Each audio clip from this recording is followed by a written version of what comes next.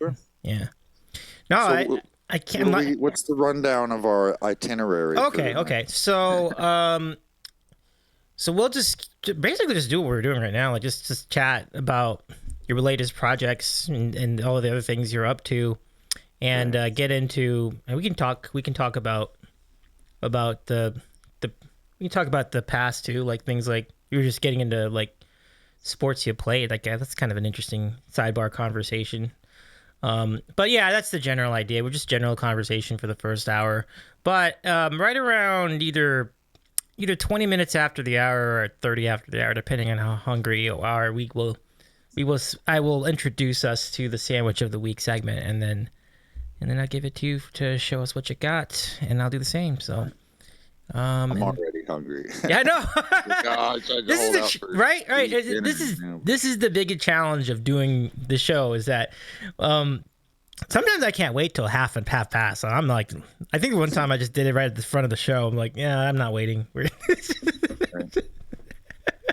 Other than the other half, the rest of the format is basically in the second half of the show, usually about an hour in. We'll let chat ask questions with a queue. So that's our format. Pretty simple. Not much to it there. Nice. Yeah. It's good to keep it simple. Like you don't ever want to get too crazy. All the crazies in the point redeems. The people in the chat can redeem all sorts of chaos in the point redeems. Yeah. Right. Pretty good. But yeah, that's great. That's great. Good times. Yeah. I see you definitely, whether you meant to or not, you're kind of in a little bit of an Eagles color right now. Although it's a different shade of green though. Usually it's a darker green, but it's pretty cool. I always rocking like the dark hunter greens and olive drab, that kind of thing. But yeah. That's great. Hey everybody, Carly and Rothgar are in the chat. That's so good to see you here. Thanks for checking in so early. Welcome, y'all. What's up, everybody? How you doing, Carly? Good to see you again. So yeah, we're ready for a great conversation. Andy, any final questions before we start this? Nope. Okay. We'll keep looking for your stream. Yeah, let's do the thing. Here we go, folks. So good to see you. Welcome in, Carly. And by the way, everyone in chat, make sure to follow our friend Carly's things too. Good friend of both of ours. Digital Mister! Was that your right? Is that on? Yeah, it's a Levi's commercial or something. That totally is Levi's. Oh, I love that. Oh, that's great. The logo, I just could tell by the production, storytelling in the first few seconds. Levi's commercials can be really tricked out, though. Like, their production values are really good. Anyway, hello again, everyone. My name is Davey. This is The Sandwich Show, and we're featuring we always feature really cool people from Twitch every week. And this week, we're so happy to introduce to you, on this program anyway, Primordial Sounds. Andy, welcome in. How's it going tonight? Going well, thanks, Davey. How are you? I'm doing well, too. Oh, my goodness. It's, I was just saying before we started the show, one of the favorite things about doing this program is that I get to talk to people who I follow face to face like this. Like, this is really cool. Like, it's really nice to meet you for the first time. Well, the second time we did a test too, but so how are you? What's new? I would say what's new with you, but quite a bit is new with you. Like, I mean, you had like a really good collab. You're working on new music as we speak. There's already new music out. It's really quite a cool thing you got going with your music these days, Andy. Tell us a little bit about the most recent happenings to start us off. The recent release is the most that's going on lately. Never Try. It's out on Spotify and Apple and Amazon Music, all those places. I haven't really been working on anything else since. Oh, okay. That's okay. I mean, I'll get to it again, I'll say this, like getting like a single out is huge. Like there are many people on Twitch who don't ever get to that point for whatever reason, Sometimes it's time, sometimes it's money, sometimes it's a lot of other factors. It's just 75% of the time people are like, it's not perfect enough, and then they don't release it. You're right. It just becomes a cycle. I've heard this from artists personally. Absolutely.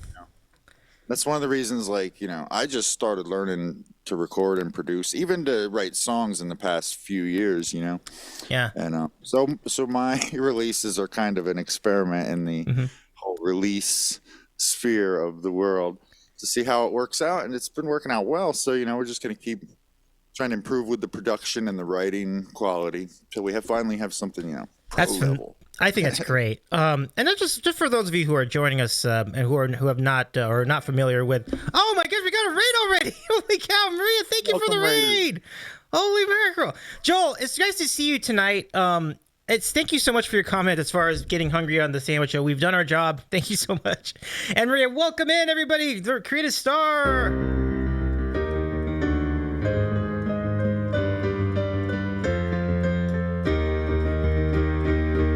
I predict a riot. I predict a riot. The Creative Star, welcome in. Let's go give our friends a shout out. Maria, what is up? What's up? What's up? What's up? So good to see you. How was your stream? You were doing some really fun things on stream. I saw in the thumbnail anyway. Welcome in. It's great to see you again. The Creative Star is truly that. Really great stuff. My name is Davey, by the way, for those of you joining us from the Creative Star. I'm a variety streamer, and once a week we feature interviews. Tonight we are featuring an interview with a great friend to all of us, Primordial Sounds. Andy, it's great to have you back. And Tina French, welcome in as well. Part 2 of the Drickin' today, says the Creative Star. That's wonderful. So, folks, there's the button. Go follow the Creative Star if you're not already. Just a great, great friend of ours. And Tim, welcome in as well, the Rev Aftershock 2015. And goodness, so great. So, yeah, we were talking about the process of creating music. And I think you're very right about talking about how people can sometimes over-obsess about it being perfect. And I think the attitude is definitely good to not get too carried away with it, because even some of the greatest things that have happened in music have come from mistakes. For example, there are a lot of great examples, I'm sure. I mean, could you think of any any flubs in music that have wound up to be legendary? I can think of a couple. I think I've heard of at least a few Rolling Stones riffs that they didn't mean to play and turned into songs. But yeah, I can't think of really too specific, but you're totally right. That definitely happens, and that's one of the great things about jamming and vibing when you're playing music, trying to create stuff. Oh, no doubt. And I'm just thinking I think when they did Sweet Home Alabama, Leonard Skinner, the guy saying "Turn It Up" was not meant to be in the mix. That was supposed to be before they started recording, and then just left it in, and it just everybody remembers that now. It's just really funny. Green Day too, yeah, that's a good call, definitely. Yeah, I think that's a good point. So, but yeah, I mean, when you talk about your music, I mean, I can tell you've been inspired very much by the '90s. The 90s grunge movement in a lot of ways, because I feel like there's a lot of Metallica and Alice in Chains and maybe even some other influences. Tell us a little bit about some of the influences behind the music you do. Well, you're right about that, because that was a big nostalgic point of my life. My teen years were the 90s, and that was a big thing in the music scene at the time, and it really hit me. I liked a lot of other musics too. I went through the phases in high school. Yeah. It was all metal or all hip hop or whatever, and I realized there was good stuff from each of those categories, and why not just enjoy what I want to? And yeah. Go ahead. Oh no, I was just gonna say I do notice that in your song list. I think that's really cool to see that. So, thank you for the follow, Tom Tester. I appreciate you. And thank you, Brad, for the contributing the 13th out for your points to the All Sticks Piano Stream Challenge. Yep, that challenge is still going. But yeah, I think the variety in what you like, it does seem to be part of what you do on stream. So, do you see challenges with that, having that kind of variety in your stream, or do you just simply just go, you know what, this is what I do, and this is who I am? I mean, I guess the only challenge really is going from one vibe to the next, if oh, sure, drastically different songs or back to back. But no, I mean, as a musician, you kind of do better with songs you enjoy, I find personally, and I've heard that from other people. If you're just not into a song, it's going to be hard to perform it well, because it's you're not feeling it. So yeah, I mean, I don't find any issues with the variety of stuff. It Okay. might be, No, might not be that's I tried. yours favorite thing, but Well, I mean, true, but sometimes the viewers can dictate like where the flow is anyway, because when you look at how they request songs, sometimes they're basing it off of what other people have been requesting too. So it can be like those rallies, like you can get into like three songs from the same group in a row. Those are always fun moments. Phil, welcome into the chat. Welcome in tonight. Welcome. It's good to see you, Phil. Let me give Phil a shout out too. Now, when Phil streams, it's a really very great cause. Good to see you again, Phil. But Andy, I think it's really cool, like to have the courage to start something like that. Now, how long have you been Have you been doing music, just in general, like even before releasing it on Spotify and such? well, I started playing guitar at like 12. Cool. So if you want to go that far, No, that's great. Yeah, absolutely. but it's really been, like I wrote a song in my early 20s on acoustic guitar, but it was just an instrumental, and it's on my list now, The Weeping Willow. Mm-hmm. I've worked with it to see if lyrics would fit in, and I don't know. I just don't feel like it's a lyrical song. So then there was that, but really it started taking off a couple years ago when I started on Twitch. Okay. And Yeah. got a load of the music community on here and saw what people were doing. I was like, shit, I'll have fun too. No, Bring right. fun to the world. Now, here's a big question for me, because I met you a little later. Were you a mod first and then a streamer, or you're a streamer first and then a mod? It's a little of both. I started doing. There was a game called Twitch Sings, which was a yeah. karaoke app that Twitch, launched and took care of or whatever. And it, you could stream right from that app, and it was pretty cool. And yeah, I was just kind of getting into the whole Twitch scene and the music community, and I decided to try to help some people out, and make some connections and whatnot. And so yeah, it's hard to say, chicken and egg. Oh, kinda, okay. Kind of question there, but I think I started streaming first, honestly. Okay. No, that. I guess it would have been pretty close together. I mean, I feel like the two practices are synonymous with you, so they kind of go to get hand in hand. Pretty neat. I mean, I remember how I met you. I think I met you. Would it have been Josh Turk, or maybe it would have been Carly's channel? Like, it was somewhere there. I mean, you've definitely been a really big part of our community from a chat perspective too, even when you're not modding. Right. Yeah, I don't know. We're going too far back to say. That's a fair point. Fair point. But here's the thing. It blends together for me.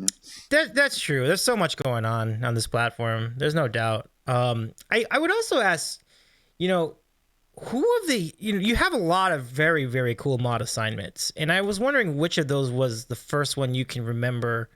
At least and I should be more specific, like which one is the first one you kind of stuck with? Because I don't know exactly if everybody mods and stays with a particular channel. Like you might do it for like a week or two, and then you would kind of move on. So I was wondering which of these channels you found first. Well, I think my first channel I modded for was my friend Maddie. Maddie Wangy is the channel. Oh, absolutely. I remember. Yeah, much love to Maddie Wangy. I love Maddie Wangy. I didn't realize I forgot you were mod there. That's right. Yeah. I still have the sword. They don't really stream a whole lot. Yeah. Lately, they did a couple of weeks ago. They used to do a thing called Friday Night Live Jams, where Maddie and Wayne, another Hawaiian musician, and Kenny would get together and play songs. Sometimes have guests. So that was the first place I had a sword. Okay.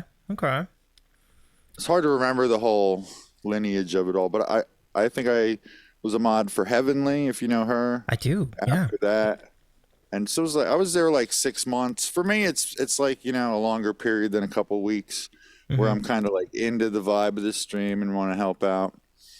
And I was there when she got partner, and that was really cool. No longer there. It's been a while since I've been over there. Gotcha. I was a mod for Matt Suarez early on.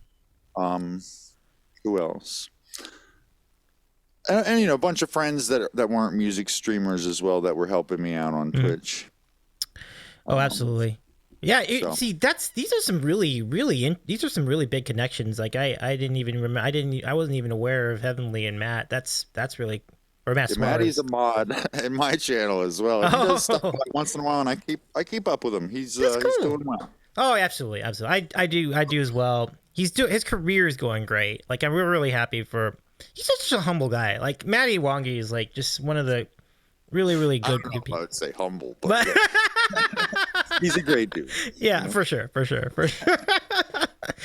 I hope to see him again on Switch sometime soon, or if anything on Instagram, like, just to see how things are going there. Oh, that's great. Joel says, I don't know what had a sword means. It means that he's a moderator. So moderators get a sword icon because Apologies.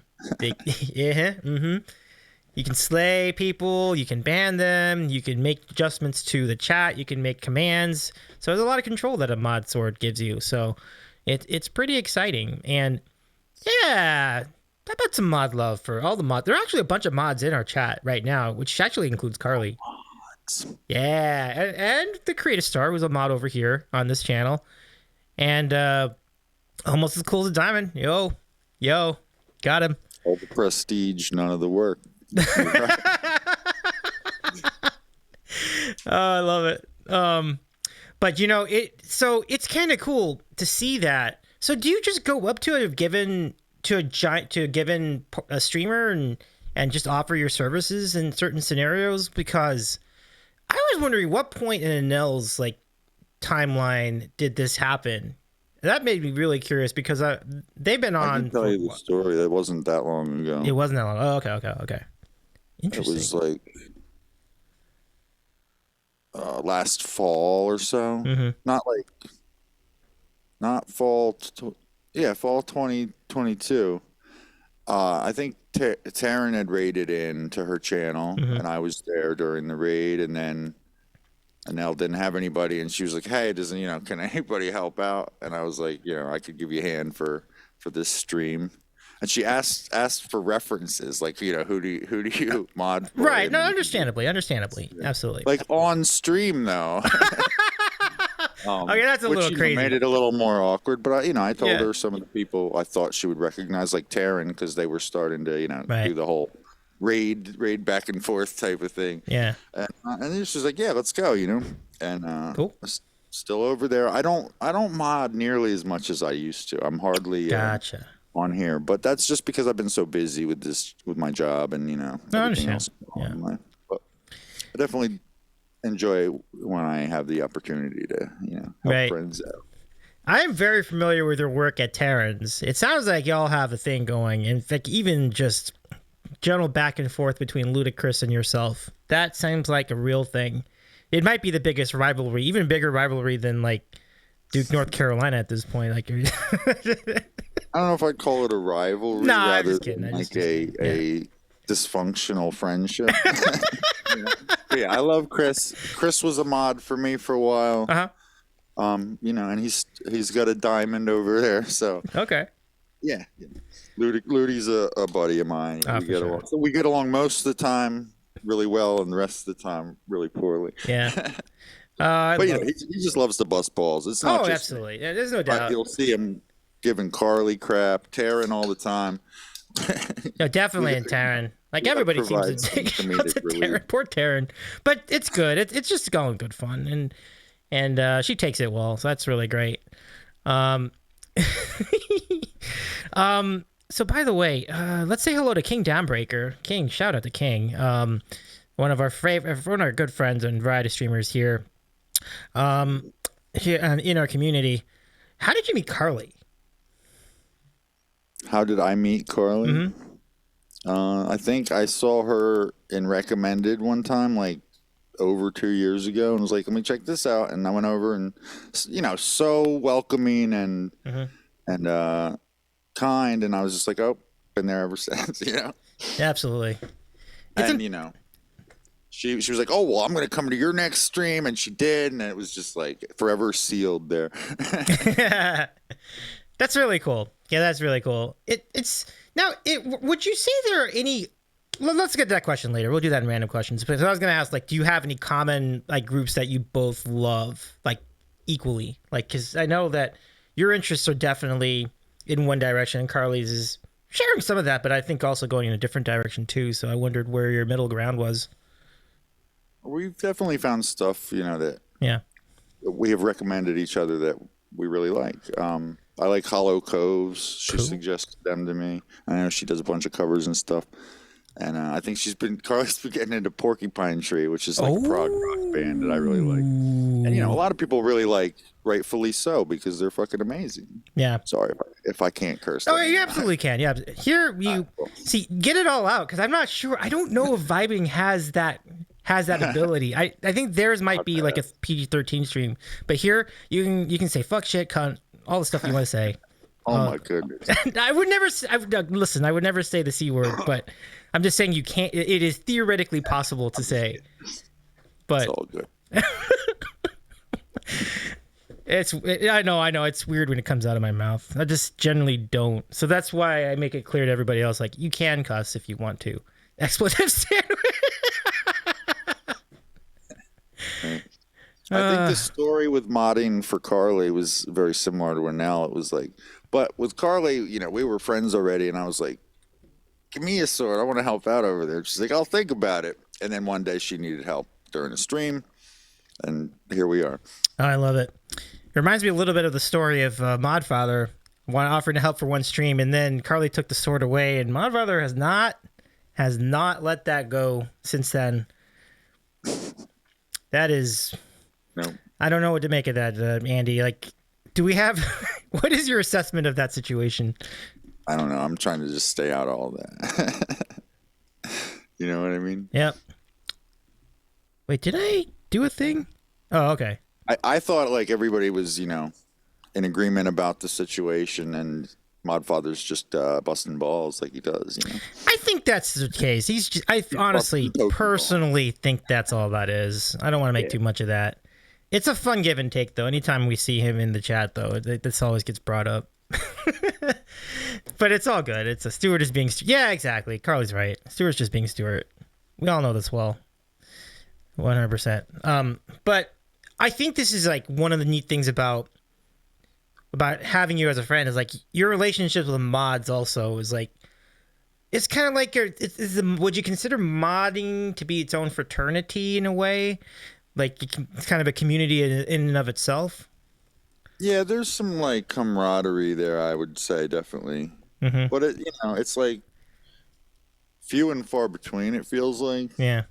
Like, well, the mods you work within a channel, there's definitely a lot of interaction there, and a lot of people become friends that way. But like across channels, I definitely have like met people because of being a mod and guiding a raid somewhere or whatever like that, and become friends with them, or made connections that are valuable, or both. Oh, okay.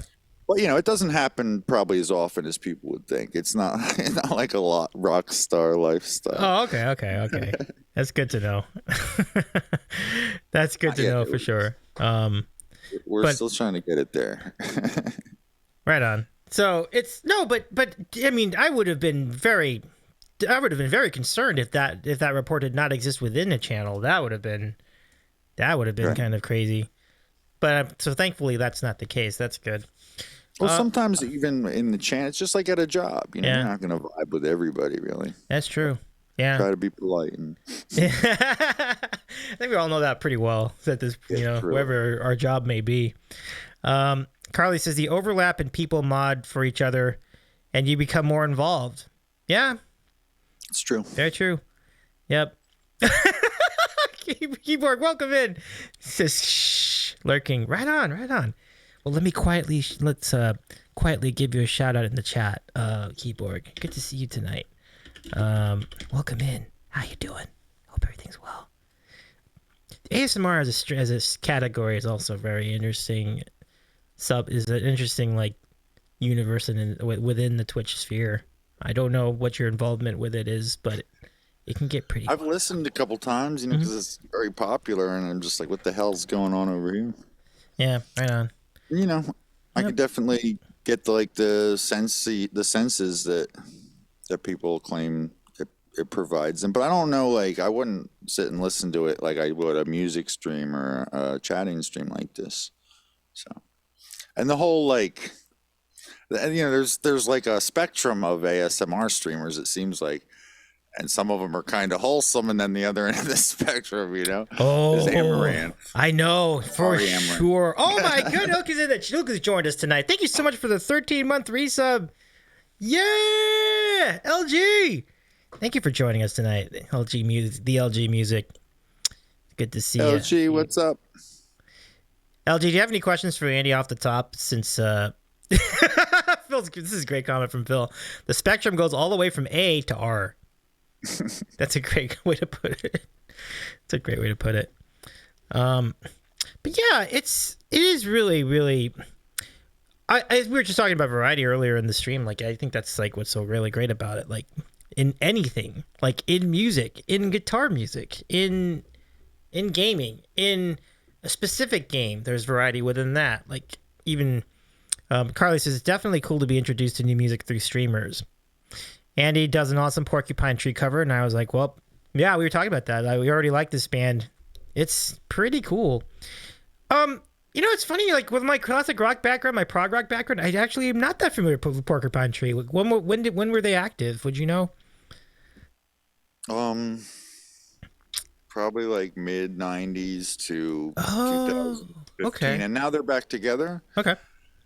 So recently. Cool.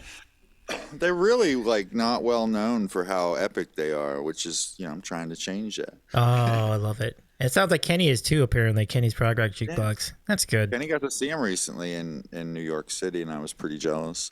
But I was like, when I heard that they were back together when I saw Kenny's post. So Right. I need a time machine. To go to Right. show. That's true. Like, how would you have known if you didn't know they were back together at that point? Makes sense. Yeah. I wasn't following them on Insta. That was my problem. Yeah. It makes sense.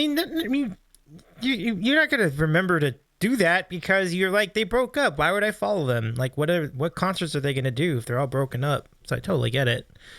But let me see. Oh yeah, like, how would you compare someone like them with like someone like Primus? Because like Primus was roughly around the same period. Like, would that be?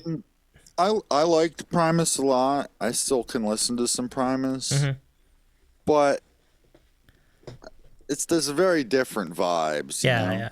Primus is almost like experimental comedic alternative rock or something like that.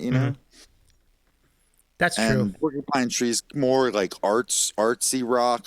And it's like not really pretentious, but it's like just close enough to be like really good and epic. You know what I mean? I do know what you mean. Yeah. Like it's like I don't like stuff that's pretentious or overly, with you, artsy, just for the sake of that. But if it's a great music and it turns out that way, then that's different. And it feels like that's how Porcupine Tree is.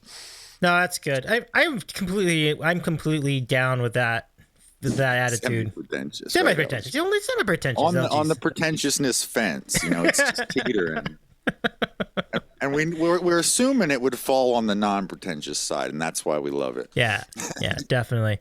Let's take a moment to get to our staple of the show, and we'll keep talking about who's pretentious and who's not in music. And I definitely have opinions on this. I would love to dig in, especially from the 90s. We can get into that for sure. But Andy, I'm so excited to do this with you. Here we go. It's once again time for the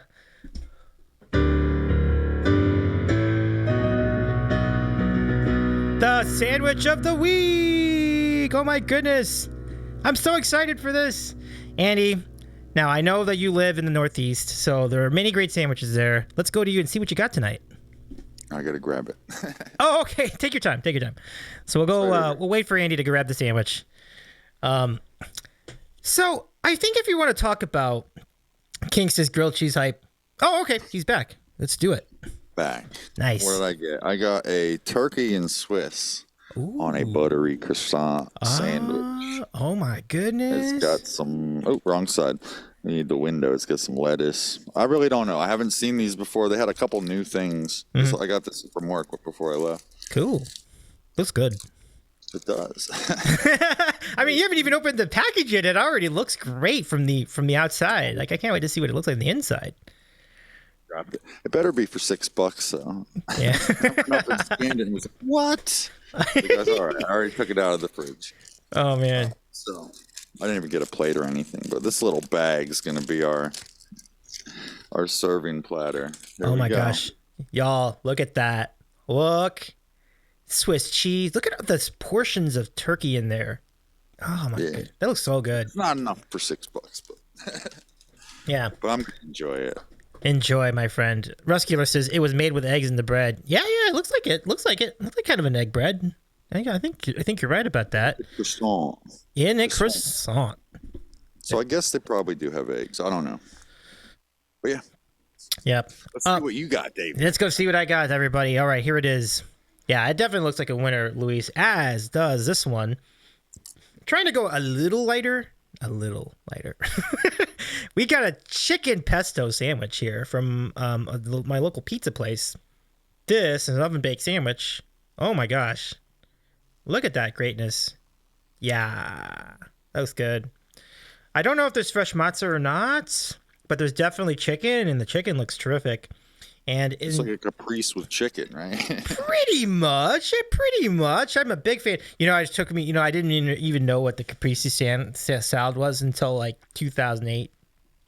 I figured it out. I'm like, oh, it's just fresh matzah. But I do like caprese, so I'm down with that. If that's what it is, I'm here for it. So I'm gonna load my pepper into one of the sandwiches because I like my shit spicy. Let's go. Okay. I think there's some mozz in here. Let's go. Yeah, I can. Mozz can. Look, let me bite it and I'll let you know. How's your sandwich tasting so far? Very good. Trying not to ASMR y'all too much. You're right. Always a concern here. Yeah, I taste the matzah. I taste the fresh matzah.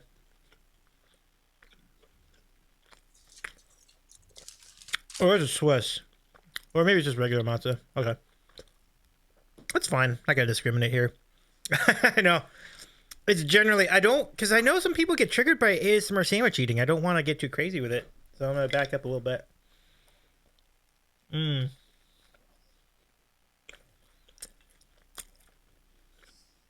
This pesto's good too. We'll croissant the bridge when we come to it. It's great to see you all. Yeah, I mirror that. No, you're not. Thank you so much for supporting Andy tonight. It's really cool to see you all here hanging out. We can't wait to get your questions later in the program. So we can keep eating, but as we do, some comments from the chat. And I want to go back to what Brad Lauren Ipsum said about U2. Don't get me started on U2. This is fair. And I like U2. I don't love U2. I like U2. And I have some pretty strong opinions on that. Yeah. I'm kind of rooting for you to have strong opinions that lean more towards Brad because I'm kind of more.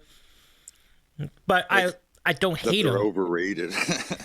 Listen, I'm not arguing that at all. Not for 1 second. That's where my strong opinions are headed. Listen, I Very like overrated, but definitely an iconic, influential act in music. You know? Yeah, I'll 100%. say it that way. 100%. So LG says, I am still mad about that they forced their album on my iPod all those years ago. Seriously.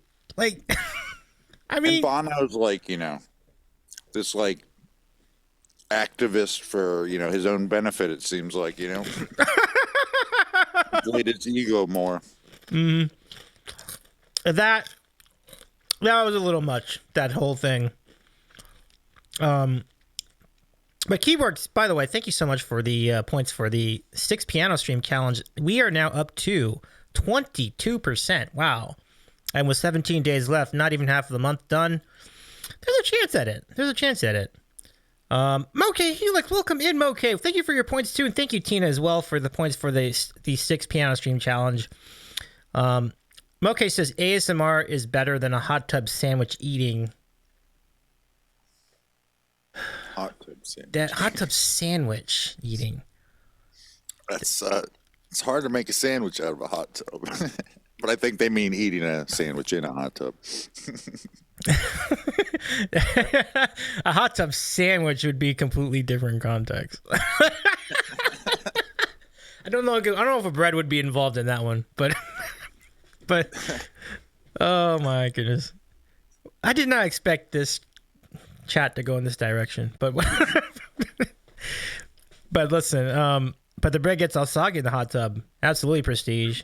Hey, Prestige. What's going on, Prestige? Good to see you tonight. Moke, it's great to see you again. I owe you 5 songs, by the way, Moke. So next piano stream, you're getting like a five song rock block. So time travel to lunch hot tub. That's what I was thinking too. I'm like, they had the hot tub time machine, like, so that you could like make it. Yeah, like would you want to eat a sandwich in a hot tub? Like, if it was cold, I guess. Yeah, you probably would, right? Wouldn't that be good? Like a meatball sub. It's like the water is like bubbling. I want to eat sandwiches lots of places, Who Yeah. knows? Oh no, the people in chat are not about it. Carly says no. Rusky says no. Okay. Right on. Like, I'm sorry I got a little naughty there with the language, folks. Like, let's. But would you eat it in a hat? Would you eat it with a hat? Would I eat it here or there? Would I eat it any? Yeah, no, yeah, I would. I think this is the first time I've ever eaten a sandwich on a stream. Oh, really? Okay. To be honest. Okay. I've definitely eaten like snacks and stuff like that. Thank you, everybody. I'd eat it with a cat. Okay, all over it. Oh, by the way, King and the Creative Star, thank you for your points too for the Sticks Piano Stream Challenge. How do you go about setting a size for? Have you done any community challenges on your channel, like either recently or in the past? I don't think I've done it, but okay. I know a bunch of friends and people I mod for have. Okay. And you're asking how do you go about setting the size, like the number of points. Goal? Right. I guess it depends on like the scope of the reward, Yeah, definitely. The reason I bring it up is because strategies go all the way as many points as you can. Well, definitely if it's something that deserves like something really big, absolutely. Carlo's joined us. What's going on, Carlo? Can we give the Stream Scribe a shout out in the chat, mods? Thank you so much. Good to see you again, Carlo. Yeah, Carlo's back in action, by the way, on Twitch. So it's so good to see you, Carlo, our word art expert. Really quite a wizard. Truly one of those.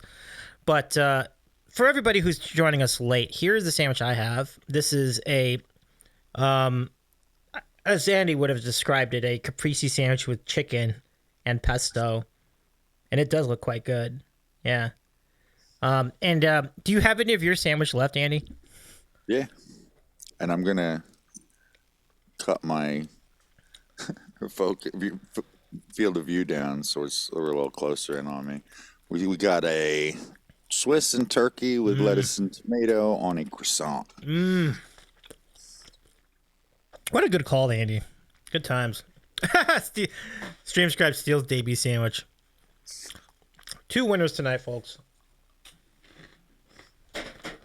But yeah, I mean, it doesn't get more pretentious than forcing your album on everybody's devices. Like, that's the pinnacle of being pretentious, I think. Didn't Jay-Z do that as well? Yeah, I think, you know what? I have to go read up on it, but I think you're right. Like Samsung or something. I mean, that's a whole pretentiousness notch below anything Apple. So U2 wins that round, right? Well, that's a different conversation. Apple's pretentiousness is a whole other ballpark. We can get into that. Yeah. No, and I love everybody equally, even if you use Apple products. That's just not my thing. I'm doing those eyes right now. Like, it's just jokes. Yeah. Well, that's an interesting comment because Rush is an interesting case because like Rush does really show off, and I'm a big fan of Rush. So Brad's comment is, I don't consider Rush pretentious, but their fans are. And I think that's a good one. Pretty accurate. There are a lot of like elitist Rush fans, but that's not the band's fault. The band's music definitely wasn't. Yeah, they're probably like some of the most humble guys, and obviously one of them is no longer with us. But I don't ever remember them being pretentious themselves. So I think that's a really good call. You want one guy, and so here's the one that I feel like moves the needle one way or the other. Not yet. Not yet.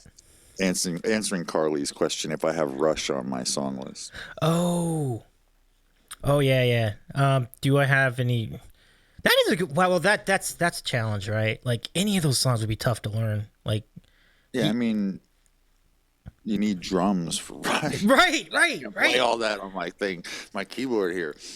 That So, would, no, but it would be something to work on. yeah. There's probably a few songs that could be done acoustically, a nice arrangement, something like that. So I'd have to look into it.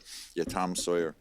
Yeah, Tom Sawyer could be done. Like do I know you guys know Always Andy. He's working on a Tom Sawyer cover, a big Really? production one, and I got to hear a clip of it. And it was like, when are you gonna finish this, Andy? Because it sounded epic. Yeah, and he's got the whole drum solo thing in there.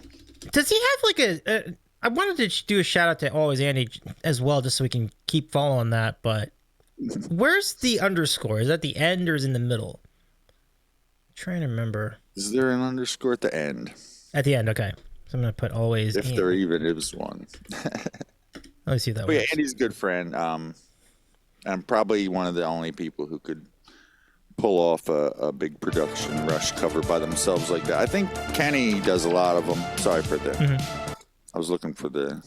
Oh, okay. To verify for you his. That music slapped though. It was like. It was just on the front page, whatever that was. Oh, okay. Yeah, it's underscore at the end. Okay. Cool. Ruscular says, I've been practicing on the Doors Riders on the Storm. Oh, the Doors, like Riders on the Storm, for over a year now, and I still don't have it down on my sax. It's a great song. Great song. Never heard it attempted on a sax, though. That's interesting. It seems like a keyboard song, but Ruscular, keep at it. I hope it's just like you. There are little things that can be tricky, so don't give up for sure. Joel says, but their fans are described as Elvis fans. I liked Elvis. I didn't always like a lot of his fans. Apologies to his sane fans. Yeah. I mean, I think it's going to be like that with every group of people of it, I think I've already made the point that I feel like Elvis is one of the most overrated acts in the history of music as well. Yeah, I mean, but I'm not a big fan of his music. There's definitely a bunch of songs that I enjoy hearing people do, but I don't go, listen to Elvis on purpose. yeah. I mean, there's no denying. Well, I think why he got so much cred is because it was a drastically different style at the time, and he was able to pull it off, kind of like the Beatles, that kind of thing. Great point, and that's true. Like it was a breath of fresh air for music at the time. Elvis Costello is an awesome musician. Oh, I love Elvis Costello. Oh my gosh. We're not going to question that. Nah, no debate, Brad. We're on the same wavelength on that one. Just amazing stuff. How's the sandwich, Davey? Good stuff. Like the pesto is really hitting it for me. Mine's kind of falling apart. It's too flaky with that croissant. Carly says the movie was very good. The one that came out last year. Yeah. Rescuer says the movie was great. Cool.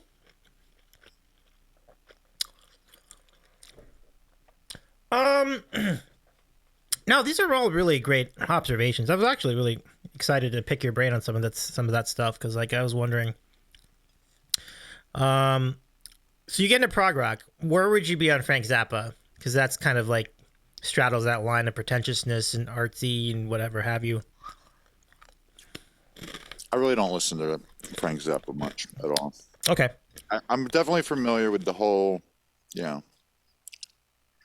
what was it, Mothers of Invention? Mm-hmm. Yep. And his whole wacky presence in the music world. And his son's a musician as well, Dweezil.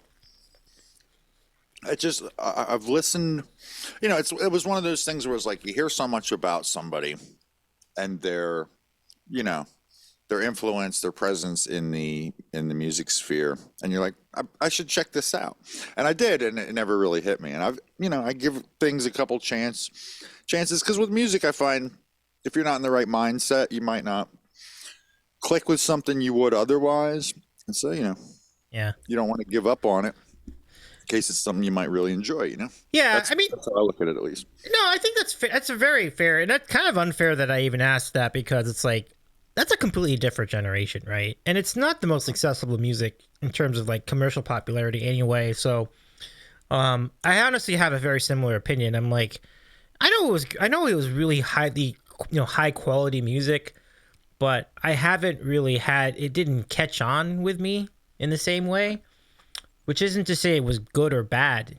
It was very good. It just wasn't, like you said, it wasn't hitting me in the same spots.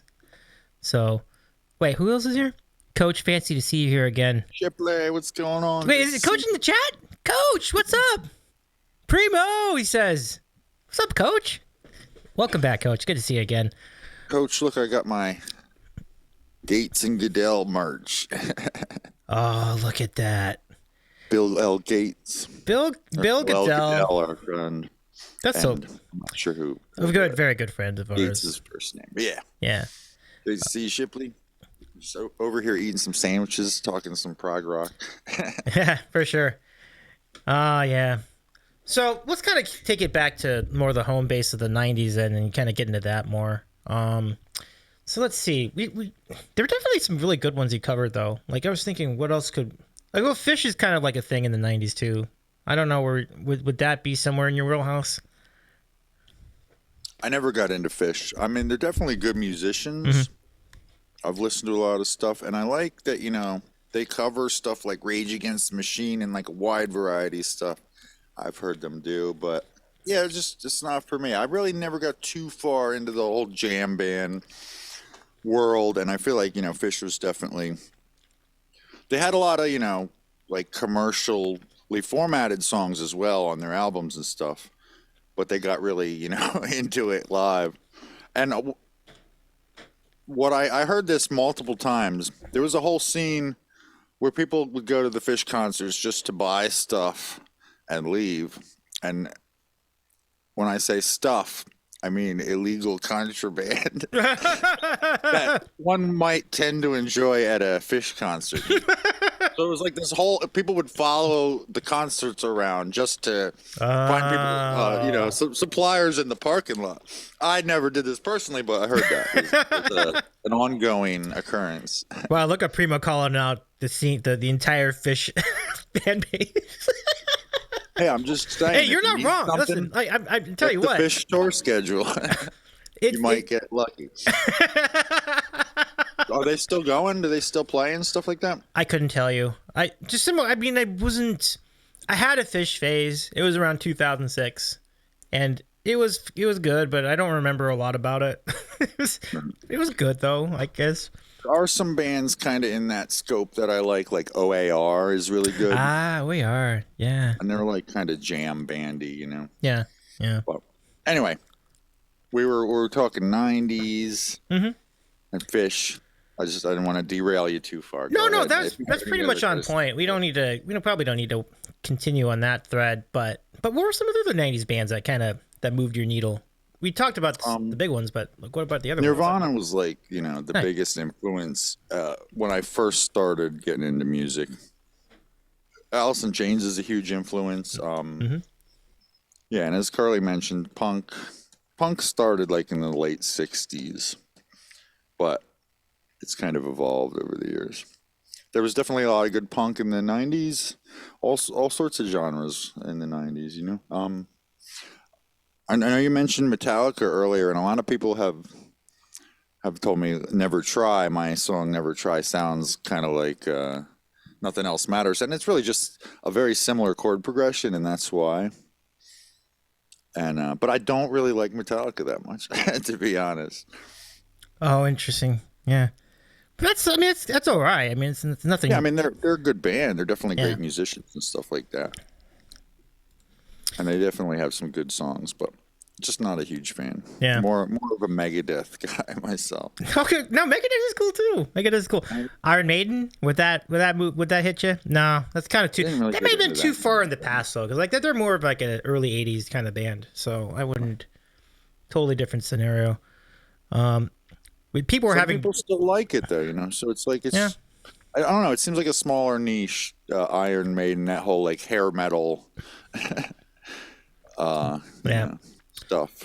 Boy, the chat. Boy, how about our chat tonight? Like we were trying to figure out when was punk like becoming a thing, and so LG was saying the '80s, and I think Carla was saying the '90s. really every decade's kind of had something about it. I feel like the consensus is that it started in the 70s, or at least punk as we know it today. And yeah, Joel says, when I first saw Devo, I thought, what the fuck is this crap? And then it grew on me. I mean, back then, I can imagine. Like, Evo had like so much more stuff than Whip It as well. oh, And so Whip much It, more. like all anybody knows. Absolutely. I couldn't agree more. I mean, you know, you could go from Hako Jamo, Hako Jamo all the way to like Time Out for Fun. And I mean, there's so many incredibly quirky, wacky, really fun songs that they've done that have been just amazing. Like, and, Freedom of Choice, right? And then, what's the other one? There's another one. A Perfect Circle does a great Freedom of Choice cover. Ooh, nice. Yeah. Apparently, Maynard, the singer from Tool and from Perfect Circle, was a huge Devo fan. That's cool. But yeah, I mean, it was unique, and I think that's what really grabbed people, and that's what stuck with people. Because that was good and unique. They were able to pull off something difficult. It was quirky, but not too quirky. So sitting on that pretentiousness fence.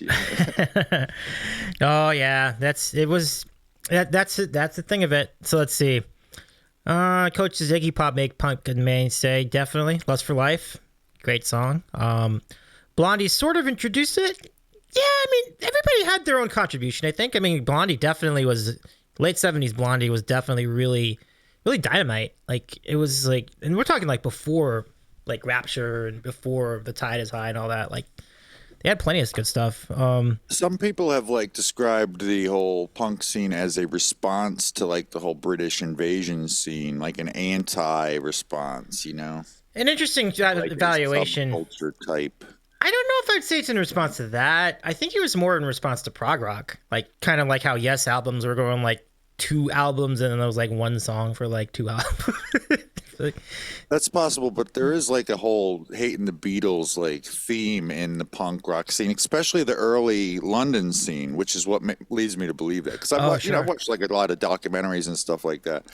Oh, that is true. Because like I remember even in London Calling, they make a reference to that, right? Like right. Sex Pistols like bashed the Beatles nonstop. Right. Ruscular. The Sex Pistols though were kind of like a manufactured boy band, like one of the first ones. Yeah, you're right. They got together people who looked cool and seemed like they could act cool. Like some of them could play, but others were like purely models or whatever. No, it's actually something. Yeah, it's a really interesting. Right? It's kind of an interesting misconception. They kind of were built to be like this anti-thingamajig, but they were a pre-manufactured thing. That's kind of funny. Brad, welcome in. I can see Bredington has joined us. Hi, fuck the Beatles.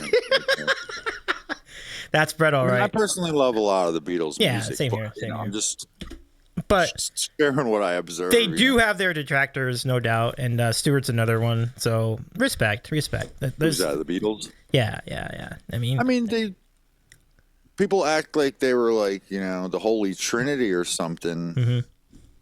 They were a great band and very influential, and they were just doing something new. And again, that's people get way too much credit for that. Yeah, that's something I can vibe with that opinion. I can.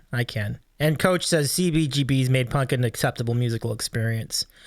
I missed out. I would have loved to have been around CBGBs in the 70s and 80s. Like, it's like a Hollywood club, right? It's in New York. It's a New York club, yeah. Oh, that's right. Yeah. So like something else. No worries. Healer room or something like that.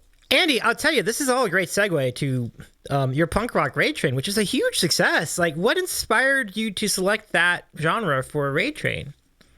Well, because I love punk, and I was connecting with some friends on Twitch through some of the music we collectively liked, and figured there's been other themed Raid Trains, but I've never seen a punk rock themed one. Mm-hmm. Why don't we make that happen? I mean, wasn't there folk and country recently, the Together or whatever? That's right. Crew did that, and that's really cool. That's I like that idea. It's a very unique like genre theme, but to do like true like punk rock only, we'd have very few streamers. That's why we I decided to appreciate, yeah, that, expand the catalog to pop punk and ska. yeah. And, anything in that spirit. I 'Cause really it's punk. love Punks do whatever they want.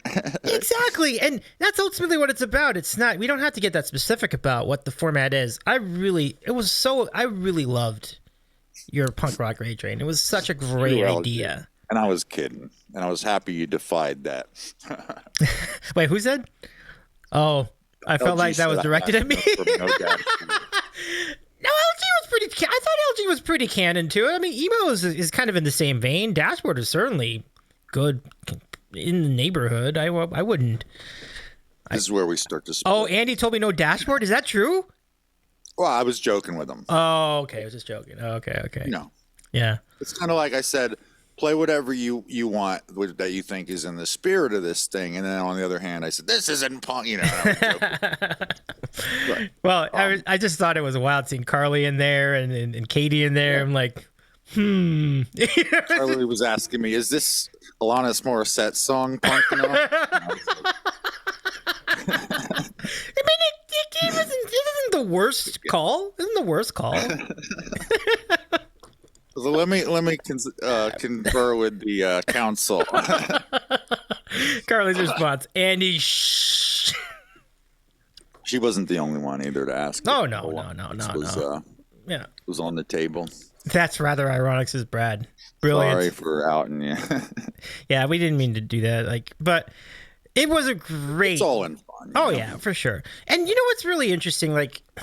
I don't think I'd ever been so dialed into the entire lineup of a raid train, and it's just because, like you said, it was so unique. It was like everybody else does emo, everybody else does synth and jazz and whatever else, and no one really had done punk before. I think it was a really good. You hit a good note with that because it just was interesting to see how would other people approach this. We had some streamers who really went hardcore, not literally hardcore, not Black Flag and that shit. I mean, it's like hardcore meaning they stayed true to punk rock from the annals of the original days of punk, which were really good. I recognize a lot of the songs because I got to know a lot of those songs too. So yeah, it was great. And then you got people with the new age stuff like Green Day, NoFX. I know you have NoFX in your song list too, right? Do I have that right? Yeah. Yeah, cool. I consider NoFX to be much more real punk than Green Day's pop punk, and they kind of always have been. Right. But but it's all good.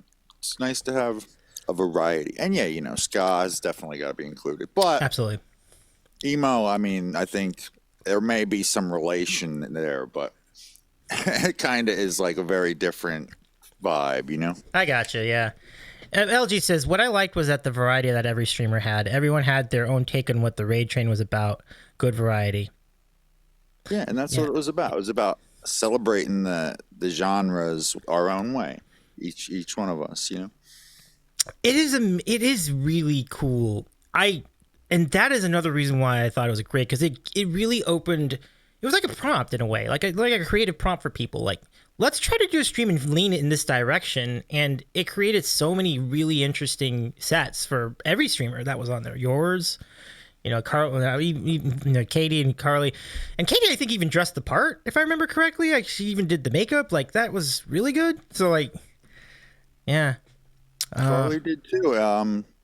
Jillian was all punked out as well. Right. Great to have our women of punk rock. Yeah. Really representing, Yeah, shout out Jillian too. Awesome job, though. Oh, for and sure. And also, Coach, I was just reading your comment there to somebody. Scott Klopfenstein raided me a week or two before the raid train. I was I tried to get him on board. He's the member of Real Big Fish that. No way! That would have been amazing if you said yes. It would have been, but it was a week away, I think. Yeah. And I was totally this is just a shot in the dark, but why not? Cool. Yeah, exactly. Well, the next one, LG was asking that question. Can we say before we do that? Stained Glass Enjoyer, thank you so much for joining us. This is my first time here at the Sandwich Show. Hello, well, hello to you too. It's nice to meet you, Stained Glass. My name's Davey. We do interviews like this every week. It's been really a fun time. And by the way, LG will be our guest next week, Wednesday, the 15th. Oh boy, I like it. So you can throw some questions at us too, maybe. I look forward. But when will the next punk rock raid train be, or whenabouts would it be? Probably early April. Okay. I'm gonna say we were hoping early March, but I've just been so busy I haven't been able to start planning it. But yeah, we're gonna try to do like a couple times a year, maybe. Okay. That's where I'm at least right now. Well, I'm wishing you best of luck, and let me know if you want any, like, this is like the one that I'm committed to promoting because I just think it was so good last time. I can't wait to promote it again. Like, it was so good. Um, let's see, what do we have here? April's Nice, perfect. LG. Cool. So that sounds like you got a good month there with April. Whoa. And Carly says the girls went all out. Yeah, very much so. Very much so. Gals went all out for sure. Scott K is great, says Coach Shipley. And Ruskler says, I love how streamers will take someone. Oh, no, I think we did that. We did that comment. But it is really, that's like my favorite. Like, I've always had this idea of like, April 1st. I don't know. That was going to be interesting. That would kind of add a little extra dimension I'm to just that. messing with the chat because they're all saying April's works, you know. April's good though. April Fool's Day. So some people will do punk and other ones will do like a classical or something like that. I don't know, but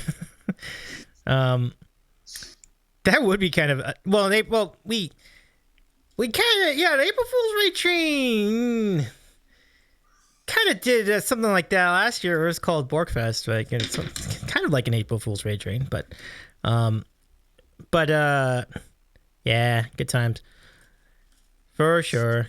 But anyway, rocking the TwitchCon pod mic today. I am, yeah. So I'm on this mic today because there's a buzzing noise coming from my SM7B. So I had to. We're kind of keeping this on the back burner for a while until we get another one. But it's good times, yeah. Okay. Okay, sorry, I got a little lost in the train of thought, but yeah, no, it's a really cool spot. Would you do 2 days or would you stay with, or did you do 2 days last year or last time? I think it was. Yeah, we did Saturday and Sunday. Okay. That seems like a decent idea to I just. was thinking about expanding it this time Okay. to allow more people to have the opportunity to join us. So maybe like Friday night to Sunday evening. We'll see what happens. Pretty cool. And the big thing about this style of raid train, because we've been talking about this all night, it doesn't have an air of pretentiousness to it. Like, we're just having fun, like just doing our thing, giving our take on certain songs. I think that's Right. that speaks to me certainly. So definitely props on that. And now, folks in the chat, I would like to invite you to ask some questions of our friend Andy. We are going to open the queue. Mods, let's go ahead and, if Maria's in our chat still, I think. But let's open the queue because it's time for America's favorite moment in Twitch broadcasting. Do the dance. It's time for random questions. Great stuff. Ask us anything. All right, you heard them, everybody. Let's ask anything of our friend Primordial Sounds. And we do it by using the term, using exclamation point question followed by the question itself. Enter all of that into the chat, and we'll take your questions throughout the next few minutes. Should be good. Ooh, yeah, this is a great question from Brad to start us off. So Andy, it's a hell of a question because I was wondering a similar thing this afternoon. What is your musical guilty pleasure? Which one? There's more than one. Well, I mean, it all depends on what you mean by that. Okay. I take it to mean stuff that I'm not real open about listening to, but I still love, that kind of thing. Yeah, the easiest way, I've had friends, I think my longtime podcast partner, Kevin on the Cape, would say it this way. He would say, it's the music you would love to listen to in the car with the windows rolled up, but you would not roll your windows down to let other people hear it. So that's the kind of music we're thinking of. I don't know if there is anything like that. All right. But in the neighborhood, perhaps, like music that you feel like people don't really think Churches. Oh, was that? The band Churches. Oh. And I feel like that doesn't seem like Okay. something I would be into. But it's not really a guilty pleasure. I'll tell people, Yeah. Okay. I like churches. Well, that's cool that you're not afraid to admit all the things you like in music. That's cool. That's pretty good. Well, maybe there's a few. Oh. Just kidding. I can't think of anything. I Oh think it's man. the same with, like, people have one genre that they'll listen to. They're more likely to be, have many guilty pleasures because it's outside of their comfort zone or whatever their genre. But Yeah. with me, it's like it's all music. It's all entertainment. Do you like? What would somebody be like? I only watch comedy movies. I'm never gonna watch a horror movie or a thriller or anything like that. How many people are like that out there? I don't think there's many. Mhm. It seems like the same thing with music. There's different vibes for different moods for different things going on in life. So that's churches is dope though. Bennington's in the churches too. Brad says, I mean, like Carly Rae Jepsen or stuff like that. So like anything kind of cheesy. Like, do you get into anything of that in that nature?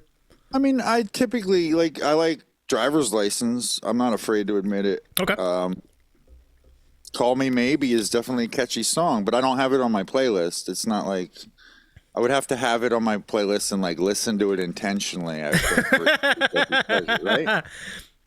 But I still admit, yeah, Driver's License is awesome. I cover that one. Sometimes we do like a rock version, but it wasn't written just by Olivia. So, Oh yeah.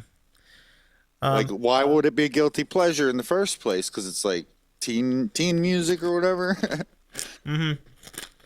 That's why. But written by her and collaborator, somebody in their middle ages. Hope you don't mind me smoke. No. Much mutual laughter. Good Not sandwich. at all, Andy. While we do this, Still working on that one.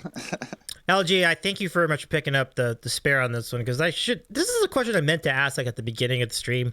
So the question is, where did the name Primordial Sounds come from? That's a good question. There is a song on an album I really love. The song is called Primordial Sound, and that's where it came from. Oh, okay.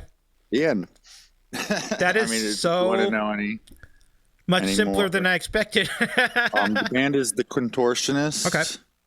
The album is Language. It's not my favorite song on the album, but it's like the coolest sounding song title, and that's kind of why. And I chose it before I even decided I was going to be a music streamer. I've thought about like using my name, some iteration of my first name or something like that. But I think it's too ingrained now in people's minds to be beneficial if I changed it, Yeah. Thank you for the question, LG. That's a great question. And he says, I've never heard the origin story. I was always wondering about that. That's really great. So thanks for the question. Well, there you go. I have told people, but not everybody. Not everybody wants to know. Well, it's good to know. It's good. I recommend The Contortionist, the album Language. It's kind of like prog metal, but really epic. I feel like this is like a whole other like branch of music that I'd like to now explore. I don't think I have yet because I've only done the surface. I've only done the Alice in Chains. I've only done like Blind Melon and Live and and Nirvana. I never got your take on Pearl Jam though. Like, where would they be in that whole like spectrum of pretentiousness and real and earthy or whatever else? I mean, I love Pearl Jam. They were definitely a bit pretentious. Like, just with like the whole vibe, like especially Eddie Vedder, great singer and a big influence on me as a vocalist. But that was just the impression that I got. Yeah, it didn't dissuade me any from liking them. I've been working on the song Black. It's just kind of difficult, so I keep like not getting back to it to practice it and stuff. But yeah, I love Pearl Jam. I would say that they're pretentious, but they're good enough to get away with it. Well, that's true. They are very, very good at what they do. So there is all some very talented musicians. Yeah, Coach, thank you so much for your points for the 6 piano stream challenge. I'm really grateful for all your support, everybody. Like I think I put too many points into that challenge, though. I feel I should probably have cut that down. I might just mark it as complete after the end of the month. We'll see. How long do we have? 1 month? We have 17 days left. We are 24% of the way there. Yeah, that might. It would be a challenge to complete that. Maybe you could just say it's half of that, 250. Yeah, I mean, I'm good with that. Like, I I don't know, honestly, does it let you edit them live or no? no, it doesn't let you. That's what I was like bummed about. Like, I wanted to like change it. I wanted to change it, like make it smaller so it wasn't so crazy. But I'm seeing so much enthusiasm. Like, you know what? We'll see what we get at the end of the month, and we're kind of taking it from there. I just dropped. Hey! 2,000. My thing with these is I typically don't even notice them. Mm-hmm. So like until you mentioned it, I was like, oh shit, I got some points. I got to go do that too. Hey, thanks a lot, Primo. I appreciate you. That's really nice. Only Mo, thank you for your points too. And Brett, thank you for your points as well. Happy to help. Be a fun one. Put the max amount. Absolutely. So yeah, you get to contribute as many as 2,000 points each stream. We will have 2 streams tomorrow we'll have 2 streams on Wednesday. So you actually get 2 opportunities to contribute to the challenge. So 125,000 points raised already. That is incredible. Incredible. Okay, so let's get to the queue. Carlos asks, how many instruments do you currently have? Do you count a little MIDI keyboard as an instrument? Yeah. I have at the house. Well, you know, do you count a homemade shaker as an instrument? I think Carly would. So Carly yeah, would. yeah. It depends on what's inside, right? We have like 5 guitars here at my house. A couple are out in the living room that my son uses. The keyboard, a drum set. We'll just call the whole drum set and the cowbell an instrument. Only if it's Kiwa. Only if it's Kiwa. That's it. It's pretty good. So 5 guitars, drum set, keyboard. It's about 7 instruments. That's a solid collection. You even have drums. Like, that's pretty good. Yeah, a little drum. I've lived here like 8 years and never set them up. Oh, okay. So maybe someday. Yeah. You never Sure, say my never. neighbors don't want to find out what that day is. You know, that's why I haven't set them up. We don't have a lot of room for them. Oh, I gotcha. Makes sense. Yeah, drums take up a lot of space. That is true. Pre Ableton on stream, I thought about like just bringing the kick and snare drum up, and maybe I could do like some kick rhythm while I was playing and stuff like that. Have you ever seen? There's one streamer who plays kick and snare with her feet while she plays guitar and sings, and she's like doing it, from behind. So she's using her heels to trigger each. Right. She does it fast. That's pretty. I'm sure you know who I'm talking about. Wait, I think so. I know Kenny does that sort of thing. Oh, it's Sabrina. Is it Sabrina? Got it. Nice. Yeah, that's really impressive. But I can do like a full drum set sound with Ableton. Yeah. So why put myself out like that? Right. I mean, you have the Ableton, so like that's a definite step up right there because like you can program it very nicely. How long did it take you to adapt to your Ableton system to do loops? I'll let you know when I do adapt. Well, that's that's okay. That's okay. I mean, it's always an adventure. I don't think that journey ever ends. So I totally understand that. Yeah. Typically, Carly, I play these 3 on stream: the 2 Paul Reed Smiths and the acoustic Washburn. Mm-hmm. Carly said 2, or is that? But to stream, you usually use 2 guitars. Oh, I think you usually use 2 guitars, but you actually have a third one too. Okay, gotcha. Yeah, well, like I'll play this middle one and the acoustic most on stream. Oh, okay. So Carly's mostly right. Oh, okay. Yeah. No, definitely. I think I've noticed with a lot of guitar, and I need to go check out Sabrina's solo show. I think you should too, everybody. Go give our friend Sabrina's solo show a follow. I want to just see what that looks like. That sounds really great. Yeah, she's got a great stream. It's very busy. I wasn't trying to promo anybody, and that's why I didn't say the name because I don't know her real well. But I'm just credit where due. Oh yeah, no doubt. You can perform songs like that while playing drums with your heels. Yeah, you probably deserve a shout out here in the Sandwich Show. I feel like I 100% am with you on that because that that just sounds exciting. I want to go check it out for sure, and hopefully you all can as well. Phil says, "Oh man, she is a hoot." Okay, so that's good endorsement. So we'll stay with it. Brad with a question: what sandwich would you never eat? Is this for me? Yeah, What sandwich would I never eat? eat. I don't know. That's tough. Let me think. Yeah, I've never had a caprese sandwich. They just got them at work for the first time, and I was like, this is like a salad sandwich, you know? Wait, no, you're right. It's literally just. But I know some friends like them, so I'm gonna try not to be too critical of them.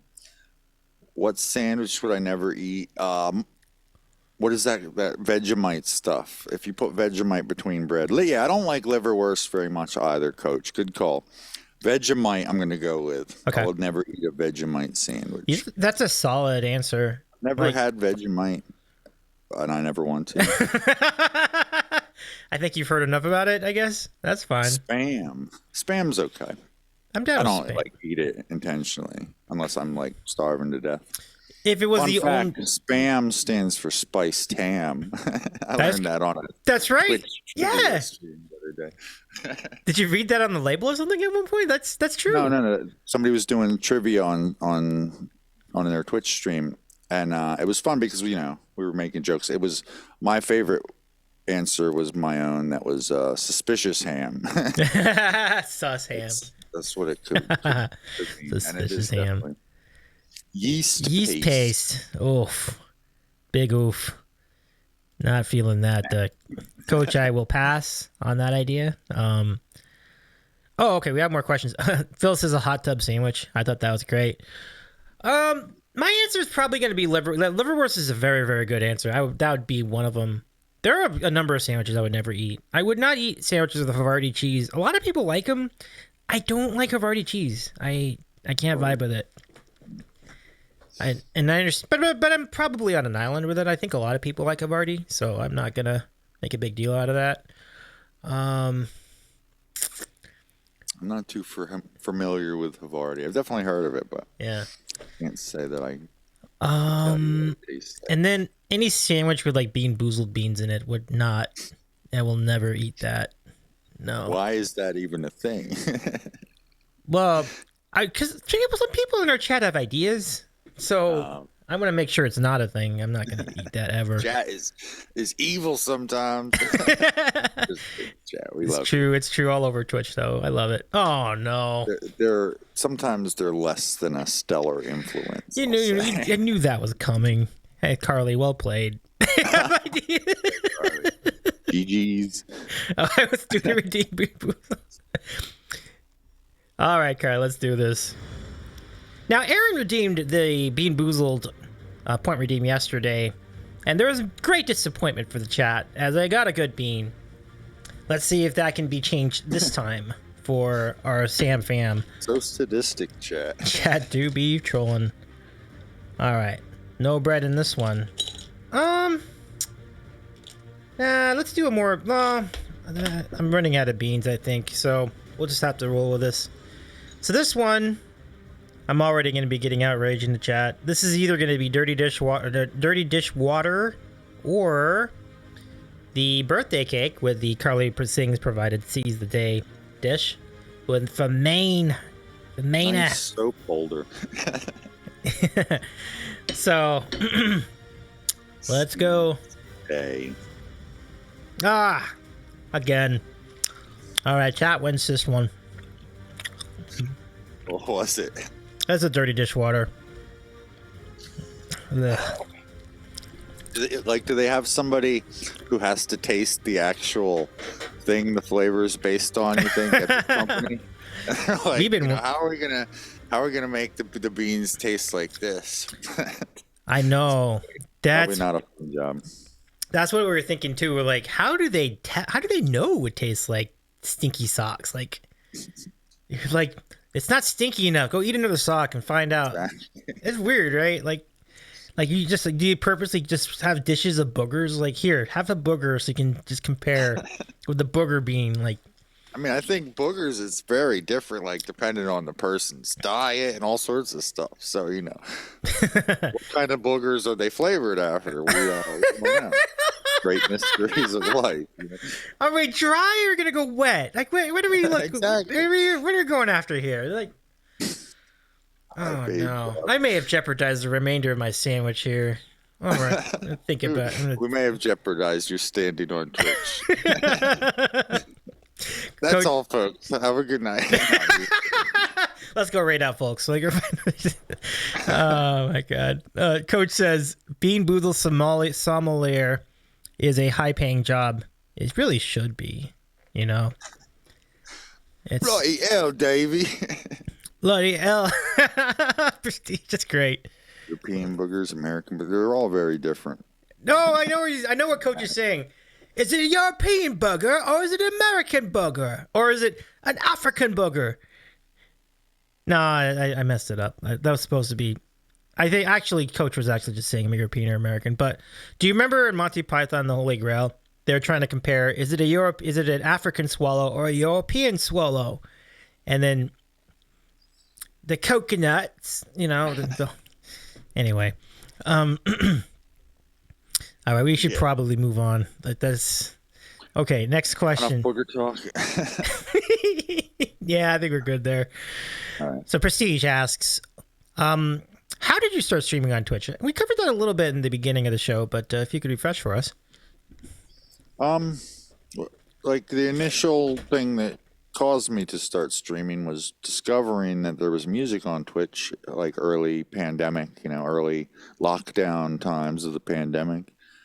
And I got into doing karaoke through a game called Twitch Sings that Twitch made, and it was kind of optimized so you could stream on Twitch right from the app, or you could stream it through your OBS or whatever.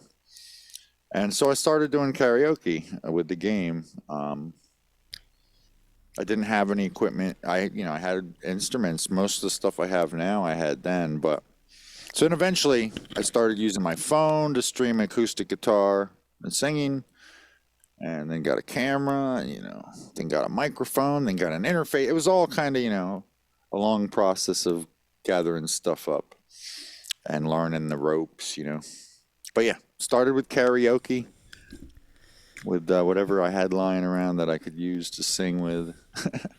Primo, what would you say are your favorite songs to do karaoke to? That's a tough question. It changes. It's just like, what's your favorite song to listen to? I think it's very similar. Lately, I've been enjoying a song called Hurricane by Thrice, which it's one of those ones that probably be really difficult to learn on guitar and perform like a live version of. Yeah, Lazarus is a lot of fun that Carly mentioned. But like there's so many. I go through phases of what I'm into practicing or whatever, and sometimes I'll just do a cappella. Lately, I've been singing a lot of Total Eclipse of the Heart, and I learned the guitar. Nice. Yeah, and so I'm gonna go with Thrice and Lazarus, which is a Porcupine Tree song. Cool. And you mean from Porcupine? Nice. And yeah, Carly says, well, those are my favorites as well, Lazarus and Slide. Slide is now also a cover, so I don't know, but yeah, I did really enjoy doing that karaoke stuff. Now I understand with that app, you can collaborate with, you can sing with other people. Do you remember any notable like people that you did duets with? Yeah, I mean there were some people that were partners at the time. I don't remember everybody's name, but I still have some friends. Scruffy Pigeon from Hell is a guy I met on there, and he still streams karaoke. He's using Smule now, if you know what that is, because they ended the Twitch Sings app. What was it? Early 2021, the beginning of 2021. Yeah, no, not really. Like there weren't too many big names on there that I noticed. And what I heard was that was what Twitch didn't like, is that not enough partners were utilizing it, and they're paying money for all this licensing for the song licenses and whatnot. So It's a crying shame that you got rid of it, though. Like, I feel like a lot now. of us said, Okay. you know, a lot of us said, why not just like release it as a subscription service or a paid game? Yeah. We would pay for that to keep using it, you know. But Absolutely. Twitch knows better than us, apparently. Yeah, that I think that's a miss on their end. Like that, because like I think they did that at a point before the. I feel like they did that. Did they do that before the pandemic or just as it was starting? I'm trying to remember when they. What, end it? Yeah, I'm trying to remember when they ended it. Well, it was they announced it maybe 3 months before they ended it, and they ended it like the beginning of the year 2021. So January. Oh, okay. So there was a little bit of a. Yeah, okay. on. I don't So know. yeah, it seemed like, you know, it should have been good for the pandemic. But like my take on it was they were putting a lot of money into it because they had a lot of big name artists' songs right. on the app, and to do that on the scale that they were doing, you have to pay, you know, pay all sorts of licensing fees to use that stuff. It's like, you know, with our cover, I have to some of the royalties go to the original artist, you know, Lord Huron. And I also pay a fee to the distributor to manage the licensing and all that stuff. Yeah, it's a really good point. Like these are always factors when you record covers, especially if you're going to release them, like as you did. Yeah, that makes a lot of sense. They won't let you do it any other way through DistroKid, which is what I use. You know, they got their legal bases covered because they would really ultimately be responsible as the distributor. Makes sense. I do want to follow up on your collab with Carly, which I think is related to what you were just talking about, but we'll do that in a minute. But first, a question from Prestige, who asks, what song would you pick for live karaoke? And I assume that means like in a real set, like an IRL setting. So like, what would you want to sing in front of? If it was like in an IRL setting, I would try to pick the one I was most confident in. And you know, it's just there's so many karaoke songs. It would probably be a song I cover. That, you know, because if I can nail the vocal melody while playing guitar, I could definitely do it without playing guitar. So yeah, I mean that I would have to see what they had available. If I could just pick from my list right now, I'd still have to think about it a bit. I do really appreciate the question. Yeah, I don't know. I'll come back to it in a few minutes. We can go with the next question. Great question, though, Prestige. I'm kind of thinking Skyscraper by Bad Religion now. Even though nobody, wherever we are, would know the song. Including me, to be fair. I just heard Bad Religion. Like, that sounds like a fun, like it would be a bop for sure. But I might have heard the song. I just didn't know what the name of the song was, you know? It's like, you know, sometimes that happens. You hear songs and not knowing what the name of them are. But, Carly's comment, karaoke is really fun. To try new songs, focus on just the vocals, really get into the tune in a different way. Yeah. I find it's the same with looping too. Yeah. You know? That's true. I've heard, you know, some really well-established artists that have been writing for a long time almost always will have a harmonic structure, like a music that they can just kind of loop and vibe on as they write. Think like what phrasings would go good here and stuff like that. And then they'll write like the phrasings of the melodies of the vocals and not the lyrics yet. And then once they've got that all down, write the lyrics to fit those phrasings. Because like I find how the words are sung are much more important than the words themselves, you know? That's a really good point. I think that's definitely true. And if you look at examples like Loser by Beck, it's mostly very cryptic nonsense, but it sounds cool as hell, doesn't it? It sure does. And that's, you know, that was a big hit too. So that's proof right there. I mean, Andy, just to really... It's not always about the lyrics. No, you're right. To drive that home, the chorus is Soy un perdedor. I'm a loser, baby, so why don't you kill me? So Soy un perdedor literally means I'm a loser. So he just says the same thing twice. In a cooler way. In a much cooler way. That's why it's cool. For the audience, at least. Yeah, and with drums, too. Audience. Yeah. Right. Like, and where it says... Like... Yeah, no, I'm sorry. I didn't mean to cut into you, but... No, that's okay. But where it's at is the same scenario. It's like where it's at. I got 2 turntables and a microphone. Where it's like straightforward stuff, but he I says still like both of those songs very much too. Yeah, So absolutely. just goes to show you, it's about enjoying what you hear, and not necessarily so much like processing lyrical ideas. But that's another cool thing that can be done, you know. Yeah. I really love that comment because it's like sometimes we overanalyze that. We're like, oh, this is a dumb song. These lyrics don't really mean anything. But sometimes it's not about that. It's about the vibe of it. And I think Beck really nails vibes like a lot of the time. Big fan of Beck over here, so I'll just let you know. But so let's Beck, see. Definitely did some cool, unique stuff. Yeah. And made it sound good, and that's why people like him, I think. Is he the one that did I Will Survive, a cover of that? Or is that Cake? You might be thinking of Cake. I think that was Cake. Definitely did a cover of it. I don't know if he did. No, I think it was Cake. Yeah, Cake was good. No, Beck covered a completely obscure song called Everybody's Gotta Learn Sometime. And his cover is really good. It's really good. Who's that by originally? The Corgis in like 1980. A long time ago. Oh, Carly's got to go. Carly, have a great night. Pumped it up. So good to see you.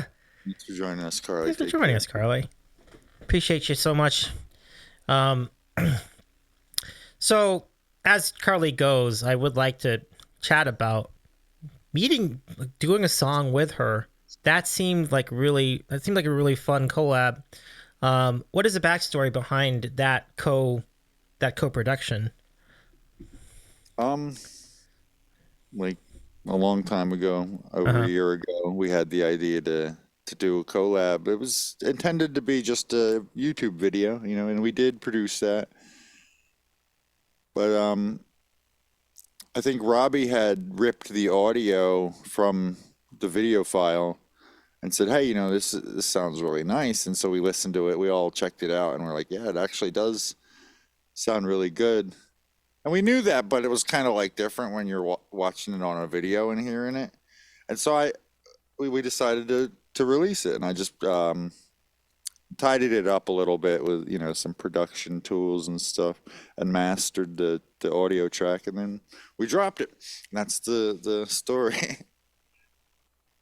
Now, how has it been doing as far as the as the activity and the hits and so on? You mean like how's the performance of the song on? Yeah, like are people? I'm hoping people are finding it. Yeah. Well, you know, Carly and I both promoted a little bit on our streams, and we have commands that lead you there. On Spotify, we just hit 2,700 plays. So that is so cool. Yeah, it's growing. It's seems to be a fan favorite out of my 3. And I understand that. I like it a lot too. It's a very cool collab. Like, I just love that you both have been good friends for a while, and that you've done music together. I think is really neat. It's very real because, you know, like it wasn't like a lot of takes, like, you know, a studio track or something like that. For both of us, I probably did, you know, screwed up once or twice, and then it was like, okay, this is the time we do it. But it was like the full performance each time until I screwed up. You know what I mean? I got you. So it wasn't like edited and pieced together. And I think I feel personally like we need more of that in the music world. It's like so true. Raw, you know, not overly produced stuff. I heard this comment about a week ago. It's a hard balance to get. But yeah, it's true. Gotta be well produced, but the arrangement and composition is part of it too. Yeah. Yeah, very much so. Like I think music is a lot of music is too perfect, and it just doesn't sound real at a certain point. It's too good. Like, it doesn't sound. A lot of people have pointed out ever since the digital audio craze, you know, since that technology, everything's been quantized. Drums are like all one drum sample looped throughout the whole song, so we really don't get too much variation in the timing, or the velocity, or anything like that. It's true. Like, it's It's good, but it's good because it's clean and it's easy to edit, but it's also kind of unfortunate because it doesn't feel like sometimes you do need a little bit of variance in your music, whether it means imperfections or not. It kind of takes the human element out of it, all this Yeah. automation and stuff. Yeah, I mean, Kind of gotta love those albums where they're like, oh, the band recorded this in one take and it just like fucking kicks ass. yeah. Like everybody was like, it's not perfect like that. Like you can't, measure down to the 32nd of a beat or whatever, but it's close enough that we all vibe to it. Absolutely. Absolutely. And Who cares what the robots think? absolutely right. Carly says it was awesome to do that collab and release it too. Much love to everyone. Have a great night, Carly. Thank you again, folks. Good night, Crow. We got to do more collabs. Yes. Oh, we will all be excited about that, folks. Yeah. So, here's the link to go follow our friend Carly Sings. Give our friend Carly a follow. Great to see you again, Carly. Welcome in. Good one. Jason says Thanks for joining us, Carly. Yeah, it's great to see you, Carly. Have a great rest of your night. Now, Jason is in our chat, and welcome in, Jason. We don't talk about our future overlords like that. Speaking of bots. Probably that's right. funny. That's funny. I've been on a whole AI, threat level. lately. It's always been an issue, but they're getting really close. Like, we hear about this stuff a lot lately. Chat GTP is really powerful. Yeah. Cool. Ryan, Ryan! welcome, Raiders. Welcome in, Raiders. Let's bring you in. And Jason, good to see you again, too.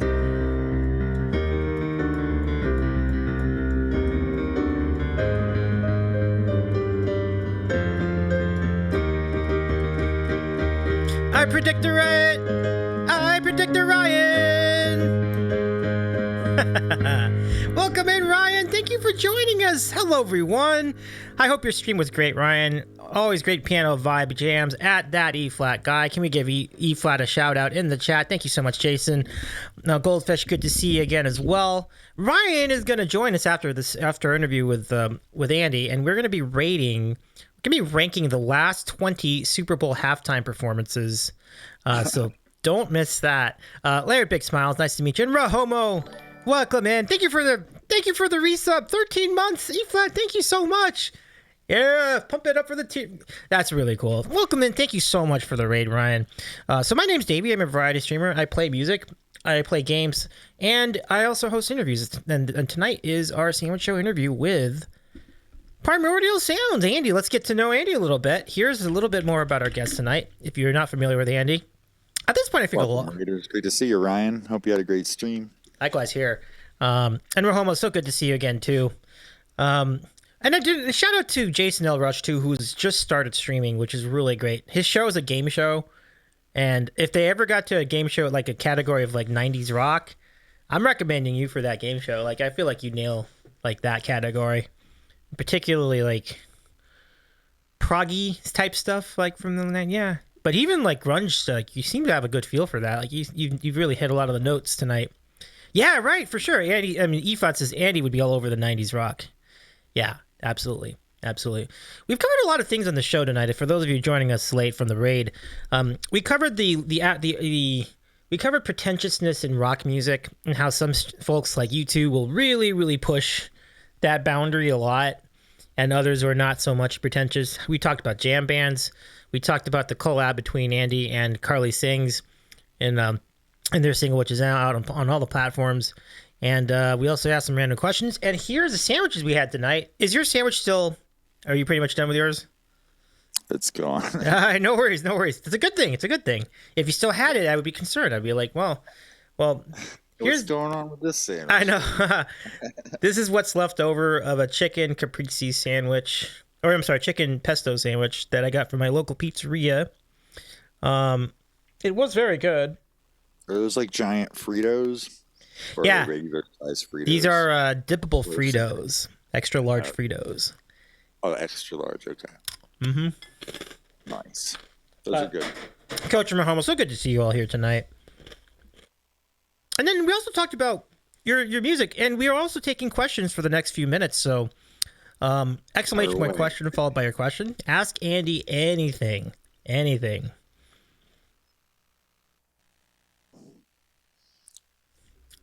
Andy is also the organizer of the Punk Rock Raid Train, which was an awesome success a few months ago. And we are told by our friend Andy that the next one will be around April. Hopefully, yeah. Not to be set in stone, but Goldfish, I should probably shout you out too, because can we shout out Goldfish 19 as well? I believe Goldfish streams, if I remember correctly. don't know any Black Flag yet. What's my favorite string? Obviously, the G string. Oh my gosh, Button, let's go. That's a serious question. I don't have a serious answer. I like them all equally. There you go. That was great. That's a great answer to that question. Regardless of the circumstance. In reality, it's my least favorite because it's always going out of tune. Oh, is it really? Does it get played a lot? No, I think I have a theory, and a couple friends think that this is true. That's actually, I don't know. It's just weird. It's in the middle, kind of. Okay. The B is in a weird synchronicity to the rest of them. It's like a half step out, and that might also have to do something with it. E, A, D, G, B, E. So it's right before the B going down from the top. Oh. It's just fun, oh, my G string's too sharp. Annie, let's go welcome in our friends Robbie G. Robbie! Welcome in, Robbie! Welcome, buddy.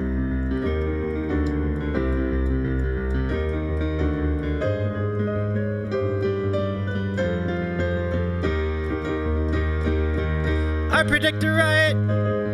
I predict a riot. Robbie G, Sports OTHP has rated us. Welcome in, everybody. How's it going? How is your sports stream tonight, Robbie? Robbie is one of our beloved sports talk streamers on this platform. I would like to invite you all to follow Robbie G, and let's give Robbie a shout out in the chat, folks. Y'all, here's the link to check out Robbie's podcast. It is good stuff. Great panel, including our friend DC Peoples Champ. Champ is always a great part of the show. It's good to see you in the chat tonight, Champ. And all the people that Robbie is friends with. Hope your stream was great. We are all counting down to the Super Bowl, as we know. We are also going to count down to a Super Bowl tier list of halftime acts, which we will cover in just a few minutes with our friend ThatEflatGuy. So Ryan, we'll connect to each other on the VC in a moment. But good to see you, Scissorman. Good to see you, everybody. How was your stream? It was good. Wizards sucks. Caps were fun. Yeah, we see. Eddie, I mentioned the Wizards. I told they're not much. The Wizards are not doing much. We did talk about that too. It's kind of a bummer. Back to wizarding school, huh? Yeah, yeah, but it's pretty well established. But the Caps are fun. That's good. We have a community challenge, everybody, joining us from the raid. You can contribute as many as 2,000 points for a 3-hour piano stream. If you would like to hear that stream, go ahead and contribute to the community challenge. We are 1/4 of the way there, 25%. And with 17 days to go, there is still a road to go, but your contributions will definitely make a difference. Oh my goodness, thank you so much for the follow, Layered. Big smiles. Thank you so much. So yeah, Primo, you do mod Robbie's channel as well, and how? Let me taking the night off. Right, not right now, but I meant, but a lot of the time, which is cool. Yes, I know. Yeah, but you know what? Robbie's a great friend, and he's a mod for me. Awesome graphic artist. Thanks for the raid, buddy. Yeah, I will I echo all of that. Robbie, thank you again for the raid. It's really cool to have you back here. Thank you so much. And you all won't want to miss this tier list as well. But I would like to invite everybody from both the Ryan ThatEflatGuy and Robbie G Sports OTHP. All of you from the respective raids, we would love to hear your questions for Andy. Please ask any question you'd like, ! Question followed by the question itself, and we'll take them in the next 15 minutes or so that we have left. Yeah, Robbie, you're very, very kind. I really appreciate that. There are a lot of choices on Twitch, and to raid the Sandwich Show is that really speaks incredible gratitude to you, Robbie. Thank you so much for that, for being a part of this experience. But yeah, let's get some questions in. We'd love to hear some questions in the chat. So I would ask you one, Andy. You've mentioned a couple of your favorite songs. Like, would you say any specific song is definitively your favorite song? And not just mean your favorite song like, today, because I know that'll change too. Like maybe next year a different song will be your favorite song. But what would you say is your favorite song right now, or your favorite songs? That's really difficult. Yeah, like, I typically will have a favorite at the moment. If I had to pick a favorite, like, if you were to say, you're going to be on a desert island and you can only listen to one Oh, song for the rest of your life, that's tough. One that's, song. That's it. You don't I get an would probably album. be like, just give me a shotgun. Hey, And right. That'd be hard. I was actually thinking and talking about this song earlier, and I feel like it's a great one song to choose because it's kind of like many songs. It's called Arriving Somewhere But Not Here, and it's by Porcupine Tree.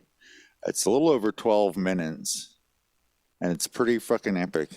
So it's definitely up there in like the top five. And, just for the sake of time, I'm going to go with that as the answer.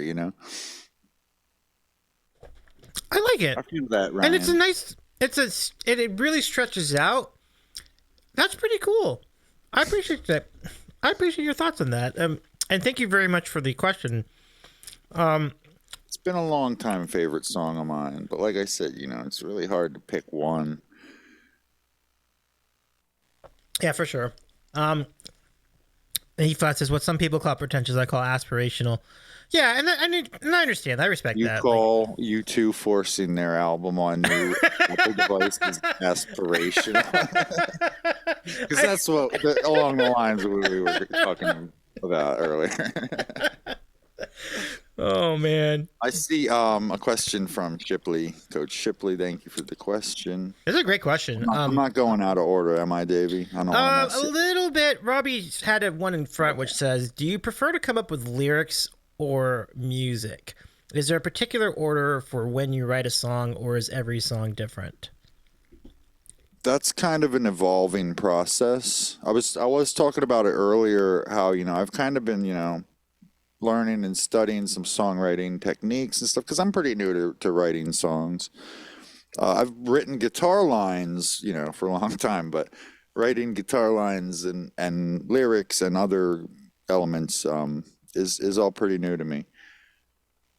I like coming up with the music first, like Robbie, you've heard a bunch of stuff that I've, made from loops, and that's kind of how that process goes. Like I'll just sit down and find a tempo I like and play a little piano line, and that turns into a bigger composition. And that's kind of like how Spunky happened. It started with that piano line, I think. Never Try started with the guitar line, just looped over and over again.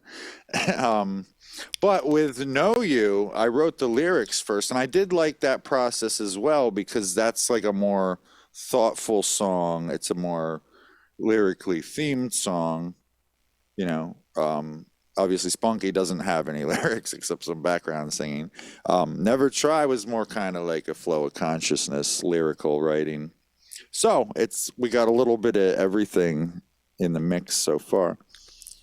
That's But awesome. I really do feel the whole writing harmonic structure, writing the rhythm, and I don't just mean like the percussive rhythm, but I mean like rhythm guitar or piano, for lack of better terms. This is what I'm calling harmonic structure. And I don't know if I'm 100% correct, but harmonic structures like the rhythm, but it can be notes, it can be piano notes, whatever, and then the melody flows on top of it. Lyrics, guitar solo type thing, whatever you want to melodize.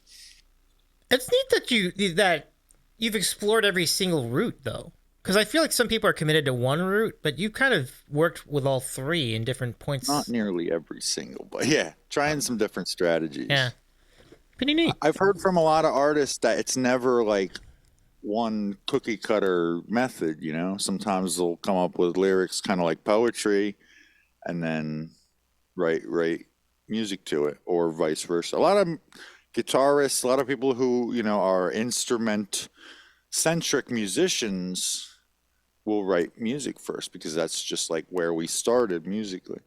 So It, anyway, which would I make hope a that lot of sense, right? Like it makes that right. definitely tracks. But Robbie, thank you so much for the question. Robbie also said that I listen to Never Try every day on my way to work. It hits harder with each listen. Thank you so much, Robbie. That's really cool. Jamie, welcome into the chat. What's going on, Jamie? Let's give Jamir a shout out. What's up, Jamie? Good to see you again. And I don't want to miss the next question. I'll try to get started on it. Oh yeah. So Coach only have says, about 10 minutes. Andy, if you could troll Robbie, what would you say? What would I say? I would say, "Go Birds." There you go. There you go. I love Does it. that work? It does. And that also answers There you go. Laird's question. Your team, the Eagles, there you go. We're your team I'm affiliation. not a big sports follower. I don't really watch, but I live near Philly most of my life, so Yeah. been to a lot of Philly games. So that's what we're going with. I love it. I'm with it. Not just because they just made the Super Bowl. Because I helped by being within geographical proximity. Stadium. That's great. Now you're kind of around New York area now? Like you're more or less around near that area these days? Closer to Philly than New York. Oh, closer to Philly. Okay. Midway, Oh, okay. I think I know where that is. Like, would you be pretty Midway, close to New Brunswick? Yeah, closer to New Brunswick than New York. Okay. Yeah, I got you. Good food there. Yeah. Go Penguins. Well, I have family out in Pittsburgh, so we can say that, Coach. Coach, love it. But I know what you mean. Say that to Yeah. Robbie. This is great. So yeah, E flat. Oh, are you rooting for them too, E flat? Love it. I think I'm rooting for them too. I'm actually rooting for. But having said that, I don't believe.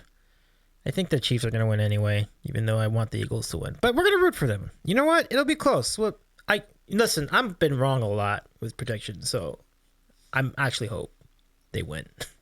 So we can all root for them together. Brad's into it. I know Breddington's an Eagles fan too.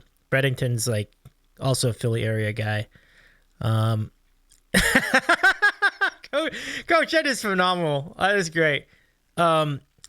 Question, Andy, how's the bowling in New Brunswick? Oh no, I've never been bowling in New Brunswick. That's such a good question. Is that like a reference to Yeah, something? because Brunswick is a bowling brand. Oh, gotcha. Yes, now it makes sense. I used to be like into bowling. God. Like I had shoes good. and a bowling ball of my own, but those days are past. Oh, So I okay. should have known gotten that, but that is a good one, Coach. That's pretty good, Coach. I love it. So this Real is quick, while we're talking about bowling, Yeah. have any of you all ever tried, what is it, candlestick bowling? It's like a New England type thing, and they have smaller pins, and they're they're like narrow, so I think that's why they're called candle pin bowling, maybe. And then you have like a skee ball sized bowling ball. Pretty cool, I thought. I saw some thumbnails on YouTube of just this thing, and I'm like, what the bleep is this? Like, it's like, what happened to the ball? Like, why is the ball like the size of a grapefruit? I didn't understand what's going on. I tried it. My family visited Maine when Uh-huh. I was a kid. I don't know. I think it was in Maine, but apparently it's like a New England, like a regional thing in New England. Green guy. What's Green up? guy in our chat. What's going on, Green guy? Jeffrey, it's great to see Candlepin's you. all you have, really? That's interesting. That is interesting, Jamie. But I mean, theoretically, it'd be easier to bowl with it because the ball's smaller. It's like, is the precision like tougher because the ball's so small? I don't know. I was very young when we went. Oh, okay. And then when I was like a real bowler, I was like, 18 or something like Yeah. that. So it's hard to say. Yeah. Mods, let's go ball. give a shout out to Green Guy Music as well. Thank you, Jason. Thank you. Are we talking 5-pin? I don't know. Was it 5 pins? Is it 10 pins? We were talking candle pin, I think. Yeah, candle pin. Yeah. I don't remember how many they have, Stuart. Welcome, Mod Father. Yeah. Probably already here, and I just didn't say Yeah. hi, Stuart. I think we have a really big consensus here with our chat. I think almost everybody's rooting for Philadelphia. I'm going to start a poll, make this official. Who are you rooting for in the Super Bowl? I can't. Okay, so who are you rooting for? Who are you rooting for?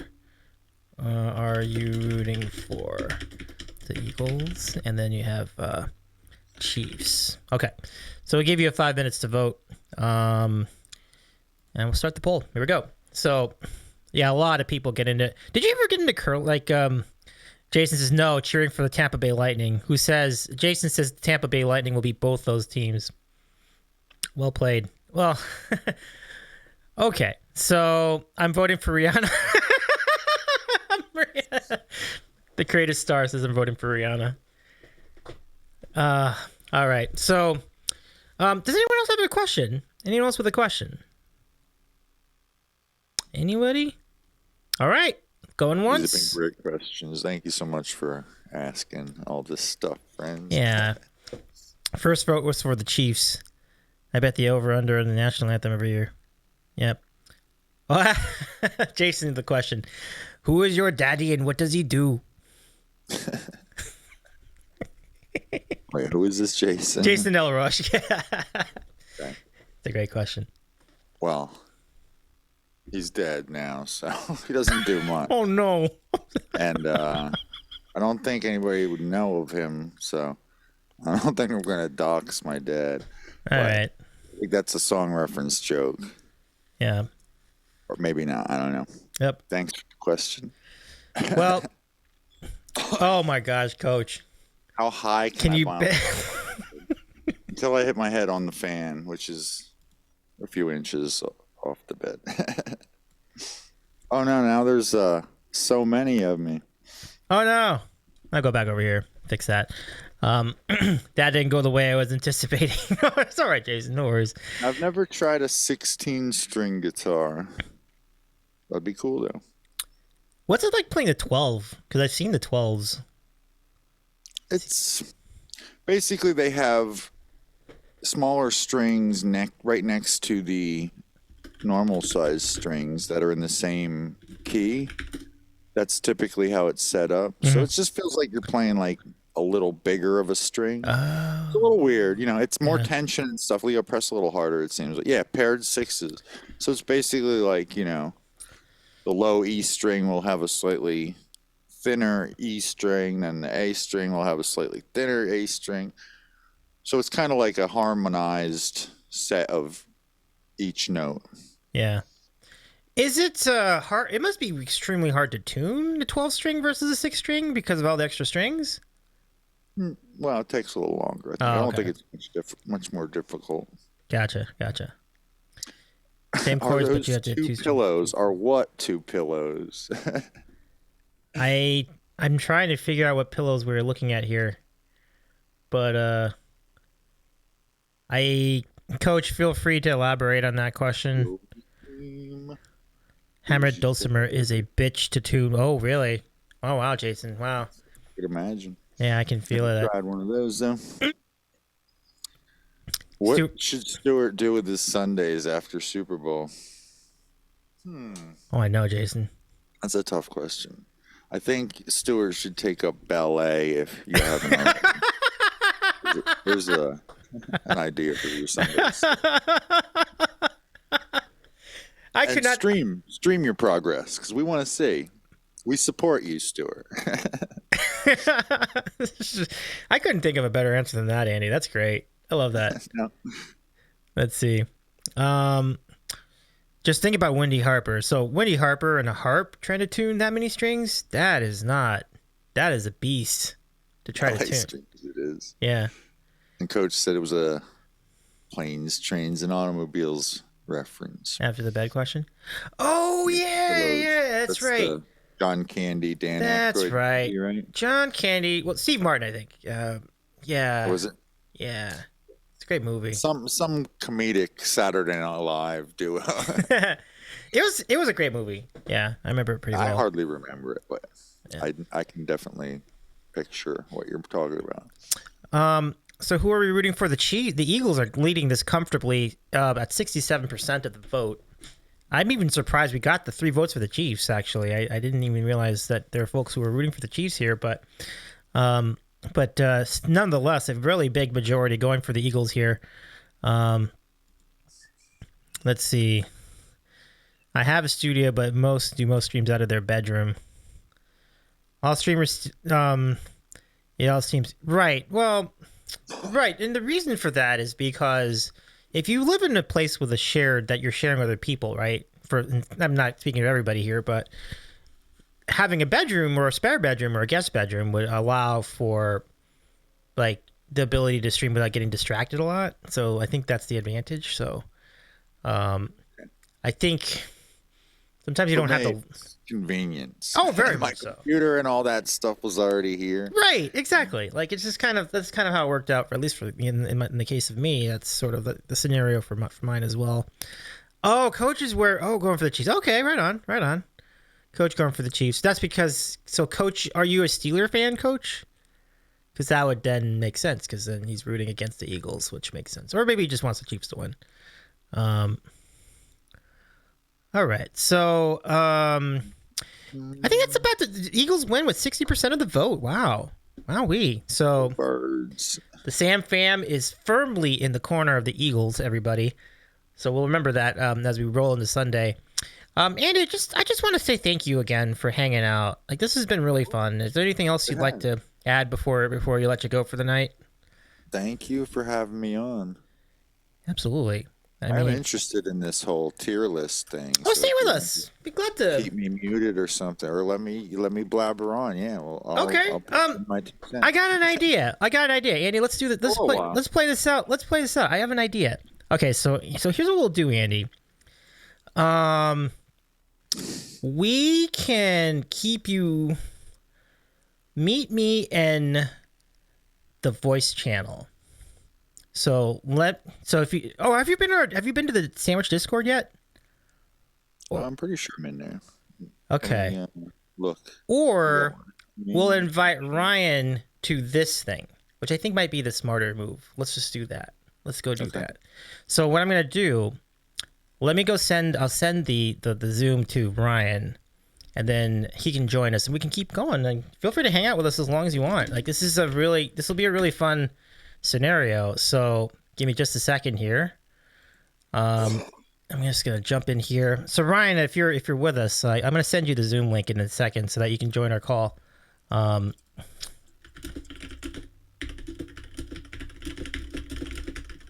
Okay, so I'm gonna send the Zoom to Ryan, then he can just join us on here. So we'll do that. So you don't need to be on video necessarily, everybody, but you can be if you want to. So I'm gonna move. Well, we'll suss this out in a second. I'm just gonna go. So Andy's still on the call with us, just to let you know.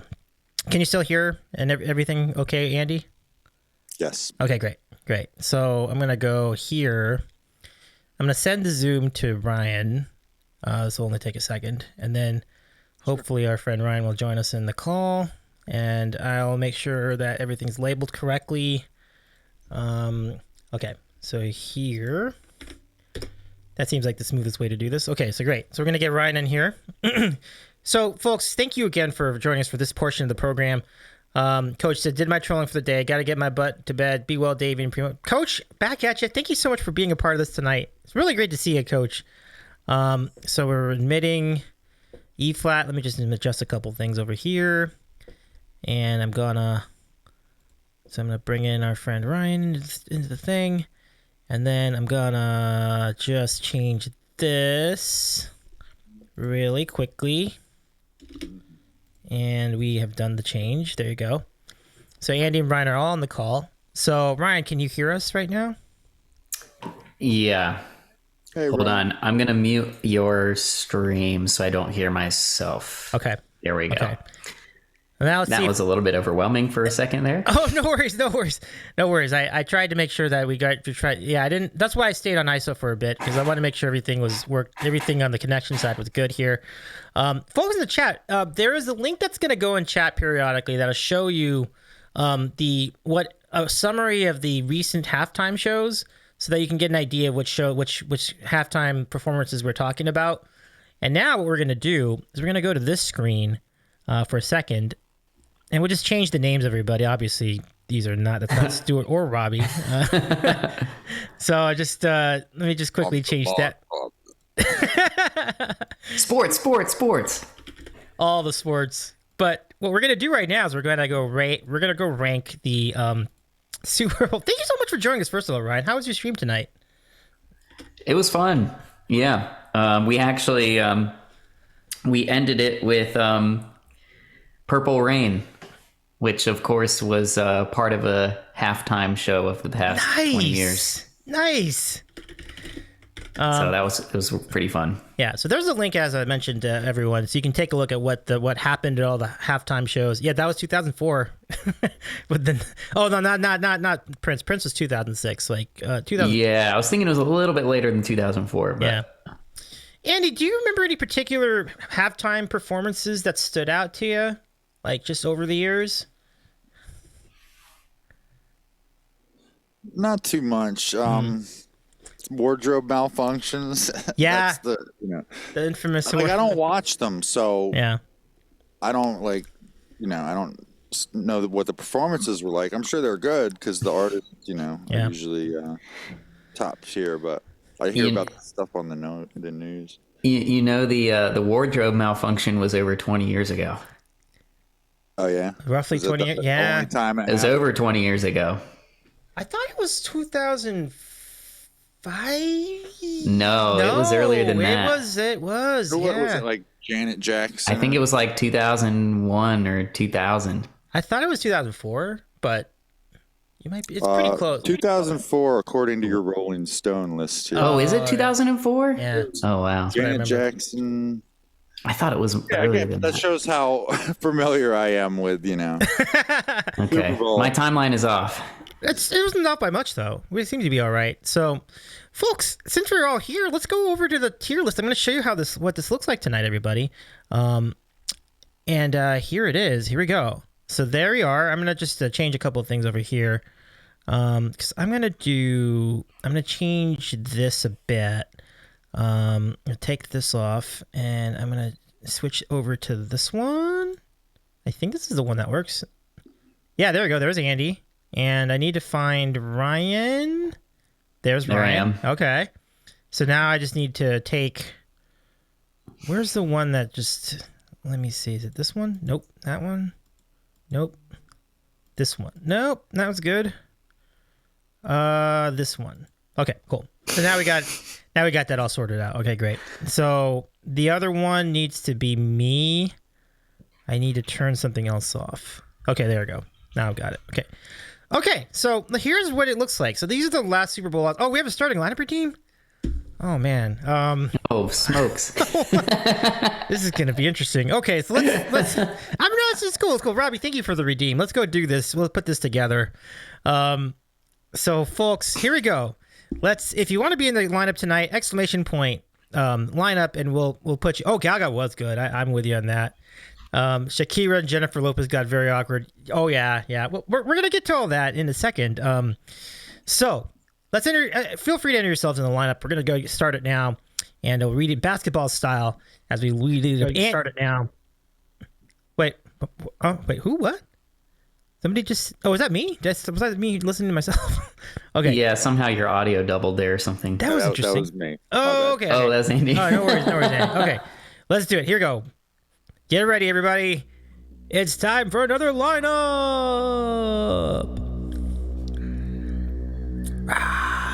Oh, I should do that right now. There we go.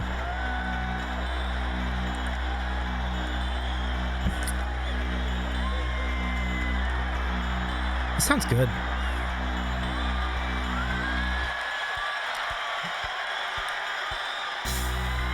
And now, the starting lineup for your Davey's Eating a Sandwich, Primordial Sounds, and ThatEflatGuy Sandwich Show.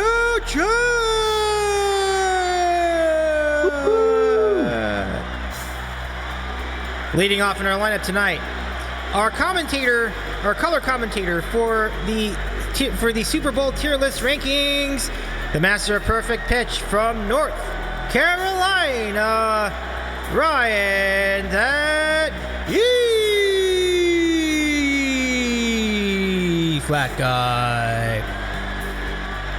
And joining us from the Northeast, rooting on the Birds for this particular Super Bowl, let's give it up for our good friend and our collab guest tonight, a singer, songwriter, and a supporter of many great channels throughout the Twitchverse, including his mod work at Terra in Seattle, Robbie G Sports OTHP, and Annelle.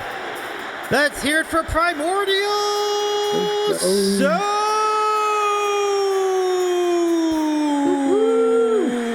Up it up, up it up, up it up. And next in our lineup, we head down towards the Valley of the Sun, the home of this year's Super Bowl, and rooting on his Birds, very close to where he's currently residing. A great supporter of the Sam Fam and the Sandwich Show, and streaming that Drinkin' Bird on Twitch, along with really great playlists. He knows his spice. Brad Lauren Ipsum.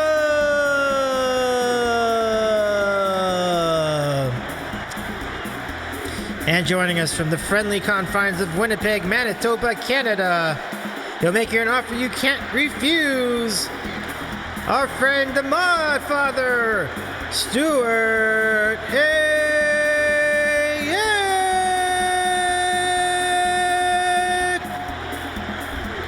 And next, joining us from deep in the heart of Texas, but specifically around the Austin area, let's hear it. Let's hear it for one of our beloved mods here on the Sandwich Show chat, and a great part of the Brookstone Bards community. Don't you forget about Jason L. Rush! And don't you forget about Jason L. Rush's new Twitch stream, which now features game shows, everybody. Follow Jason L. Rush on Twitch this very moment. And meeting us from the Mid-Atlantic, home of the District of Champions, and counting down to the Super Bowl, just rated in here from his sports podcast, featuring a really comprehensive panel.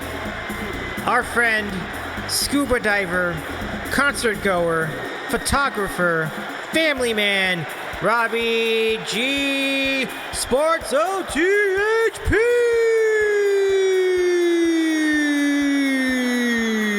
Sports. sports. And joining us in our Sam Fam tonight, thank you for the follow earlier this evening, and thank you for all the points for the Sticks Community Challenge. He's gonna ace the test, Tom Tester.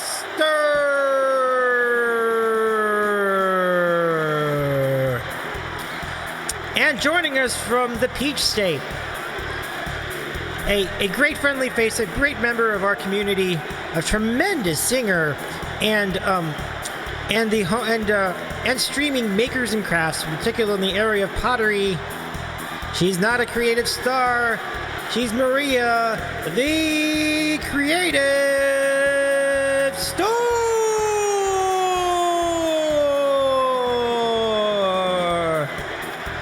And next in our lineup, coming in via one of our rates tonight, never put a frown on this fellow, Laird Big Smiles.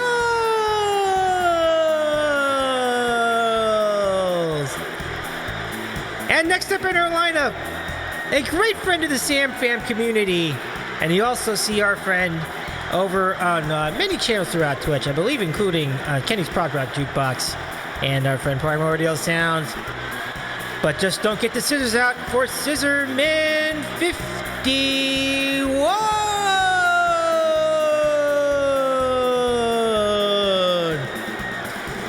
And next in our lineup, making big contributions to our Sticks Community Challenge. Still active, folks. You can contribute to 2,000 points in this stream tonight.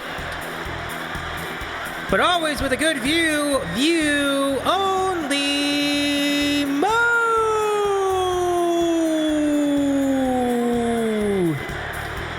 And joining us as well from Florida, one of the most well-connected people throughout the entire Twitch platform, also streaming karaoke on his channel regularly. One of the coolest, most savvy mods throughout the entire Twitch platform. Cover Time Pete!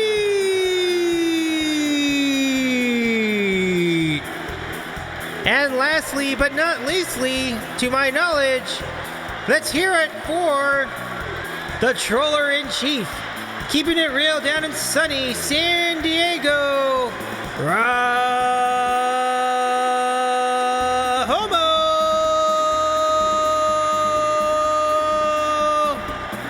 ladies, gentlemen, non-binaries, E-flat, and Andy, your Davies eating a sandwich, Primordial Sounds, and that E-flat guy, Sandwich Show Show!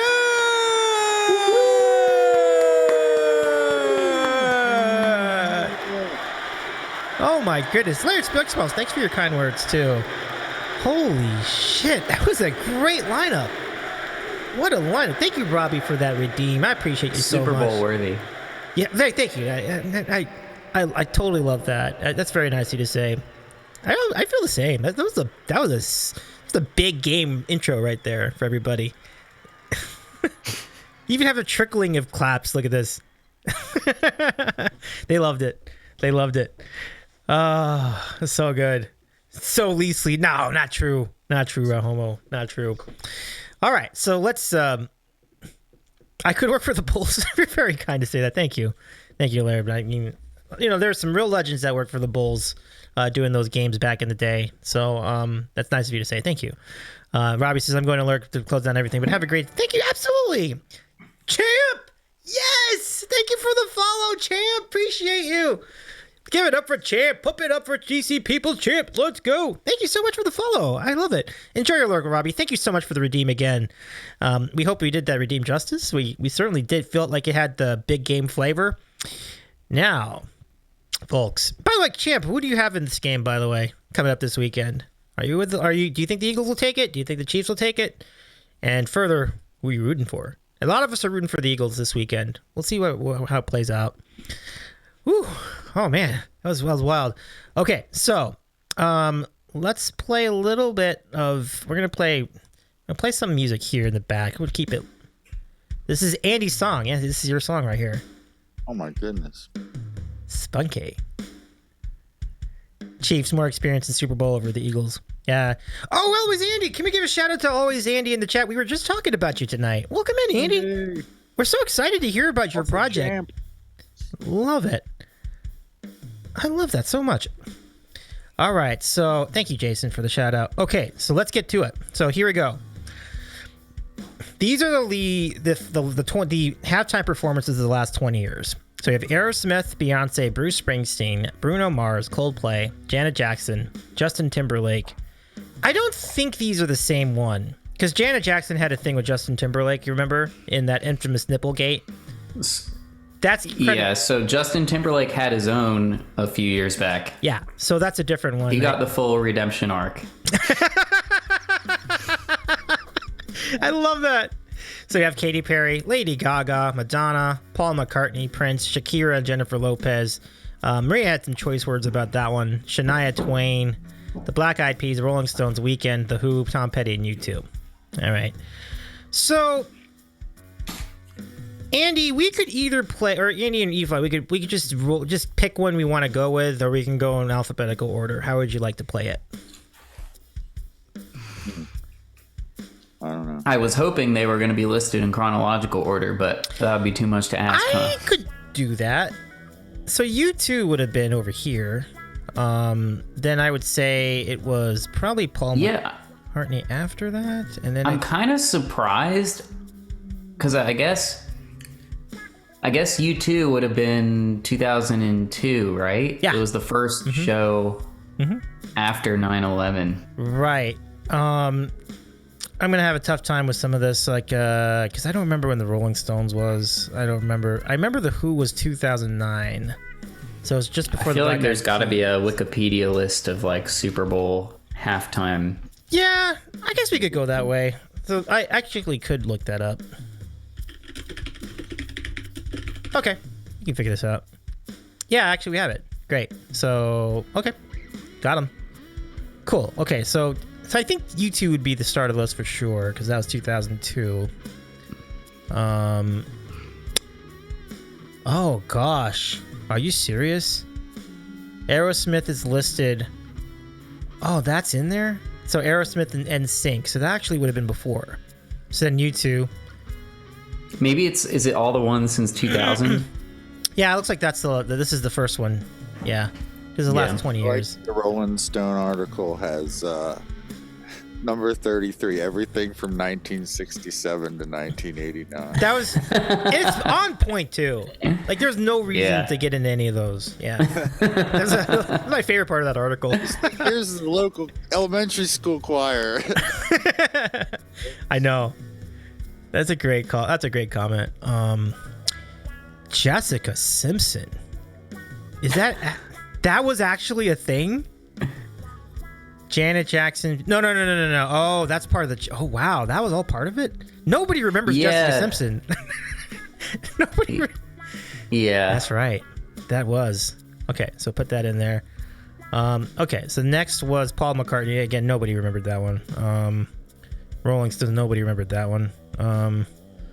Then you had Prince, which we're going to get to. We have. It's amazing performance. Tom Petty was the year after. Yeah, I'm pretty sure Beyonce was after Prince. Beyonce was after. Oh yeah, definitely. Sorry. Way after Prince, actually. It's like over here. So Bruce, and then I think after Bruce it would have been, I think it's the Who. Yeah, it is the Who. So they have the Who, and then Black Eyed Peas would have been after that. See, everything from here on out I can remember. So like Black Eyed Peas, and then I think 2011 that would have been Madonna, and then the next one was probably that would be Beyonce, right? It is, yeah. So Beyonce. I don't know. And then you had... Yeah, that sounds right. Agree with the Bruno... Rolling Stone list, how they've ranked them, Davey? I was looking at that, yeah. We'll comment on that in a minute. They do not rank the Black Eyed Peas highly at all. Wow. Yeah. No, beforehand. Yeah. Interesting. Okay. So we're just doing this just because we want to do it in alphabetical or in chronological order. So then Bruno, Katy Perry, which I liked. And then I think it was Coldplay, and then it says Coldplay, Lady Gaga. Lady Gaga. Justin Timberlake. And then we have Shakira. Oh, wait, was that later? Maroon 5, where's Maroon 5? You're not even on the list. That's what they deserve. That's what they deserve. That's what they deserve. That was so forgettable. That's what they deserve. That's really funny. Although It's great. Didn't even put them in there. I would argue they were really memorable, but for the wrong reasons. Yeah. So you have Shakira, and then The Weeknd was the last one. And then this actually didn't account for the one from last year. Really funny.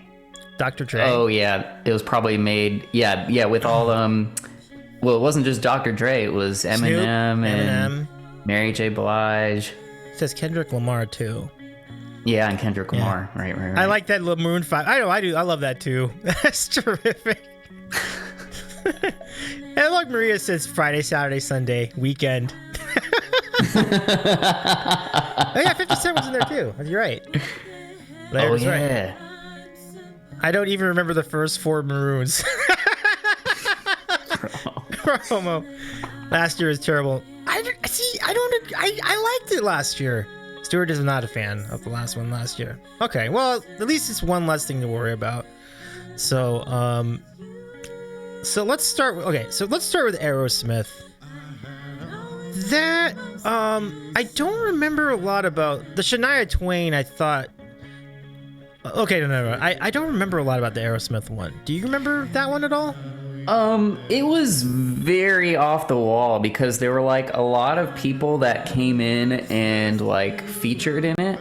There was like Britney Spears and Justin Timberlake showed up in denim, and like it was a whole crazy thing. I mean, I think it was Run DMC show up. it was very chaotic. Yeah. I think like it was fun, but not like wow. It didn't like blow you away. It was just kind of like fun. It wasn't bad.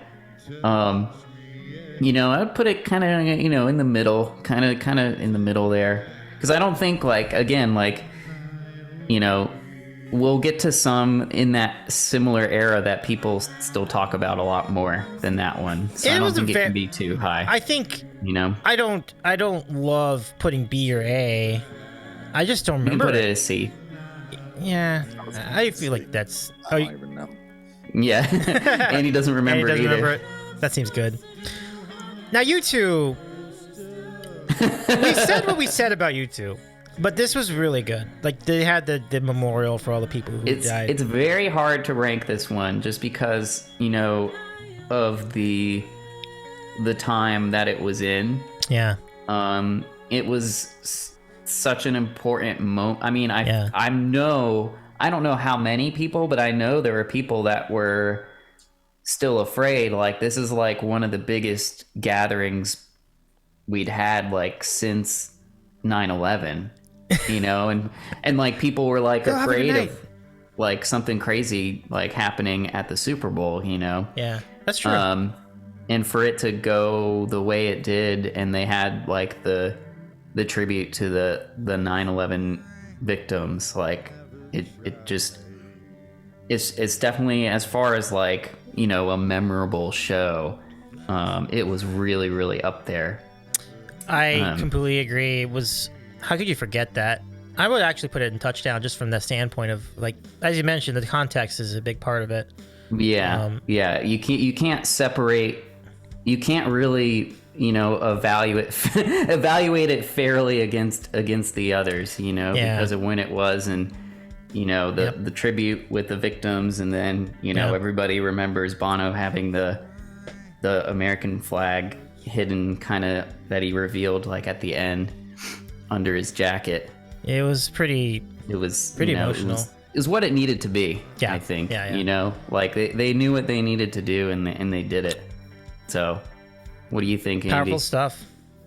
Yeah, I mean, it probably belongs to the top there based on the symbology that's connected with the performance. I think I saw it, but you know, It was a while ago, you know. It was quite a while ago. I didn't see many of these. Over 20 years ago. Yeah. But yeah, no, I still kind of remember that the way it ended.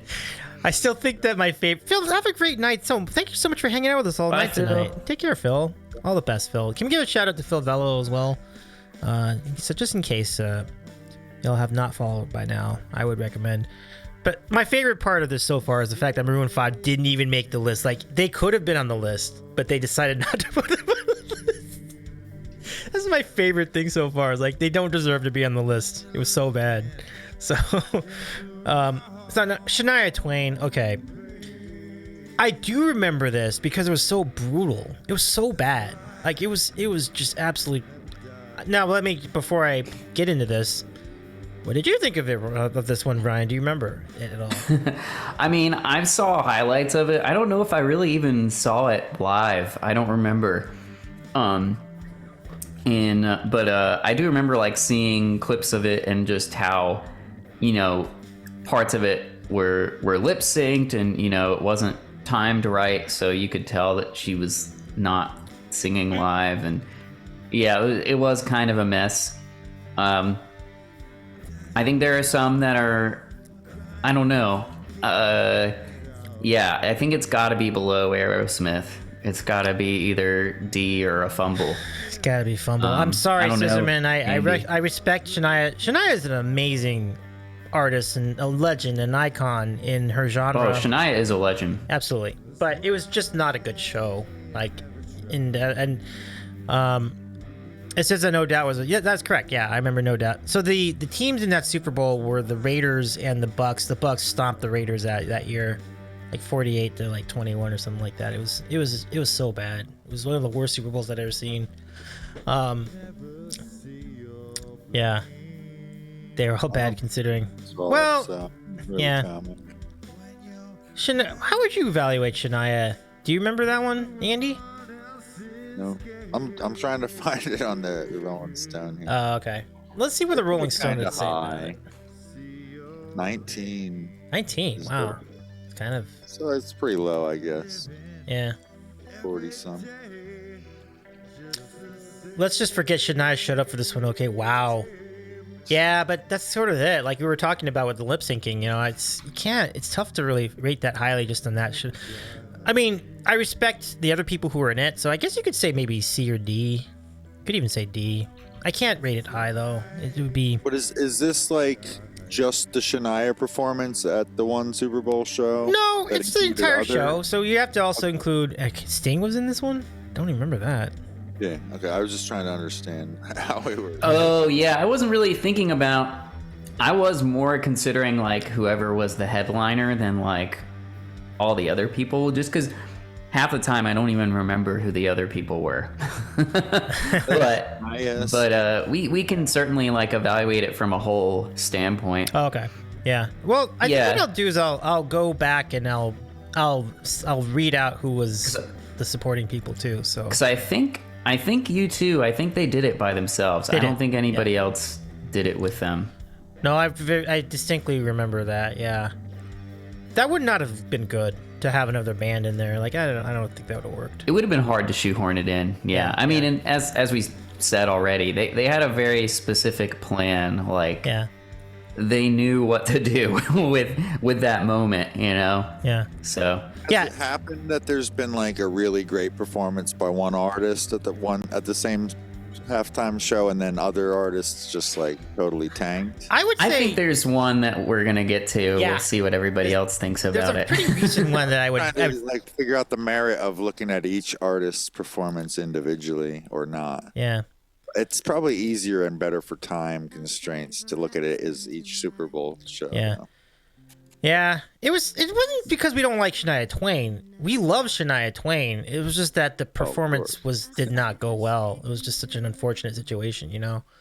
So it's not really saying That's that's so smudge. yeah, kind of a tough spot. Like I could even move it up to C, just because like No Doubt was solid. I like the no Doubt portion of it.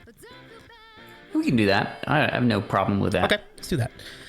Now, Jan. Oh, thank you so much for the points, Jamie. Thank you for the Sticks All Piano Stream Challenge. Appreciate you.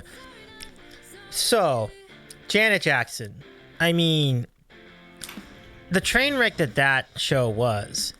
You forget that Jessica Simpson, P. Diddy, Nelly, Kid Rock, and Justin Timberlake were part of this. I don't think you. No, I think people remember Justin Timberlake, but the other ones, like, oh wow, they were in this. So, Nipplegate. I mean, it's a moment that will live in time forever. We all know where we were when it happened. So, infamous or not, I think it has to be a touchdown just from the cultural significance of it and how much it changed the entire fabric of media for the next, like, 5 years. I don't know. I mean, it depends on how we consider it. I mean, in terms of being memorable, yes, but like, do you remember any part of the performance other than that? Well, I remember the song. I remember Justin Right. Timberlake's song, which is pretty good. Like his part was actually pretty solid. And did Yeah. it result in like increased censorship? Because Yes. for me, Broad scale. I don't know. For me, the way that I feel about it, and then again, this is very, very like subjective, but I feel like it's the opposite. I feel like it's such a fumble that, I mean, honestly, one of the bigger fumbles is like, if we think about it, it was really Justin Timberlake's fault. He's the one that That's ripped true. it off of her. That's true. You know? But they and said then it was- she got all the fallout for it. Yeah. You know? Yeah.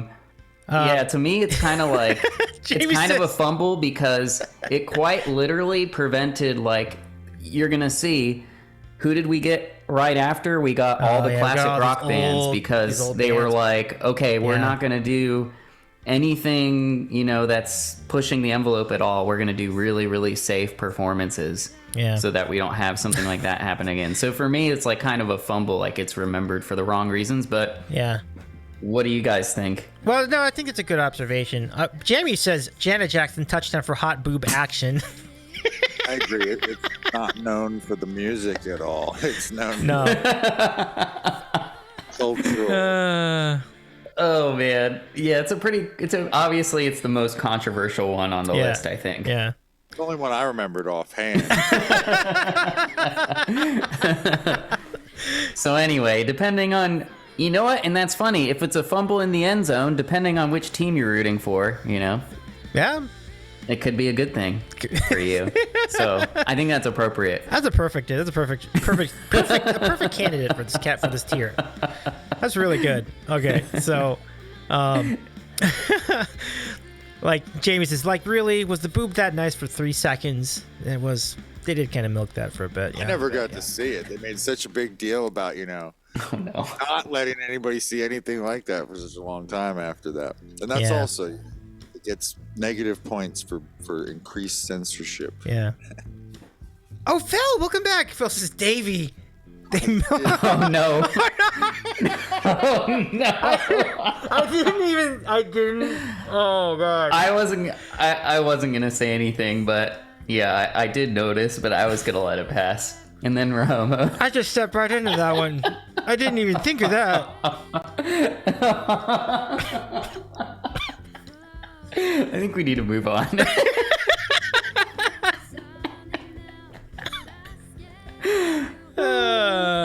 All right, next. Oh boy. Paul McCartney. Sir Paul. It's whatever. Like, Yeah, I have to anything to say, I mean, he did what he needed to do. It wasn't like, again, it wasn't a super memorable performance, but it also, it was a good performance. It wasn't a bad performance. I don't know. Yeah, I put it somewhere in the middle. I mean, forgettable is really how I'd put that. I literally have nothing to say about it. Like, I don't remember it being good or bad. I just don't remember it. Like, it just. Do. He got the crowd kind of singing along with him with "Hey Jude" at the end. And, it was what you would expect from a Paul McCartney concert. Yeah. I guess the way I would say it is like it's nothing we hadn't seen before up to that point because he was doing that in concert. Right. So Right. Not really that interesting. Yeah. Yeah. Jamie's right. Like, no one remembers, to be honest. Oh, Goldfish says, Sir Paul McCartney. Hello. Oh, excuse me. Yes, Sir Paul McCartney. Sir McCartney. Yes, absolutely. Yes. Yeah. Stuart says, I forgot, but McCartney did it until today. Yeah. What do you think, Andy? I like that comment. Yeah.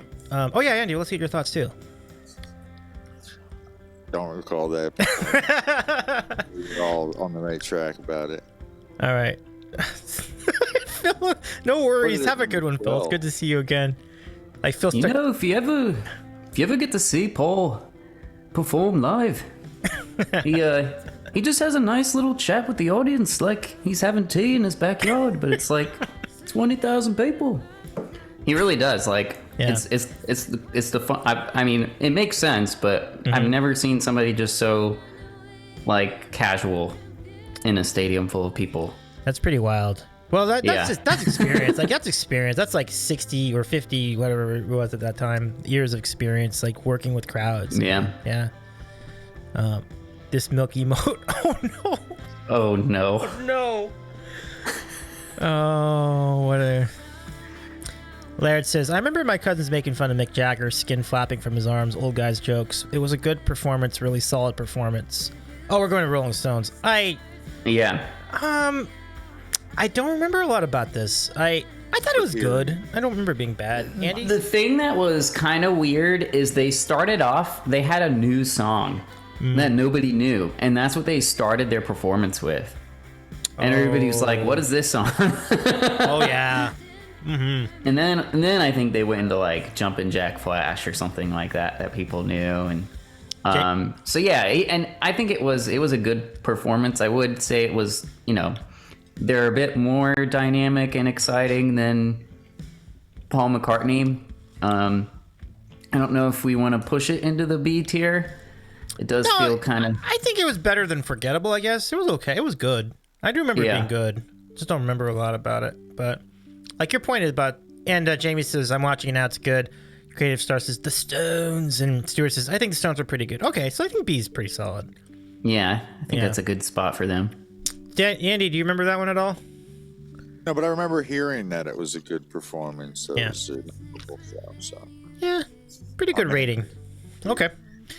So now we're into we're into the music of Taryn Hedfield, by the way. So that's one of Nice. yeah, Taryn Seattle, folks. Shout out to Taryn in the chat.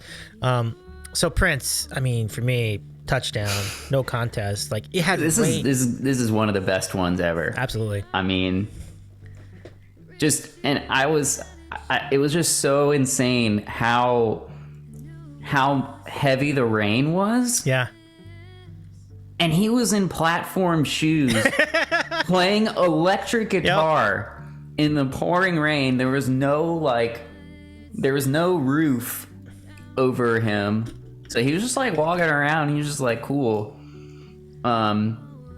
Yeah, and I really loved that he incorporated stuff from like other artists. It was a really interesting way he arranged the show too. Yeah. Like he did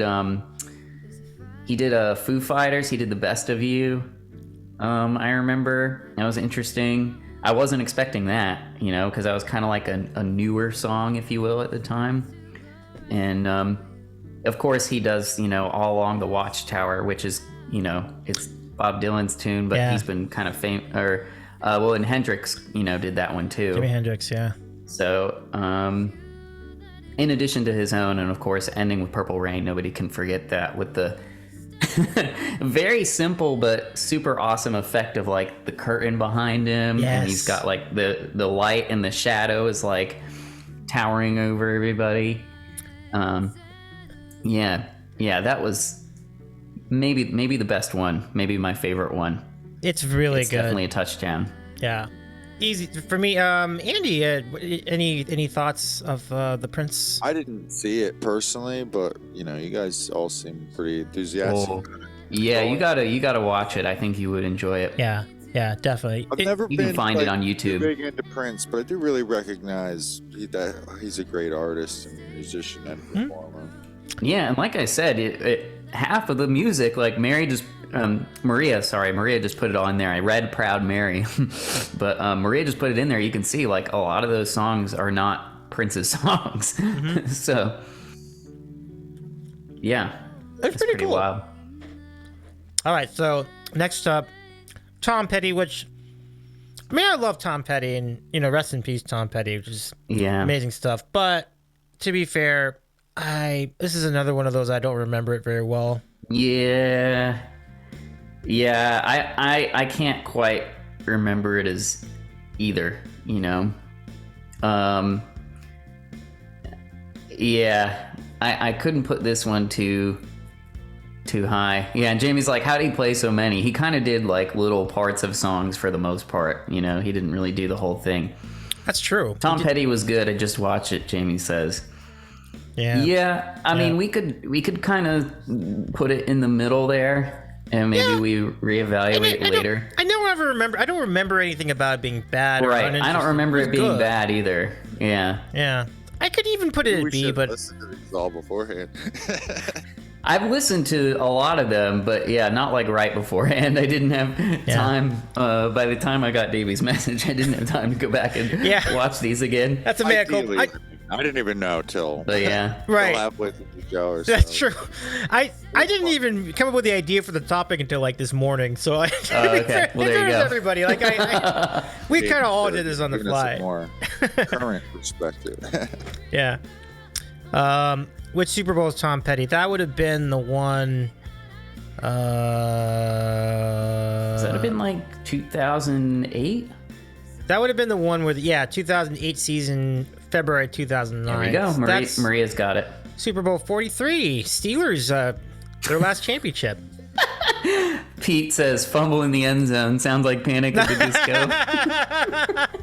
That's great, Pete.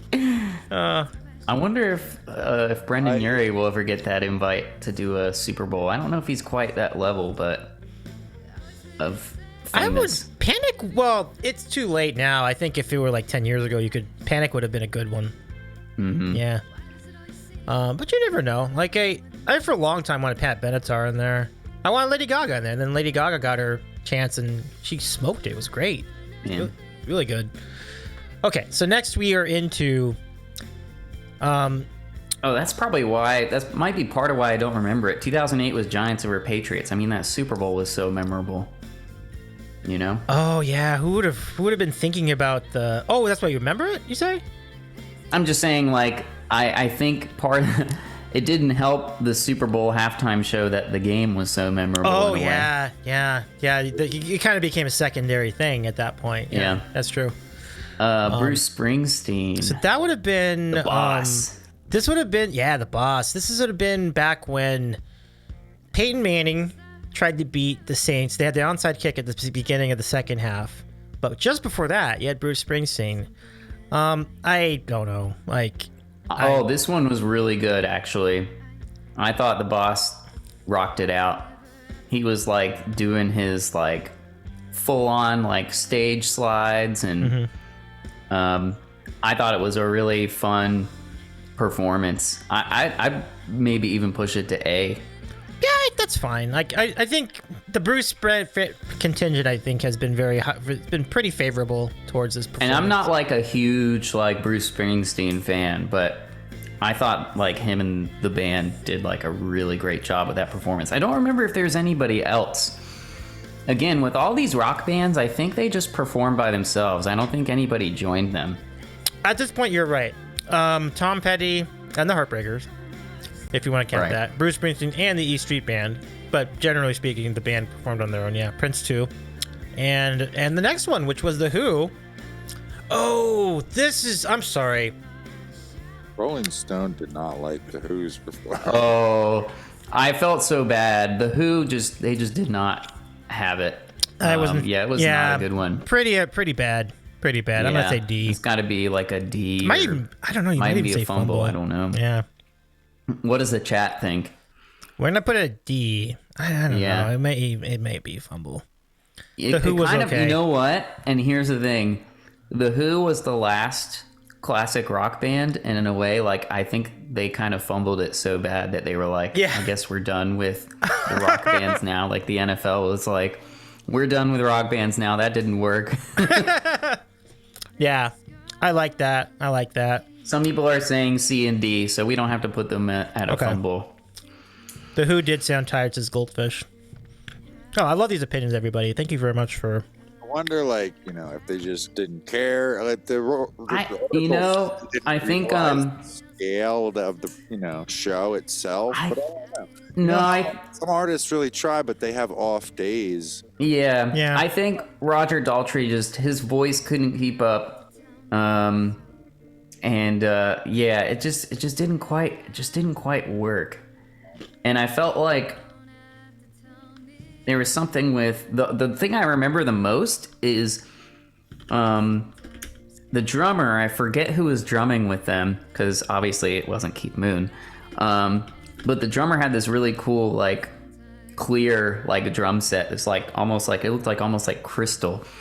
It was a really cool looking drum set, one of the coolest I'd ever seen. But that's what I remember.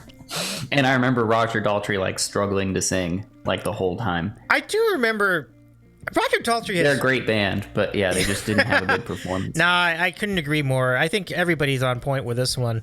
By the way, that was the one. The Who were the band for the Colts versus the Saints, and that's the one we're talking about. The Bruce was actually for the Steelers game, and Tom Petty was for the one we talked about, Super Bowl 42, the very famous Patriots upset by the Giants. Like, pretty amazing Who's stuff. defense? They probably got paid the same either way. Well, that's the thing is the Super Bowl groups, they never get paid. Oh, really? Yeah, they don't. People do it for the Publicity. the biggest audience that you can ever have, and then hopefully they get attention for their tour or their whatever music they're selling at the time, and usually they get a pretty big bump from performing. But yeah, they don't get paid to perform. There's a little bit of a stink about it because not even, like the dancers and stuff, like nobody gets paid. Oh, that's rough. They must have to figure out the funding on another way then. So it's basically they pick, like, they have people volunteer their time.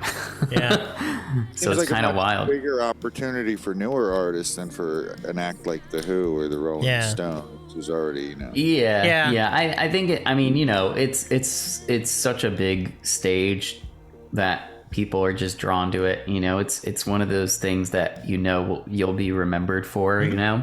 Sometimes for the wrong reasons. In the case name is for free. Yeah. Stuart says, I saw the Who a few years ago and they had Ringo Starr's son playing drums, which I think he's pretty good, so it's pretty cool. Haven't heard, but from what I understand, they usually have put on great shows. When supporting themselves, like supporting the Who's music and stuff. Oh yeah, no, they're great. They're a great band, but yeah, something just. I mean, there were just a few things that went wrong. It didn't go well very much so. on the Super Bowl. Yeah. Okay, so let's continue through this. Now, the next one is one that when I saw it the first time, I thought it was pretty good. It has not aged well over time. No.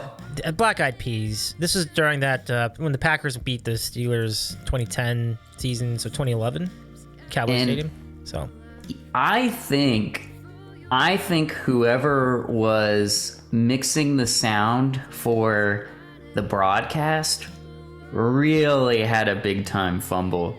They just really messed it up. Yeah. Like it was so weird the way that they mixed the sound. It did not sound right on the broadcast. Like you could hear their vocals and you couldn't hear anything else.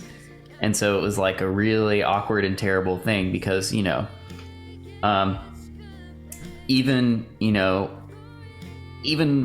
like, I don't know, none of them are really known for their vocal performances necessarily. Yeah. They're good rappers and they're fun, but like, yeah, it kind of was, in my view, kind of a fumble. I think so too.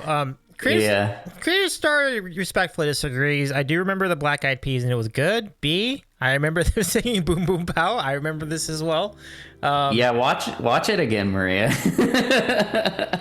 I think, and that's the thing is like too, like, I think what they did really well, like they had pretty cool like staging and stuff. Mm-hmm.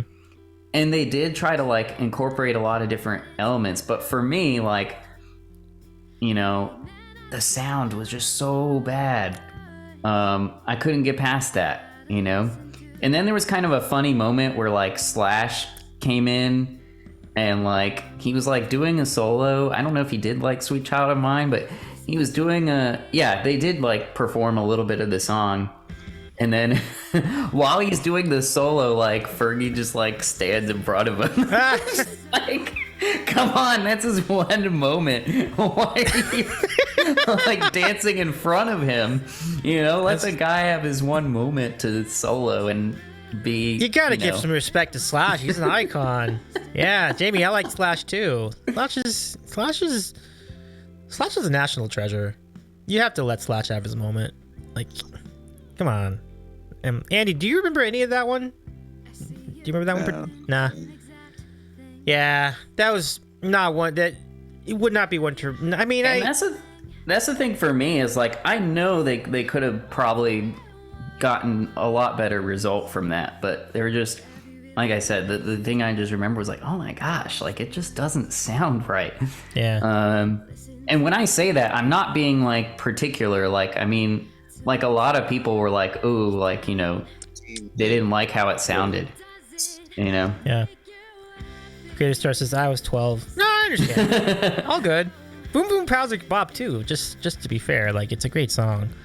I got that boom. Why did they sing the Dirty Dancing song? Because they spoofed it.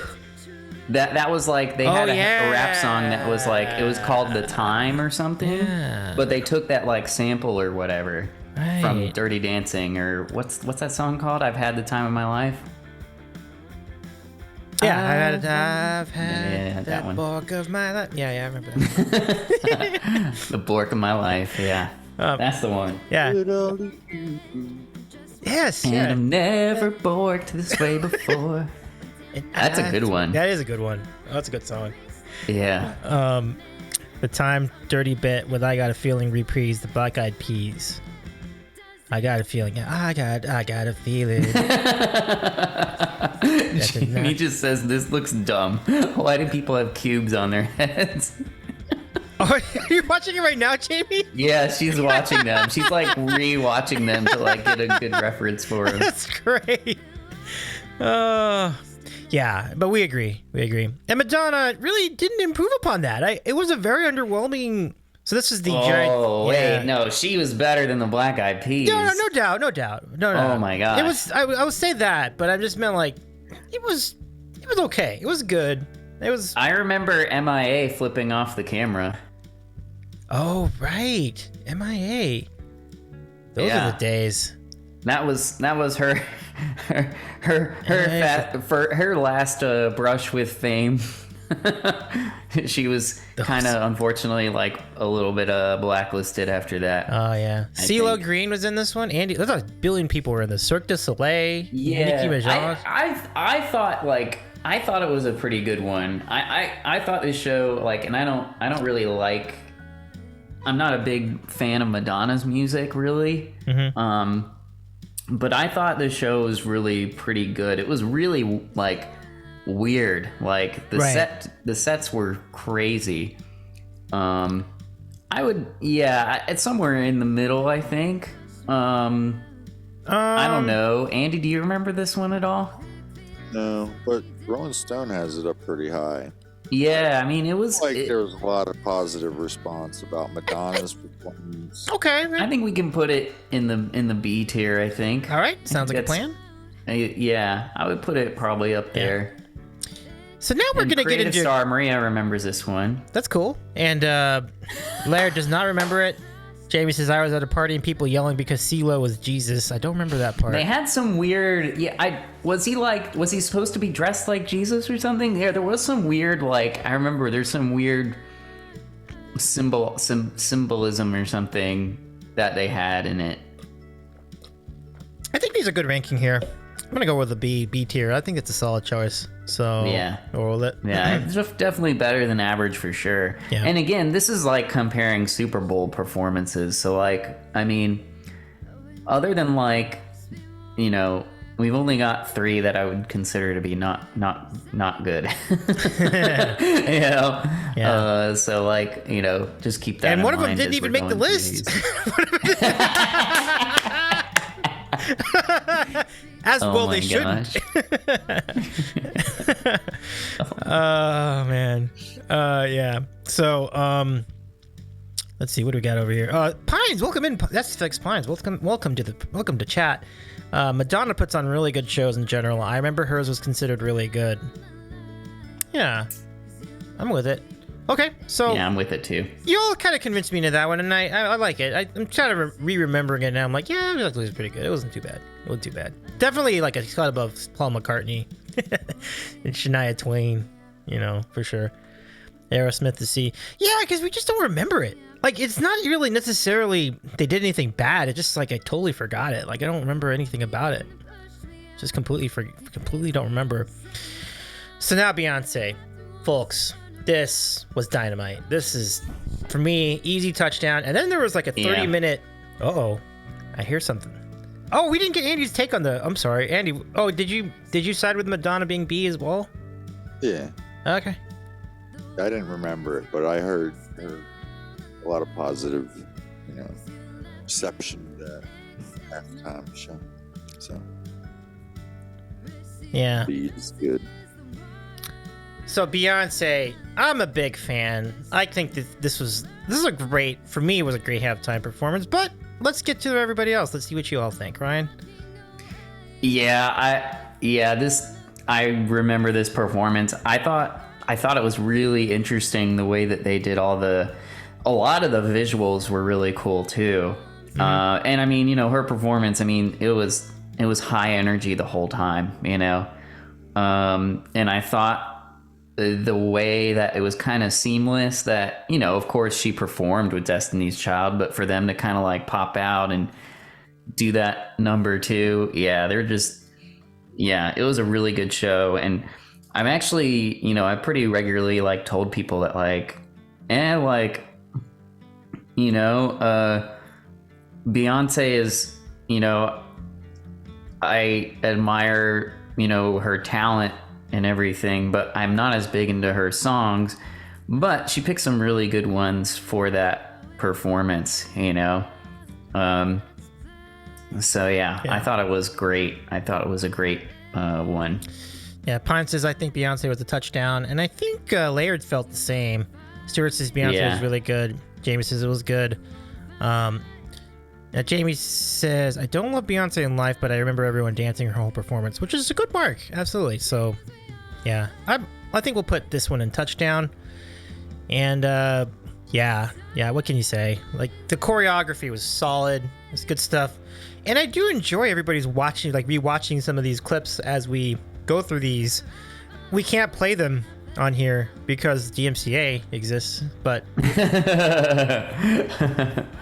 that would have been fun. We could have just had them running in the back while we were like looking at these. Would have been good content, but not to. But shoulda, woulda, coulda. Yeah. So we'll try it. Maybe that would be like a good like Discord event. Like just watch all the Super Bowl halftimes of the last 20 years, and we could just pick it apart. Yeah. All right. So now Bruno Mars. This is a great show. Like I loved this show. I had so much fun with this one. Mm-hmm. And I was super pumped for this Super Bowl because it was Russell Wilson's first Super Bowl. Yep. Yeah. So that was in MetLife. That was in East Rutherford. That was against the Broncos, where it was not a close game. No. I mean, once you had the safety to start the game because of bad snap, it went over Manning's head. It was over. Yeah, I was so pumped. I had no idea actually that Bruno Mars was a drum set player. Like I had no idea he had experience behind a kit. But that was how he opened the show. There was that moving platform. Yeah. He was doing that. Was it Locked Out of Heaven? Was that the song that he opened with? I think. Yeah. But he just did that like that cool, very aggressive, open hi-hat drum beat to open the show. So, Jamie, there are two Bruno Mars appearances. There's one where it was technically a Coldplay one, and Bruno Mars kicked in later. Yes, we're talking about the one where Bruno Mars headlined. Because, he did later they got into the Coldplay headliner, which was kind of an interesting... We're going to get to that. I have opinions on that one. Yeah, so by the way, the supporting band was the Red Hot Chili Peppers, to confirm what people were saying in chat. So, yeah, if it's Red Hot Chili Peppers with Bruno Mars, they give it an auto touchdown. Yeah, and it was really good. Yeah.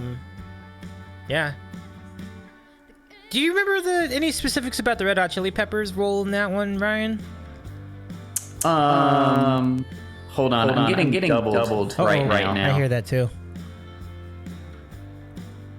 Okay, try again. Yeah, it's still doubled for me. I'm hearing myself back. Andy was mentioning that this might be happening.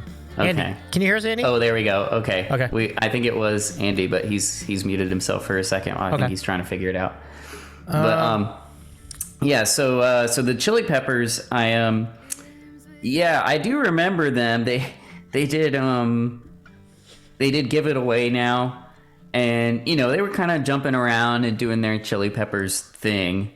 It was kind of funny to have Bruno Mars with them. And then there was kind of a funny moment where, I don't know, it wasn't funny, but to me it was kind of shoehorned in, where they had these like tributes to people who were overseas, and it was like Bruno Mars was like, this is for everybody. Serving overseas is like just the way you are. It was sweet and it was nice, but it just felt weird, like to be incorporated into the live performance, I guess. I can see that being awkward, yeah. The execution was a little weird. Mm-hmm. But yeah, no, it was a really good show. I would maybe put it just under a touchdown. I would put it at like an A. Yeah, I felt like the Chili Peppers didn't quite add to the performance. They didn't really take away, but you know, they were just kind of there. I don't know. I don't know how everybody else. It doesn't seem like a feels. terrible idea. Andy, do you remember this one? No, I don't. Is it still doubling up? Nope, you're good now. You're good now. The original sound I switched on. Oh. Okay. I think 'cause that's the only thing I did, and I turned it off now. Oh, okay. But yeah, That should I work don't then. remember that. Cool. I think like I heard it was a really good one. Mm-hmm. It was Bruno Mars and the Chili Peppers. Yeah. Let's see what the chat. He's a drummer. I like when these pop. It's not really pop, but like popular R&B type stuff. Mhm. When they are actually musicians as well. When they play, when they're instrumentalists. Not Yeah. like Lil Wayne being a guitarist either. Right? Right. Well, like Prince being an incredible guitarist. Yeah. Oh He yeah. knows that. He's like a singer. He plays guitar, but that's the type of thing I mean. Yeah. Yeah. I did No, agree. that just the way they opened the show, just like I said, it sold me. He opened with the drum fill, and I was in. I was in for the whole ride. Yeah, it was very impressive to see him playing drums. I'm like, I didn't. And there was a cool like dance break that they did, like Yeah. the whole I forget what he calls the band. I forget what they're called. They're like something weird, like the Hooligans or something. I don't remember what they're called. Hey, The Big Bill guys that Hendo, play the what's brass up? section. Hendo, welcome in. Good to see you, my friend. Good to have you back. Okay, so seems like people seem to be liking A. They'd be leaning more A. That's fine. I would have said touchdown, but I think A is good too. Like Prince is definitely next level, and Bruno, but it's really close. Like it would be like upper A, but I still think A is good. So, all right. So Katy Perry. This was fantastic. Like, and all the memes that came from it too. Like, this. Oh God. Yeah. Memes for years. Yeah, this one was really good. I mean, Katy Perry. I mean, say what you want, but I mean, she does have a really strong voice, and she really showed it. And she also they went all out, like you said, with the set designs, and it was pretty wild visually to see. And yeah, I mean, I think for Katy Perry, it could not have gone any better than it did. She Right. doesn't do like, the crazy acrobatics, and she's not an instrumentalist, but she got, she sang her big hits and performed them well, and like the whole show was very visually interesting, and I thought it was a really fun show. Oh yeah, Jamie's watching the clip, the part of the show where she's riding in on the. Wasn't it a lion? I thought it was a star.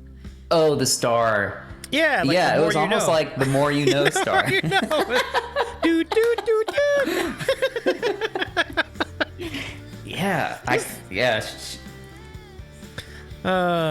So The needless more to you say, know. Sorry. no, the more you know. Exactly, Andy. Yeah. Do you have any thoughts on that performance, Andy? No, I didn't see it. Oh, okay. Well, let's go back over here. The lion was cool, says Maria. There was a giant lion, though. Unless that... No, there was. Apparently No, there was. That was real. And welcome in, Big Bill Hendo. What's good? It's to been a see you. little while. I love it. So I'm glad to have your friends in chat tonight, Ryan. Thank you very much for the raid again. Yeah. Good times. Yeah, Big Bill Hendo is a singer-songwriter. Oh, is he doing a show on Twitch, too? So yeah, I met him through John Plays Music. Oh, We were on yeah. a little Right on. songwriter chat together. He has a really awesome kind of can I say it's kind of a country voice he's got. Yeah. I Well, was gonna say country vibes. Definitely. Yeah. I like it. Awesome. Good to see you, Bill. Big Bill. So nice to have you to join us in chat. Oh yeah, Lenny Kravitz was in that show. I totally forgot. I don't remember that either. With Katy Perry, I don't even remember exactly what he I don't did. remember that. Wow. And Missy Elliott. Wow, I was not aware. Oh, I do remember Missy Elliott now that you say it. Yeah, she was really good. Yeah, for sure. But just a reminder, feel free to absolutely go follow Big Bill Hendo too. Good friend of ours. So, there's the link. Give our friend a follow as well. Pine says, I just watched Shotgun Wedding last week. I was surprised Lenny Kravitz was in that. I don't remember that. Oh wait, yeah. That's the new movie with Jennifer Lopez in it, and I saw a trailer for it. Yeah. I didn't actually see the movie, so I don't really remember a lot. All right, so I think that's all in all. I mean, just a really, really fun show. Great show. Next, Yeah, where did we put Katy Perry? Touchdown. Yeah. I'm not gonna fight it. Yeah. Firework was a really good performance during that show. I agree with Jamie. Pretty good. But now we go to Coldplay, and then this is so. Laird, you don't remember Left Shark? Yeah, Left Shark is iconic. Left Shark is his own legend. You gotta remember Left Shark. Yep. I'm gonna have to get you guys'. I'm gonna have to get your all's opinion. Well, if you Google Left Shark, you will be filled in on what the legend of Left Shark. Oh, Laird, you missed out on a cultural moment there. For sure. All right, so we got Coldplay. Yeah, this one was an interesting one for a few reasons. Mm-hmm. What are your thoughts, Davey? Well, I think if Coldplay were just going to do the set themselves, it would have been a pretty boring show. I feel like everybody else rescued it. Bruno I felt kicked in. that. Yeah, sorry, I didn't mean to cut you off. What were you going to say about Well, no, I just Bruno? meant to say that Bruno and Beyonce and like all these other people and Mark Ronson. I'm reading here. Yeah, because they did Uptown Funk, which is Mark that's Ronson's right. song. Yeah, that's right. It's a song. Yeah. Yeah. But yeah, I felt bad because it was in the West Coast, and so like it was still daylight out. And like Coldplay does a lot of like cool when they do like their stadium shows. They do a lot with lights and stuff. Yeah. And you couldn't really see, like they tried to do it with like the stage being like a kaleidoscope, but you couldn't really quite make it out. I feel like if it was done at night, or if it was actually dark outside, that show would have gone over a lot better. At least their part of it. But yeah, like, Bruno Mars and Beyonce kind of upstaged them. Yeah. And because it was, not to say that, like, I think part of it was their visuals, like, worked a lot better for being in the daytime, Right. That's a good observation. Like, because I have a lot of respect for Coldplay. I think Coldplay are solid. That's a good band. Yeah, I mean, of those three, Coldplay is the only group that I've seen in concert, paid money to go see. So, And so I'm not like insulting Coldplay by any means. It's not to say that like they did a bad performance, but it could have gone a lot better for them. You know? It's well put. I mean, they did a show at the Rose Bowl, which looked amazing. And so I think you're right. It needs to be dark for that to really, for their set to hit, for whatever they do, like whatever their show is to really hit. So so I don't know. I mean, like I said, it was a good show. I think it does need to be in that top half. I think. I don't know. Andy, do you remember this one? I did not see it. Yeah, this one. Yeah, I don't know. I might put it as like solid B or somewhere in the B or the A. I think that's fair. We're getting C's and A's in the chat. Yep. Oh, is this a Siren from Taryn? Yeah, and Laird is saying they saw him in BC Stadium, and the lights are a big part of the show. Yeah. For them, So like you said, it's a really unfair play. It's really just an unfair situation for them in the end. But also, like, if you get invited to the Super Bowl, you're not going to turn that down, For sure. Absolutely. Okay, so now we get to the end of this. Now, Andy, which of these four do you remember seeing, if any? Justin Timberlake's not the one where he was present for the nip slip, right? No, This is much later. more recent. Yeah. This is where he took a selfie with a fan. You guys remember that? I didn't see any of them. Oh, okay.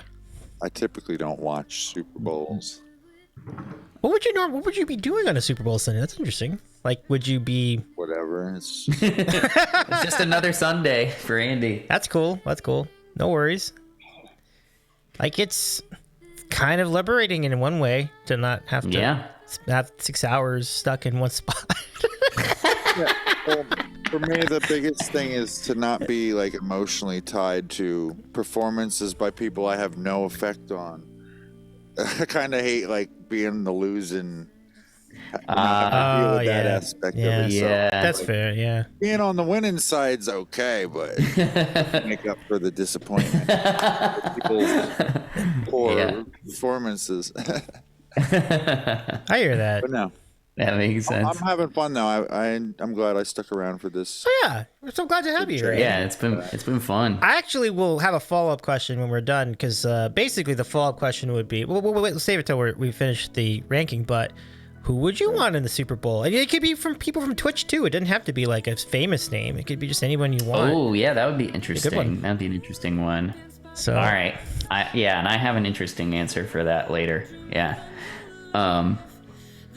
it would be a pipe dream, but yeah, but I have an interesting. I think that's answer why I for it. want to do it this way, because I'm like, we could really have some fun with that. Like, so let's just roll these out quickly. So Gaga. Oh gosh, Absolutely. such a wild. I mean, she jumped off the stadium. Like, she was insane. And she did not. It was like Beyonce. Like, she never stopped. Like, she was constant, perpetual motion, and she performed her big hits like really well. Yeah. And I really thought, like, and I was so surprised. I mean, she really. I don't know. I guess I'm not surprised. I was impressed. That she, at the end of that, she did the Million Reasons and still had the breath and full support to just like really belt it out and like just kind of keep everybody engaged while she's just sitting at the piano, you know, like she can do it all. She can do the crazy dance numbers. But yeah, it was so funny how she started off at the top of the stadium. Yeah. And she's like singing, I think it was like God Bless America or something. It was one of those songs, patriotic songs. And then she just goes, you just like see her. Like, what? It's like, you're like, is she okay? Like, she could, you know, and then it was spectacular. I remember all the drones behind too. Remember all the drones, like, we're all like kind of gathered around. Yeah, that was interesting. It was a really captivating performance. Yeah, it was really good. It's like everything I could have hoped that could have been, because I had high hopes. And that to me that was a touchdown. I think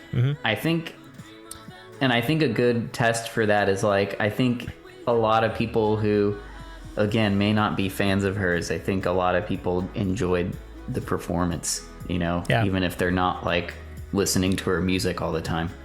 Yep. Yeah, Maria says she had the fireworks and the dancers. Yeah, very much so. Baby, what's up with this thing here? Is this something I'm doing? Oh yeah, I think you've captured like part of your Zoom call, like you're putting the Zoom call on your OBS. Yeah, that's what's going on, I think. But if you turn off the Zoom call from the, oh, is that it? Yeah. And like I was like, I had the little mini Zoom thing on one monitor, and I drug it to the monitor, then it changed. Oh, okay. Yeah, easy peasy. Apologies. In case you didn't see enough of us when you're in an extra little square with us again. It's like instant replay of like us. Let's go to the videotape. Yeah. Oh, Mon, welcome in. It's good to see you again, Mon. Can we give a shout out to Mon Samerki in the chat, Mon? So like, it's so good to see you, Mon. What's up? Hope you're doing Welcome well, Mon. in. Mon and her amazing artistry joining us in the chat. It's really good to see you, Mon. we are ranking the Super Bowl Super Bowl halftime. halftime. We're almost done. We're almost there. And so now, now a lot of people are already taking shots at Justin Timberlake. I'm gonna just pile on here. Extremely underwhelming. You would have expected so much better from that. Yeah. I know he can really. I don't know. Yeah, I don't know what the deal was with that. Yeah. Yeah, like people said, I think that was a really nice tribute to Prince, but I've seen him really break it out with the dancing, and I was kind of surprised that wasn't a bigger thing. He was kind of just like walking through a lot of his performance. I was like, really? He really mailed it in. This is a fumble. It was bad. I was like, kind of yeah. Yeah, and he got the famous selfie with a fan there at the Super Bowl. That was the low point for me. Because I think he said selfie, and he like took a picture of this guy and this I don't know, person in the stands. I guess Jamie, the tier list was not updated. Yeah, I think he's asking why it's not up there. I looked up the tier list just really quickly on TierMaker, and I believe this was generated a roughly year and a half ago. So that's the reason why the other one wasn't in there. But for the funny thing is, Maroon 5 isn't on here either. But I think that was deliberate omission. I think they genuinely did not care. They genuinely had no interest in that one. Because there were ones after it, and they did include those, so that was just funny to me. Yeah, I would. Yeah, just everything about it was so. And I think what maybe played a part in that is you guys might remember there was a lot of controversy where this was around the time that the whole the Kaepernick kneeling during the anthem protests were that was right at that time when that was right at the forefront of consciousness, and so a lot of artists were like, no, we're not gonna participate in the NFL's show, I think, and so whoever, whether it was Maroon 5 or whoever it was, they were gonna get a little bit of flack for being the ones that took it on. Yeah. So they were already kind of behind the 8 ball with some kind of negative press from that. And then of course the way the show went, and Adam just taking his shirt off for no reason at all, and he didn't sing very well either. Like, he's a good singer. I don't know if he was like just extra nervous, or what was going on, but yeah, it was bad. It was bad. And of course they teased the Sweet Victory from SpongeBob, and then they didn't do it. So they didn't. Do you remember that? I do remember a little of that. Like, they teased it. They was like they had the little like intro with like, they even showed the fish like blowing the trumpets, and then Travis Scott comes in an asteroid, and they didn't play Sweet Victory, and he was so mad. They were like, yes, we're gonna get SpongeBob, and then they didn't get it. It's like, don't even, that just makes it worse. Don't even tease it. I know. It's so much worse. Just made it worse. Oh man. And speaking of another act that didn't age very well, yikes. Yeah. I mean, Timberlake is 42. It's not like he's that old. I still dance well, and I'm 38, says Robbie. Robbie, I need to see you bust out some moves. I would love to see that. We need that on the Instagram, Robbie. Get that on the gram. Let's see it. You need to have a dance party with your kids. Maybe put on some Justin Timberlake. Yeah. Maria says if they did that would have been a touchdown. Yeah, certainly. Like, it could have saved the show, but no, they didn't even have like the balls to, or let's say the guts to do that. Like, it's just a bummer. Okay, so Mon, let's get to Mon's comments. Mon had some comments. So Mon's catching up on the list, and Coldplay's was good, which we put here. U2's is really, really good, which we absolutely put in touchdown. Yep. Yeah. And let's see what else. And Mon says Timberlake's show was the worst of them all. Yeah, we totally agree. Like, it was. The Black Eyed Peas is pretty bad, but Justin Timberlake just didn't even try. It was just so.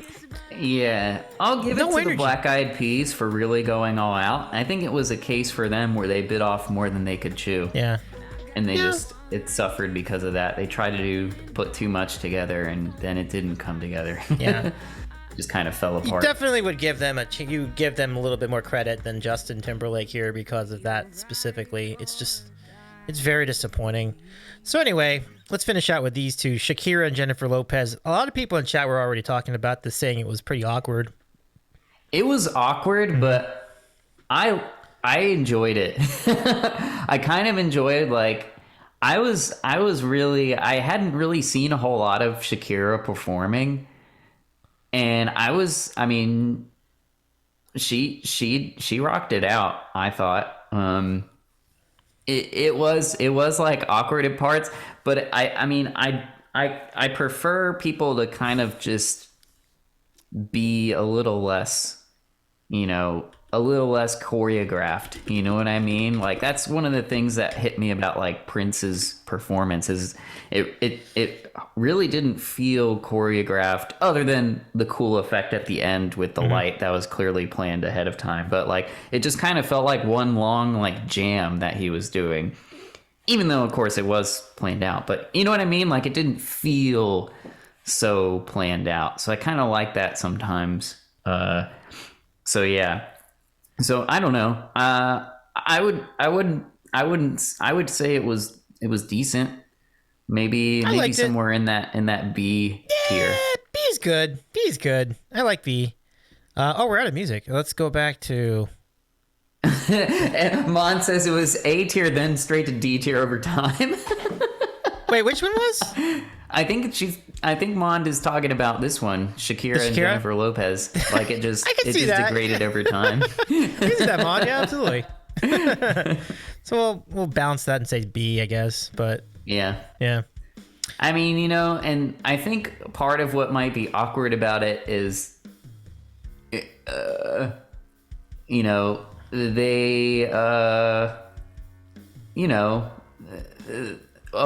part of what they're both known for is dancing and being curvy. So like being curvy, trying to show. True.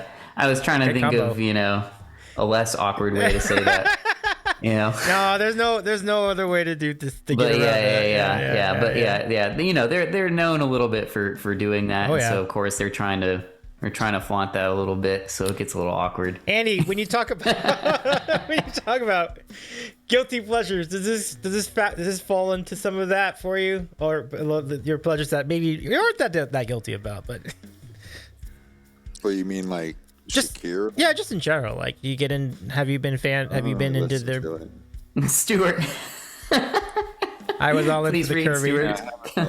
Never gotten into Shakira's music. All right. Probably. Oh man, you gotta have some Waka Waka in your life. I don't know if Jeffrey Green guy was in here earlier. He does a mean Waka Waka. He was in our chat earlier. Yeah, I don't know if he's still here, but it's but yeah, he does a good Waka Waka. It's definitely something. Thanks for the shout out. Considered music by certain people. Oh, Big Bill Hendo says, I think Touchdown of Pitbull showed up. Dale. Uno, dos, tres, cuatro. Yeah. Uno,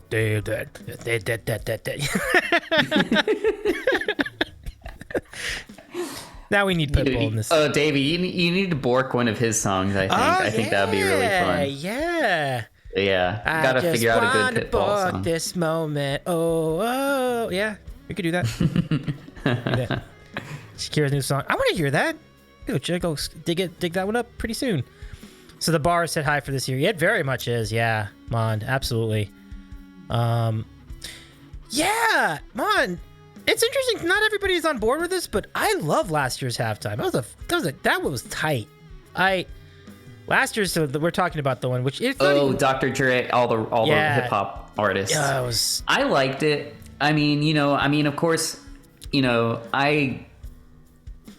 was something that, which is really funny because obviously I don't perform any of that on my channel, but I really went through a phase where I listened to a lot of hip hop and rap. So like that was around the time that like I was listening to that stuff, you know? No, it was not The Weeknd. The Weeknd was the year before. Because, like, I think...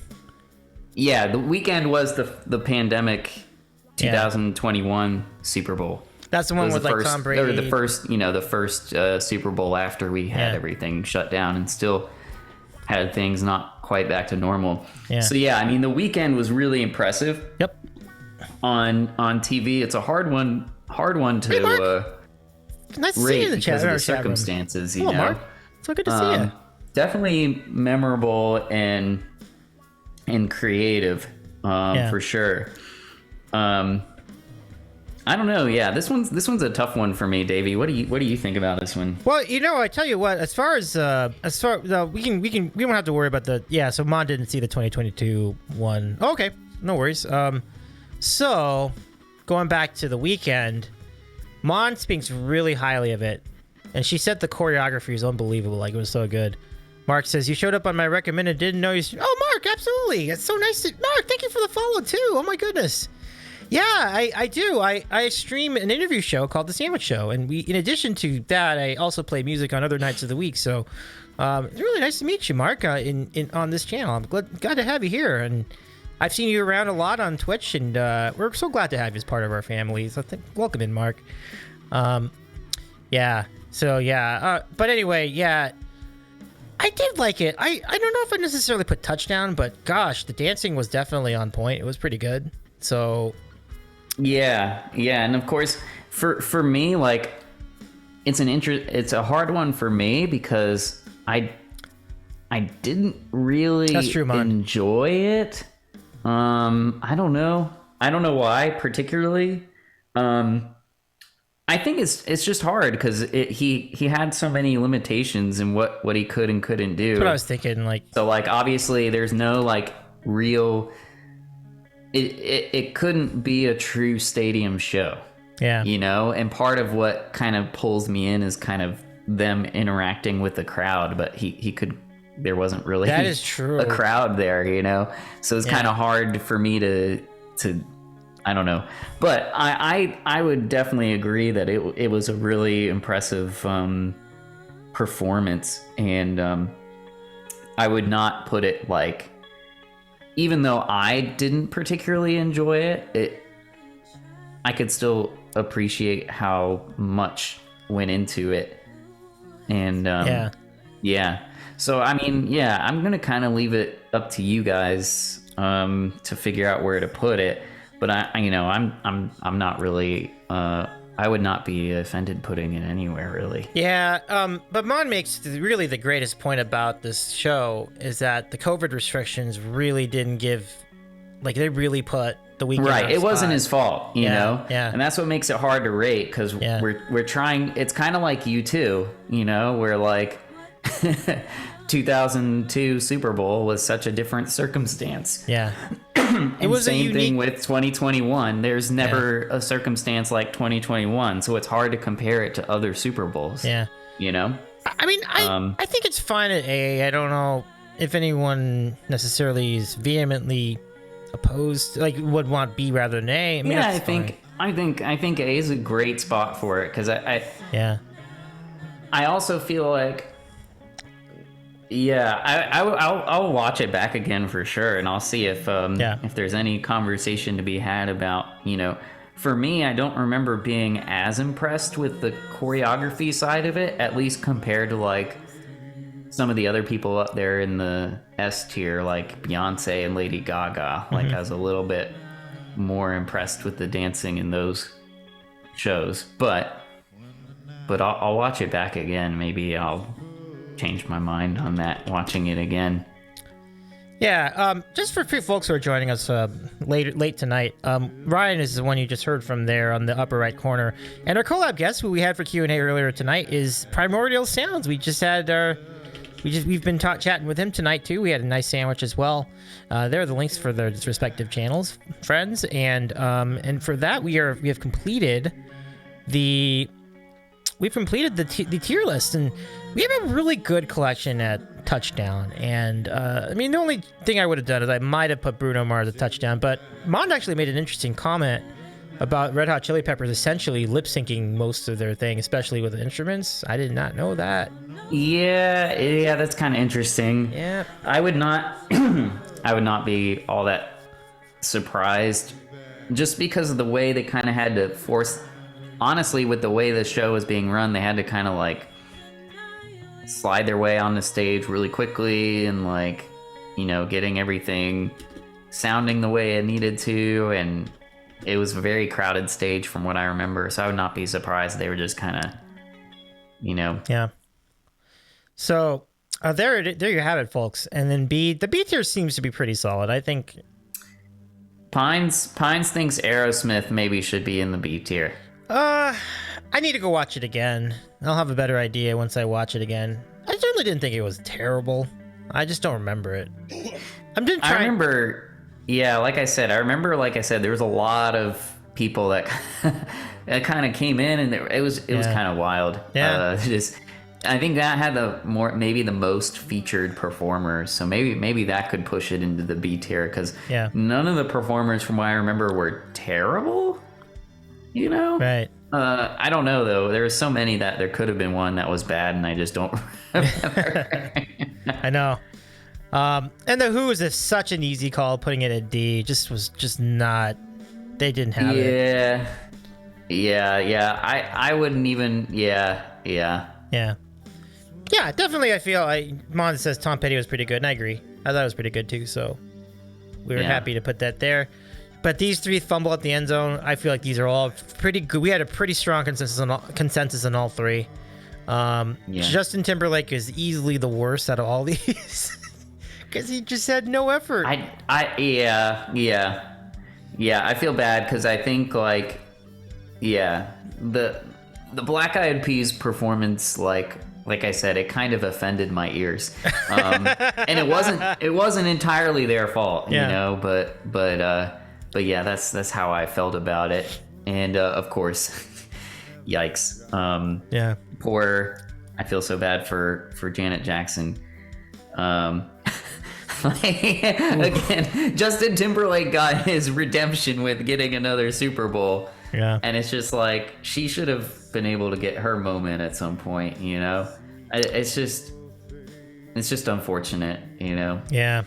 Well, and the thing about it is, I think even without that stunt, it was not that good a performance anyway. Like, I was like, it wasn't really that good. Like, I don't think Janet Jackson was really at the top of her game at that point in her life. And Pine says Ryan needed ear therapy after that show, the Black Eyed Peas, I think. So there it is, folks. That's our tier list. And thank you all for your help in evaluating those. So Andy, one thing I want to close with is a question to you. If you could pick an act, any act you want, assuming the act is still, I think I'd like to go with an active act, somebody from Twitch, somebody that you know, somebody who's local, or even a band that you grew up listening to that's still around. Who would you want to put in that kind of a stage, in a Super Bowl stage, so that everybody could see? Well, I thought about this, but I didn't know all these conditions were attached to the well, give it to me in a vacuum. I was going to say the Mighty Boston. Oh, yeah! For Super Bowl. Pretty good. I think they broke up pretty recently. Oh, did they really? That stinks. But I'd still pick them. You should. Force them to get back together and play for no money in front of lots of people who've never heard of them. I like your way of doing it better. I will not incorporate. I just feel like that would be like a really energetic show. Yeah. Which would fit the vibe of the halftime show at the Super Bowl. Yeah, definitely. Ryan? So it's funny. So I had one group that was really a pipe dream. And then I thought of another group that is still very implausible, but maybe more familiar. So anyway, my kind of pipe dream group is Young the Giant. They put on amazing shows. And Samir Gadia is one of my favorite frontmen, singers out there today. And they would tear it out. They would do a great job.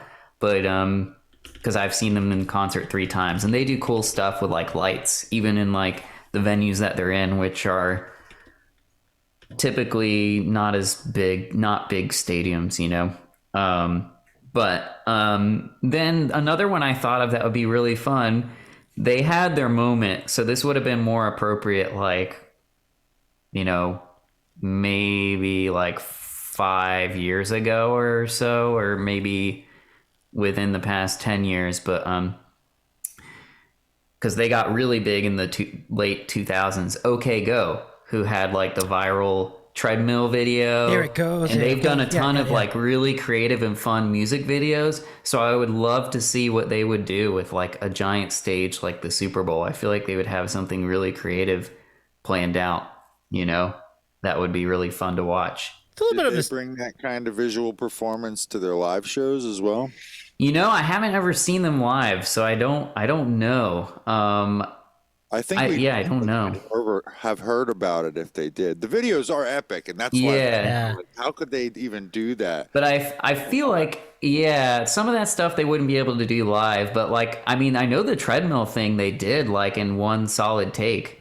So like that was something that they did in a single I take. thought they did But that at MTV Video Music Awards at one point. I'm not sure, but I They thought might have done a performance or two with some. Yeah.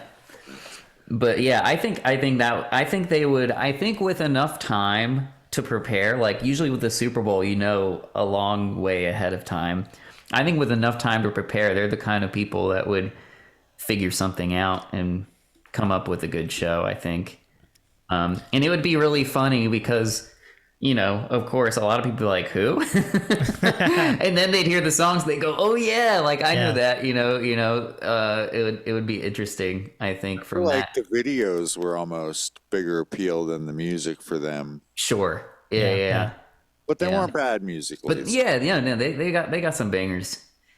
And yeah, everyone in chat, I'd love to get your responses to this too. Who would you want in the Super Bowl halftime? It could be anyone from Twitch or from YouTube or you just mainstream people that you know.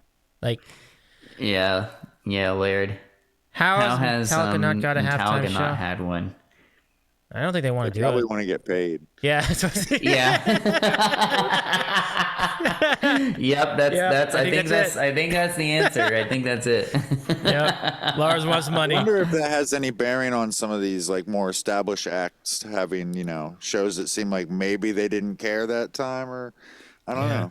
It's kind of surprising. I'd be interested to hear, like, Prince is a performer that surprised me that he did the Super Bowl.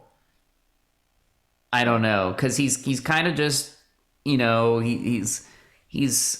hasn't exactly gotten along well with, like particularly the recording industry, and he's kind of the person that tries to do things pretty independently. So I'm kind of interested to see to learn maybe how he got recruited and agreed to the Super Bowl. So I feel like that might have been a little bit of a sell for him. I don't think that was maybe something he was immediately like, yes, let's do it. I don't know what you guys think about that, but for me, that's like, of the people that we've been through, like that's the one act I'm like, wow, I'm kind of surprised I he played the definitely Super don't Bowl. see, because I remember some of his concerts. Like he always had these ideas, like the way that they sold the tickets. Like he wanted to make sure like it got the least amount of, like like he didn't want to deal with Ticketmaster and stuff like that. It seems that's what I'm remembering. So you're right. That doesn't track that he would agree to do something like that. He's probably the most atypical artist. Yeah, for this year. In, today's tier list at least. Yeah, absolutely. He's like the one person Weird Al went to and turned Weird Al Right. down. Yeah, that's right. I remember that. Yeah. He did. He turned him down. A few that I know of, at least. That's funny. Is that pretentious or what? Well, I don't know. Interesting Maybe question. It's like, Yeah. 'cause you got to think like a lot of these people probably had huge egos, like Kurt Cobain, and he's like, Weird Al went to all the artists, even though he didn't have to technically, but it's probably a good safeguard legally as well. Yeah. You know. Oh my gosh, Weird Al performing in the Super Bowl. Yay! There you go. You know. There you go. Now That would be fun. That would be a great Super Bowl I have some halftime. friends that have like actually gone and seen him live multiple times. Oh, yeah. I've seen him multiple really times. great. Oh, he's terrific. Yeah, no, live. he's fun. He's Yeah. he's real fun. Yeah. I think it would go over pretty well. I think he would win people over. Absolutely. Well, Prince, it is surprising. He was probably like, it's like a big bragging right type thing. It's like that's why Prince did it. Maybe, I don't know. man. Yeah. Because you know what I mean. Like he had already had this illustrious career. It's not like it was gonna make him any bigger than he already was. I don't know. Ooh, Laird Churches. Well, Laird Wow. also had That was my guilty pleasure answer pretty cool. earlier. Laird also said Death Cab for Cutie is huge. Have done their time. They deserve it. Bill, What did Bill read say? Bill's comment. Weird Al at the Super Bowl, but it's Daniel Radcliffe. I don't hate it. I don't hate it. That's like that'd be such a great prank. I don't hate it, Bill. Oh my gosh, Yeah. I mean, they made a petition. Davey, who was your pick? Yeah, Oh. Davey. Oh yeah. Gosh. Wow. What a tough call.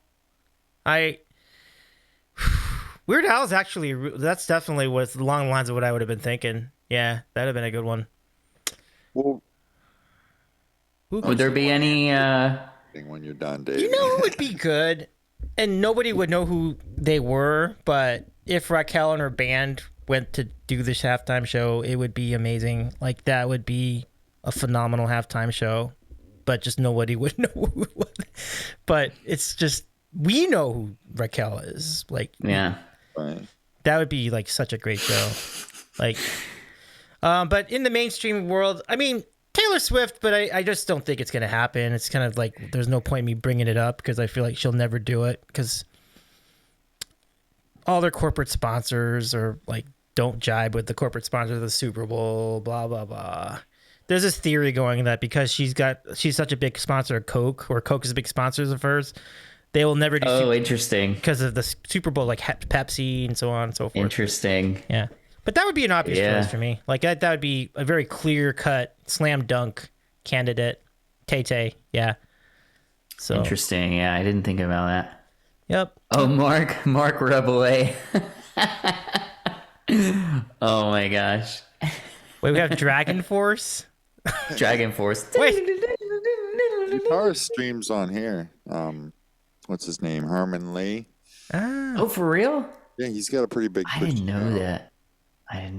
Saying guitar. So earlier, Robbie said he's not sure anyone does Super Bowl to become bigger. Most are already huge. But I meant like, acts like Black Eyed Peas, Katy Perry. They were still like in their heyday of their career, promoting their stuff compared to acts like The Who, I mean, Rolling Stones. Bruno Mars was not super big Right, Bruno when Mars. he got the gig for the first time.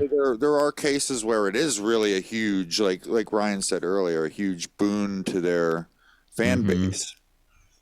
How about But acts like, we could Prince, he didn't need that popularity. The Right. 1% boost it gave him. no doubt. Hey, hydrate command. You're So right in a way too, Robbie. Oh, Thank you, Pepsi Mond. no longer sponsors it. Ah. Well, it should be you too every year then. If it's not sold out. You two, the same song every year. You get what you get. Buckethead. Yeah, he's a great guitarist. Eddie brought the zingers tonight. That's interesting though, Robbie. I wasn't aware that Apple's sponsoring the halftime show. Yeah, That's that's true. interesting. I didn't really catch. That's true. I forgot about that. Yeah. So, the creative store with a great And question. this is the first year, right? Like last year it was Pepsi. It would be the first Yeah. year according to Wikipedia. Interesting. So here's a question. Oh yeah. What's the question? This is a great question. Uh Maria says, "Did we do a prediction of Rihanna's performance yet? Like for this one this year?" I would say. Well, let me get you your prediction first, Ryan, and we'll go to Andy, and then I'll do. Honestly, I have no idea. I don't know if I've ever seen Rihanna perform live. So like, I have no idea what to expect. You know, I know she's got a lot of hits, so I'll expect she's gonna break out her hits. Yeah. But yeah, I have no idea what to expect. Yeah. So I'm just gonna kind of sit back and hope it's a good show.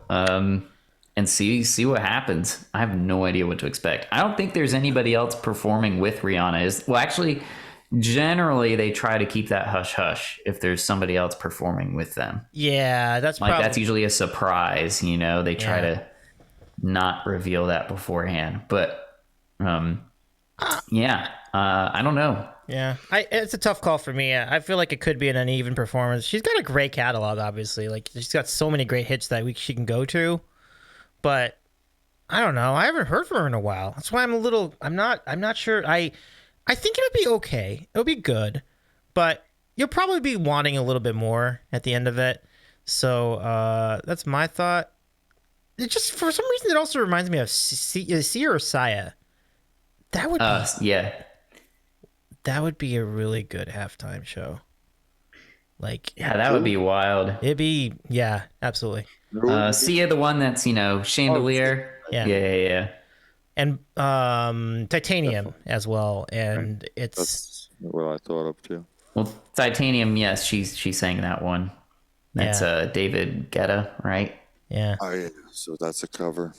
Yeah. Or well, it's a what do you call it? It's a DJ wrote the song or whatever. It's kind of like Bruno Mars's Uptown Funk. Mark Ronson really Wake wrote Me the Up. song. Or it's But, yeah. I got you. Yeah. I think Rihanna will be good. I mean, Yeah, I think it'll be good. She should be good unless Goldfish has a good prediction. circumstances which prevent that. Oh, DJ Jack. Goldfish. Maybe it will rain and she will use her umbrella. Ella. DJ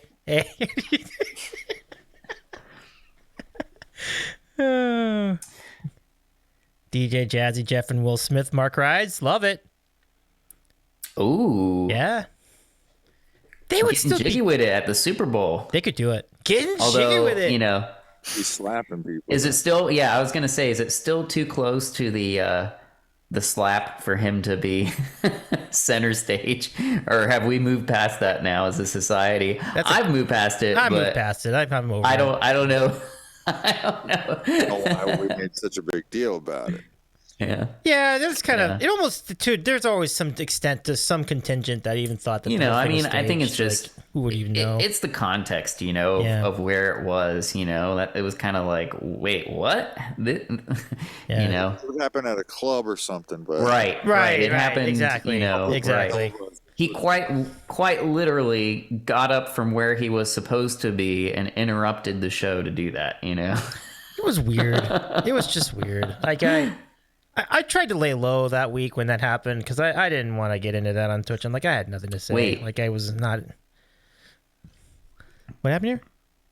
Well, Maria's saying, well, maybe Rihanna will have Tom Holland. Ah. I don't know why. I'm confused. I don't know what the relationship is there. Yeah. I think personally we moved past it, but socially probably. Yeah, that's the thing. The Twitterverse might not have moved past it, but I think most of us have. Yeah. Socially as in the internet remembers, which is, very true. Yep. The internet never forgets. That's why, Rick Astley lives on forever. Somebody has suggested Rick Astley for the halftime show, which I'm like, that would be... I wouldn't hate it. I would be like, wouldn't. I mean, I would see him being again like a secret surprise guest, like thrown into somebody's halftime show. Like he just shows up behind a door or something like that. Actually, happen plausibly, but him headlining it. I don't. I think you're right. It would be cool. And he would just Yeah. play Never Gonna Give You Up like 4 or 5 times, right? Exactly. You just repeat it over and Never over. Gonna Give It Up. Is that true? Rick Astley ends every one of my playlists. I think It's terrific. Weezer would be, because they've got I was thinking of like, you know, they had Pork and Beans, where it was like their music video was all like about the early like viral videos and stuff. Yeah. Like I could see them doing something like that, like pulling Rick Astley out. Oh, They lean into the, you know, kind of the nostalgia and stuff a lot. But have you seen that Pork and Beans music video?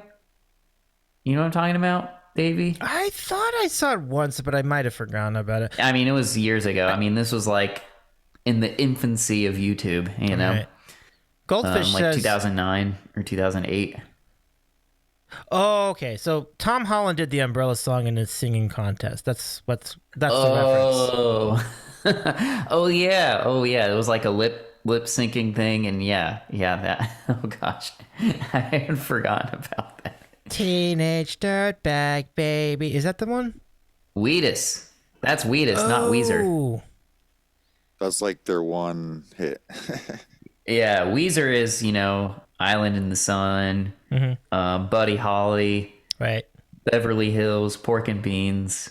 Yeah. I feel like there's another big one I'm missing. Say It Ain't So. Yeah, say it ain't so. Hash Pipe, Beverly Hills. We already said Beverly. Oh, we already said it. Sorry. Robbie said I'm assuming he means Rick Astley, showed up at a Foo Fighters concert.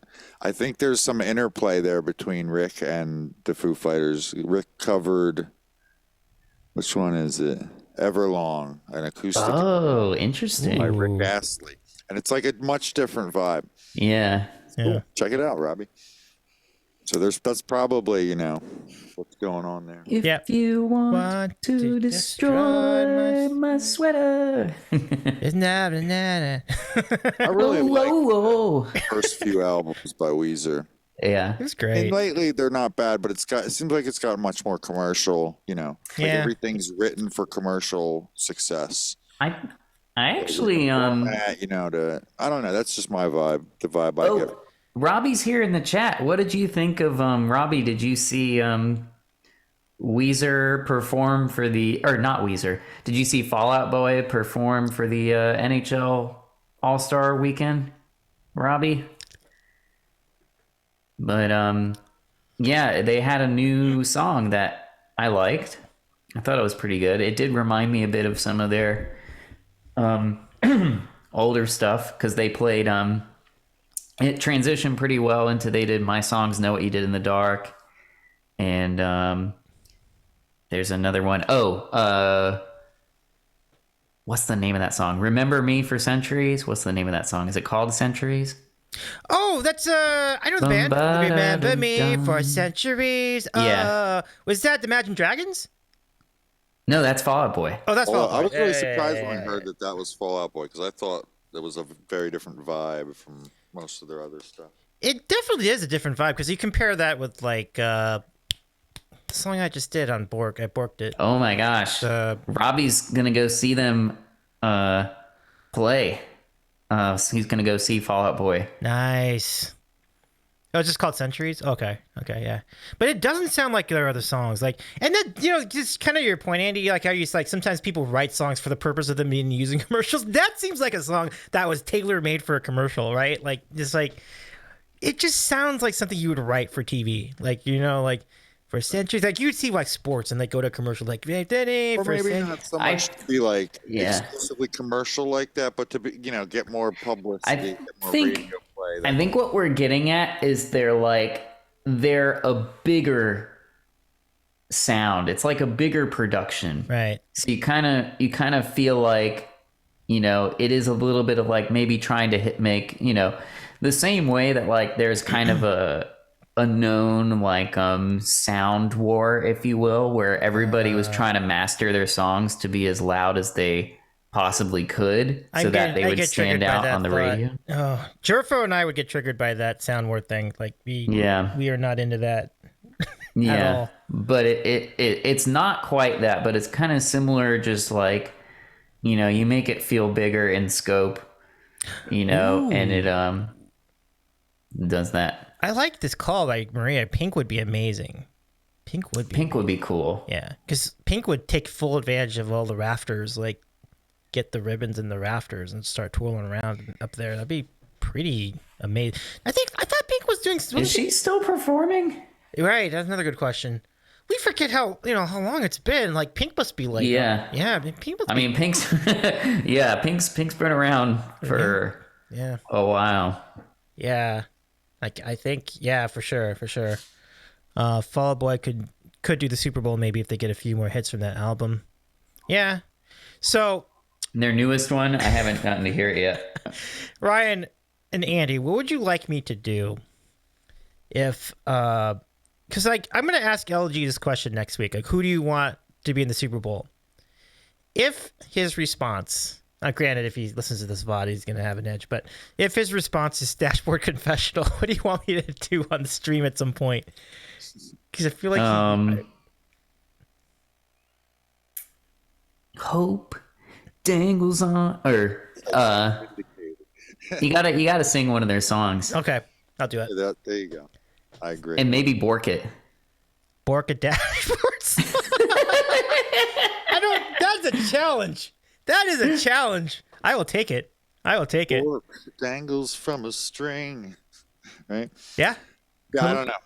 Dangles from a Bork.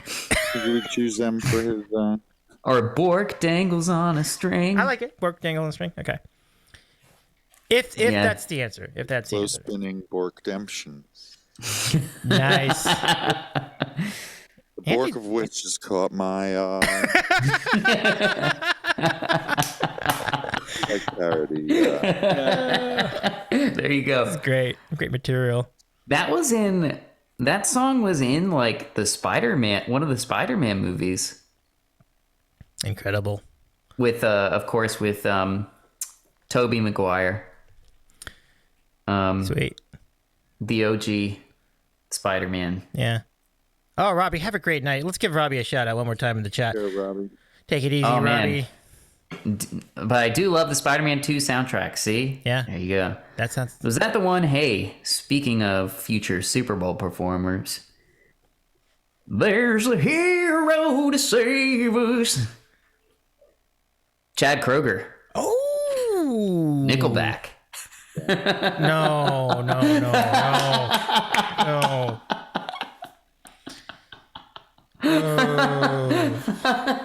It's gonna take years to recover from that, Brian. This is just like me, like thinking of like the Schadenfreude. Why don't we like, just have Creed in the Super Bowl if we're gonna do that? Yeah, the Schadenfreude of having Nickelback perform at the Super Bowl. No. Like how would people like boycott the event and just not watch it?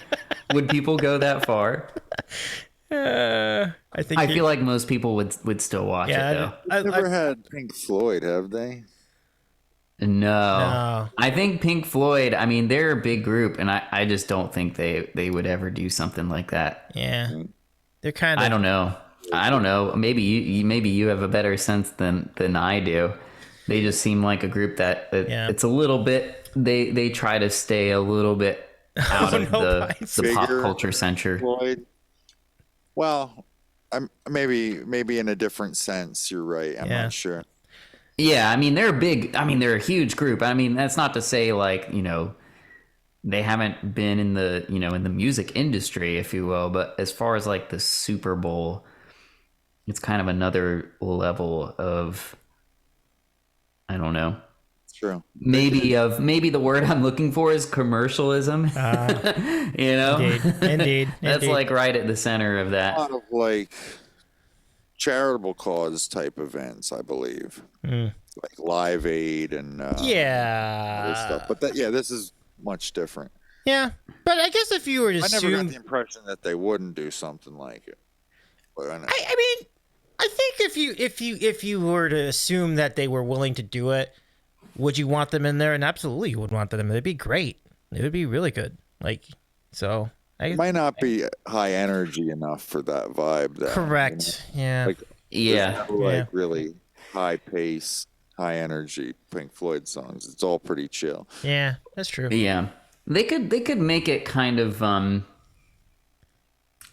they could make it big though. I mean, actually, I mean, I know like Roger Waters' The Wall tour that he does is pretty out there with the visuals and stuff.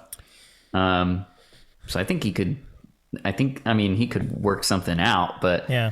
as far as putting on a big stadium show, but it would. You're right. It wouldn't be like people wouldn't be dancing along. No.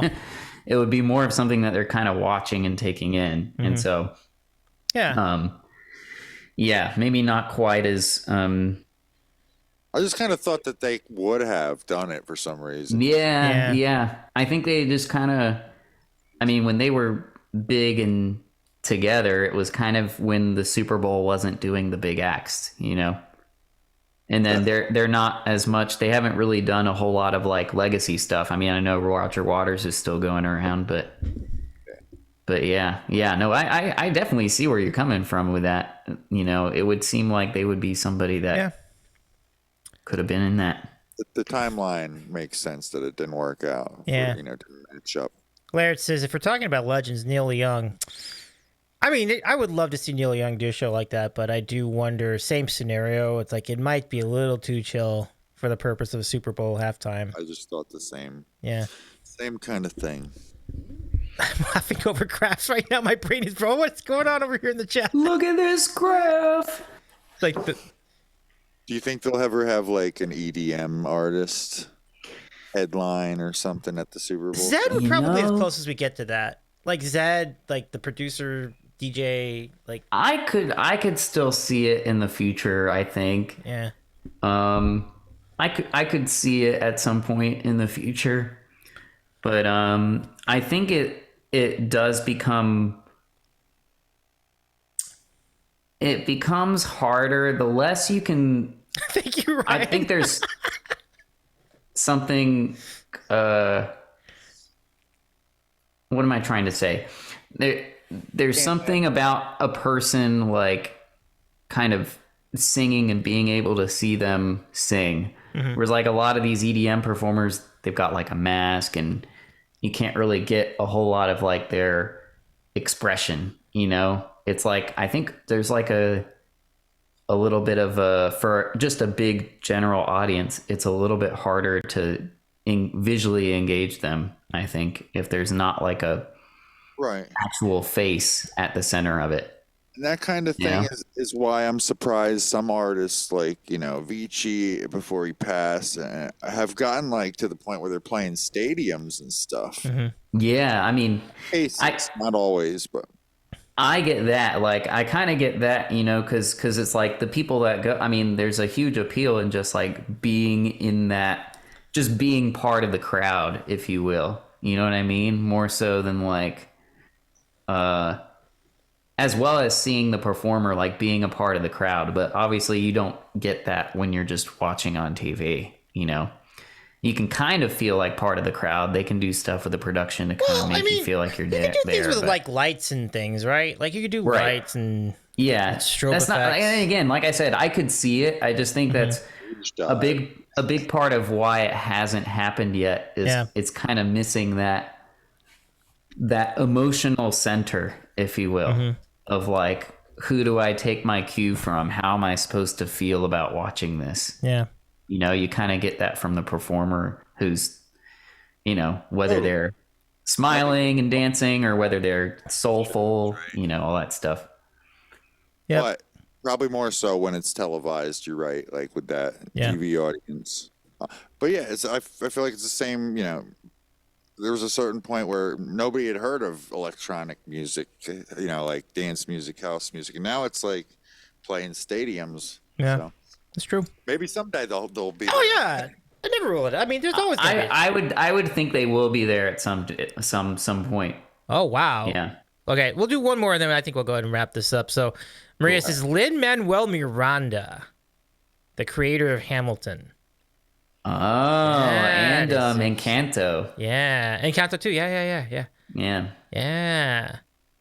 I feel like it needs like an ensemble. Like I feel. 7-foot frame. I see wraps myself. along his back. Except for All right. Halftime artist. I don't know. Yeah, I don't know couldn't about tell you. that. I couldn't tell you.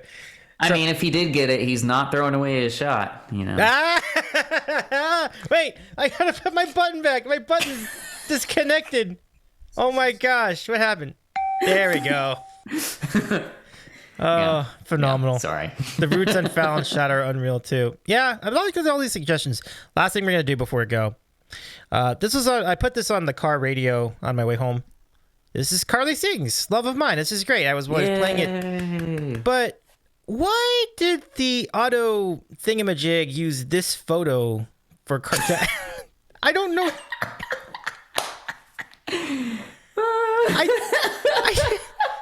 That angle of her.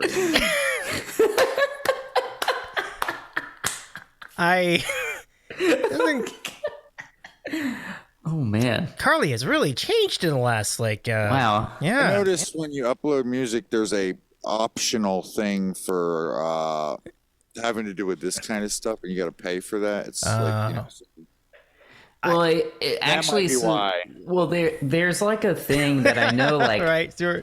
Apple was doing for a while, where it would try to like pair your song with an existing thing, and so maybe it's like there's another song that's Love of Mine. I can't really tell who that is, but maybe there's another song that's called Love of Mine by a different artist. Oh, take it easy, breezy. Thanks so much. And so that might be where the picture comes from. I can't even tell who that is. And that I picture. don't. Yeah, that's. listening to it on like what service? I don't know. It's just it comes with my car. It's just like so basically it uses an index of No, some I sort. mean what he's asking is like, so yeah, you're using your car, but is it like, Where's the music coming from? is it a satellite radio? Oh, no, is it it's- Spotify? It's coming from Spotify, so it's just it's like going through my It's going through my Spotify, and it goes into there, and so Her profile's all set up with her pictures and stuff on Spotify. Yeah. But I think like what I was saying in DistroKid, you got to pay extra for it to be optimized for this type of digital information, like displays on radios and stuff like that. I've never seen this though. This is funny. I don't know who this is. Like, Get a is it Luis screenshot of Prima? this for Like, her. is this?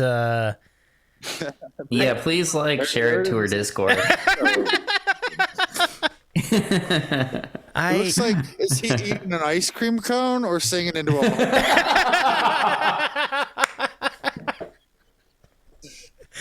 George McCrae. I'll look it up. Is that who it could be? I don't recognize him, but I don't recognize him either. And I thought I would have recognized jazz crooners and such because it was kind of a that's really funny. Thanks for sharing that. absolutely. Let me look up George McCrae. I mean, it does remind me of George McCrae. I don't know if that's necessarily him though. Yeah, but anyway, folks, this has been. Oh, right on. Yeah, I got you, man. I do see them. We'll follow up on that. But folks, it was Andy. Thank you so much for hanging out with us tonight. Appreciate you hanging out with us through the long. Thank you for having me on. Absolutely, and Ryan, likewise to you.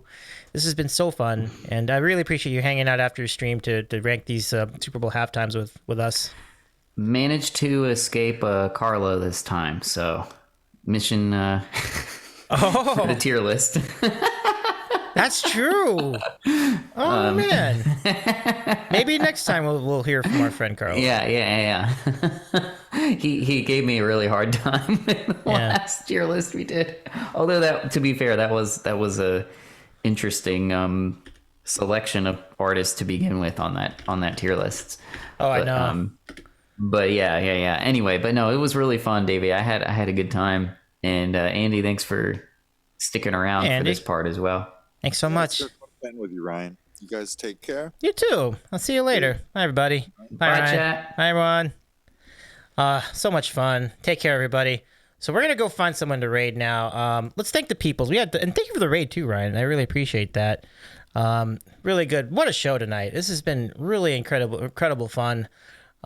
So let's go first thank the peoples. Many people to thank. We have some new follows. Mark Rides is the latest of them. So here we go. Guess we don't need that anymore. Let me go ahead and bob out of that. But yeah, I mean, we had 3 incredible raids tonight. Oh, Maria, let me see who's live, and I'll get back to you in a second.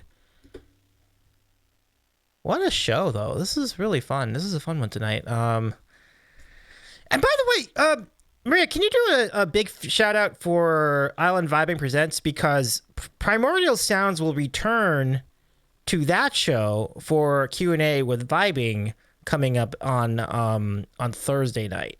That is going to be a great time. Okay, I think I have it tonight. I think I know where we're going. So we are going to go find we're going to rate someone who has been learning. Let me just double check this. Yeah. This is the way to go. So yeah, we're gonna go raid. Give me just a second. I'm just gonna calculate some things together. Oh, thanks so much. Oh, thank you so much, Andy. And you'll be doing a music stream on Wednesday like usual too. Sweet. So follow here's Andy's link again. Follow Primordial Sounds too. And check out his music on Spotify. It's really good stuff. So take care, everybody. We are gonna raid Natalie Page. If I can find it. Yeah. We're gonna raid Natalie Page, music. So here, if we can get the board calls in the chat, the raid calls in the chat, Maria. Thank you again for your help tonight at Mod. Let's do it. Natalie, I should wait before I commit to this. I need to see if she's on. You know what? I don't think she's on. So I am gonna go refresh this. Oh, it's because it's the Natalie Page. Okay.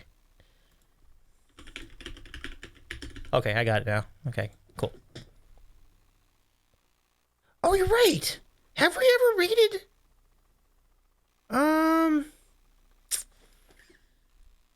Wait a second, that isn't too bad. Can't forget the. Oh, wait a minute, we got something here. Mon, wait. Before I go. Okay, hold on. What would you do for a what would you do for a Klondike bar?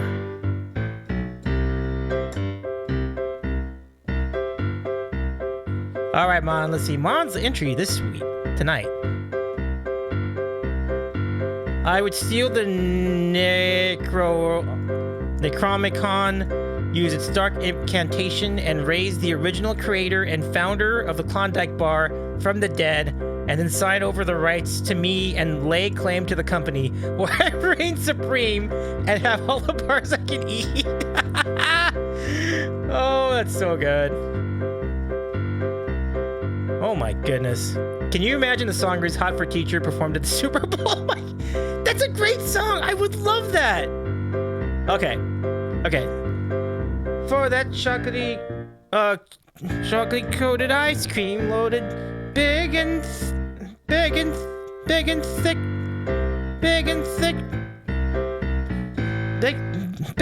thick, no room for steak. What would you do for a Klondike bar?